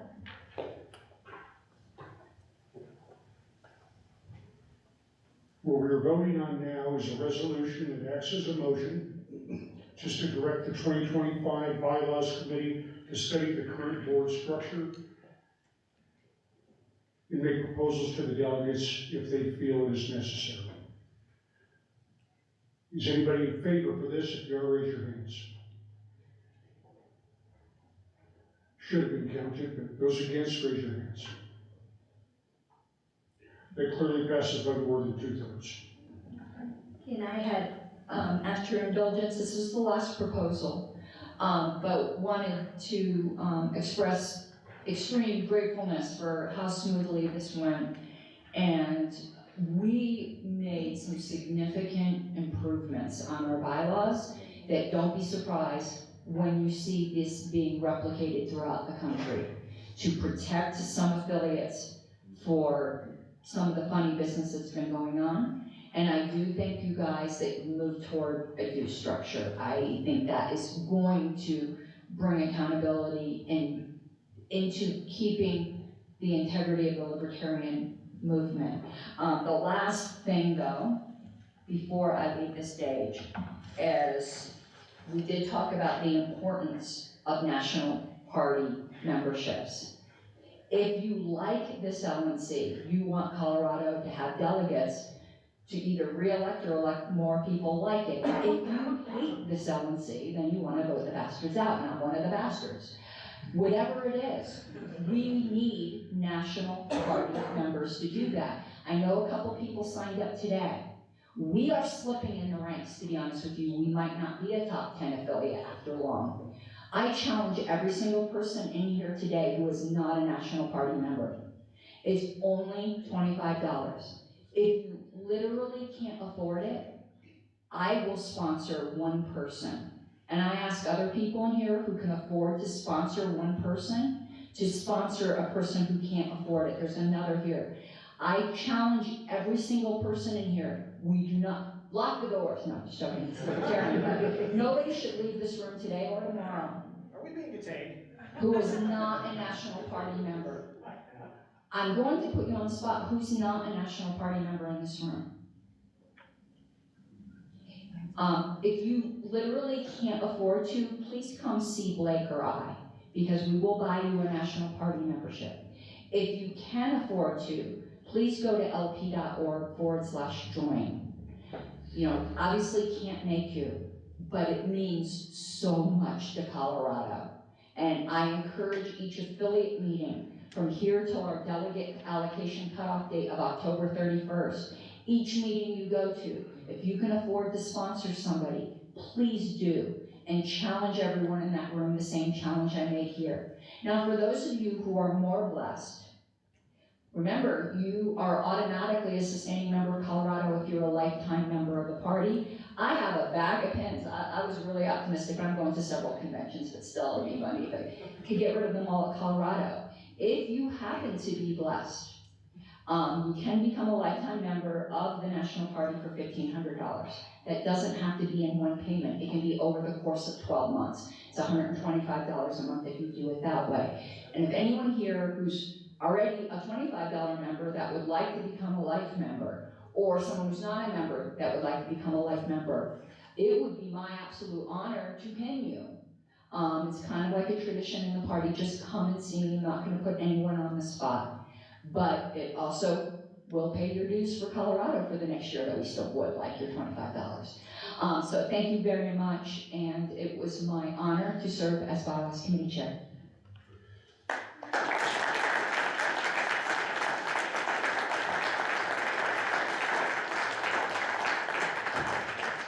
Thank you, Ms. Harlows. We have somebody at microphone 2. What would you like to say, Blake? I simply want to rise to appreciate what the platform committee did. It's very hard to do this, and I request your your permission for people to applaud with their work.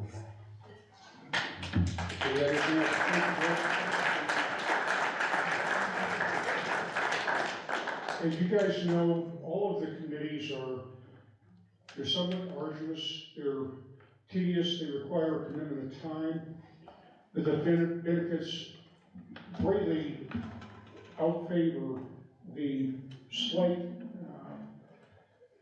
discomfort that you're going to put yourself in by having to commit the time. So I encourage anybody that wants to get on any of the committees right now to consider it very strongly, and when the time comes up, put your name in the ring, and you'll be considered. Now, I have one other thing before we shut this down for the day. Rise to a motion. One more, go ahead. I move to suspend the rules for a period of no more than 2 minutes so that the people who voted against Proposal 14 can voice their opinions why they voted against it. 14 I don't was the one suppose I have any objection to that. Most people voted against it. I was surprised. And as a former member of committees like this, I don't get it. This is the one where we decided to go to, had to do with committees and who appoints committees, whether the board appoints committees or the convention appoints committees. And you had a position about that? You felt very strongly against the proposal? I was for it. You were for it? Yes. So I'm making a motion. I don't hear a second, but I'm making a motion. We suspend the rules for 2 minutes so people can give feedback. Second. All right. Thank you. We're going to go ahead and put this to a vote. We need 2/3 vote on this to suspend the rules. Would you like to count, Blake? You don't need to count for this, Wayne. What's that? You don't need to count, it just needs to raise a hand. Okay, well, it's 2/3. It doesn't matter. Okay, those in favor of Blake's proposal, please raise your hands. Okay. Those against, raise your hands. That's too close for me to decide. We're going to have to put this to a vote. Those for, please raise your hands and lower them only when you are counted. 1, 2, 3, 4, 5, 6, 7, 8, 9, 10, 11, 12, 13, 14, 15, 16, 16. Those against, please raise your hands.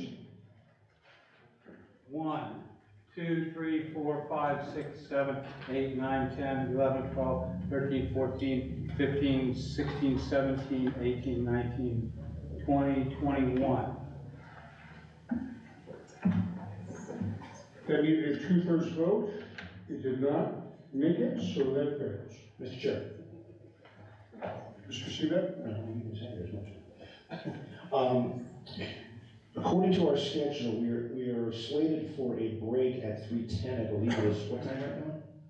It is 3 o'clock, and we are just about finished. I have one more thing I want to talk about. The current schedule currently had bylaws going through to 5 o'clock. Considering it's only 3:10, I would move to suspend the rules to take our 15-minute break now, reconvene, and then get the platform committee out of the way now, so that tomorrow can be nothing but elections. Second. Any discussion? I would Go like, ahead. I apologies, but I'd like to speak against, people plan. Point of order, suspension. What's your point of order? Oh, suspension of the rules has no debate. Right, suspension of the rules, Bill. Sorry. No worries. Okay, so I guess we will, we're gonna go to a vote concerning continuing with business and get the platform committee, which should be very brief, and get that out of the way today. That way tomorrow we will be finished very early. Do we have any objections to making that decision? What? I didn't understand your question. I have to be too Mr. Chair. The question is, should we suspend the rules to hear the platform committee proposals today, so tomorrow all we have is the elections? I think there was definitely objection, so it needs to be a. I'm sorry, did I hear an objection out here? Object. You did, okay. Well, we'll bring it to a vote. Would you like to speak to your objection first? No debate on No debate. suspension of the Oh, rules. okay. You can tell I'm not a parliamentarian. Those in favor, please raise your hand. You're voting in favor of finishing our business today with the platform committee section. Go ahead and count it. 1, 2, 3, 4, 5, 6, 7, 8. I think I got you, but I didn't get you 9. Okay. Those against, please raise your hands. 1, 2, 3, 4, 5, 6, 7, 8, 9, 10, 11, 12, 13, 14. Did you just raise your hand? Oh, I'm sorry. 15, that's okay. 16, 17, 18, 19, 20, 21, 22. Okay, that failed. So I have one more thing that I want to do before we wrap up for today's business. Is Erin King in the room? I can't see her. No, roll she brought calls. Angela to the airport, Mr. Chair. Okay. Well, I'll give her a chance tomorrow. I would like her to recognize all the volunteers that helped to facilitate this meeting this weekend. They should be very much appreciated, and everybody should tell them so. So at this point, we are adjourned until tomorrow morning at 8:30. Would you please ask the assembly to contact me if they objected to number 14? And Mr. Chair, if it's possible, I'll be doing it, I guess, through this point. You have to re-credential tomorrow morning.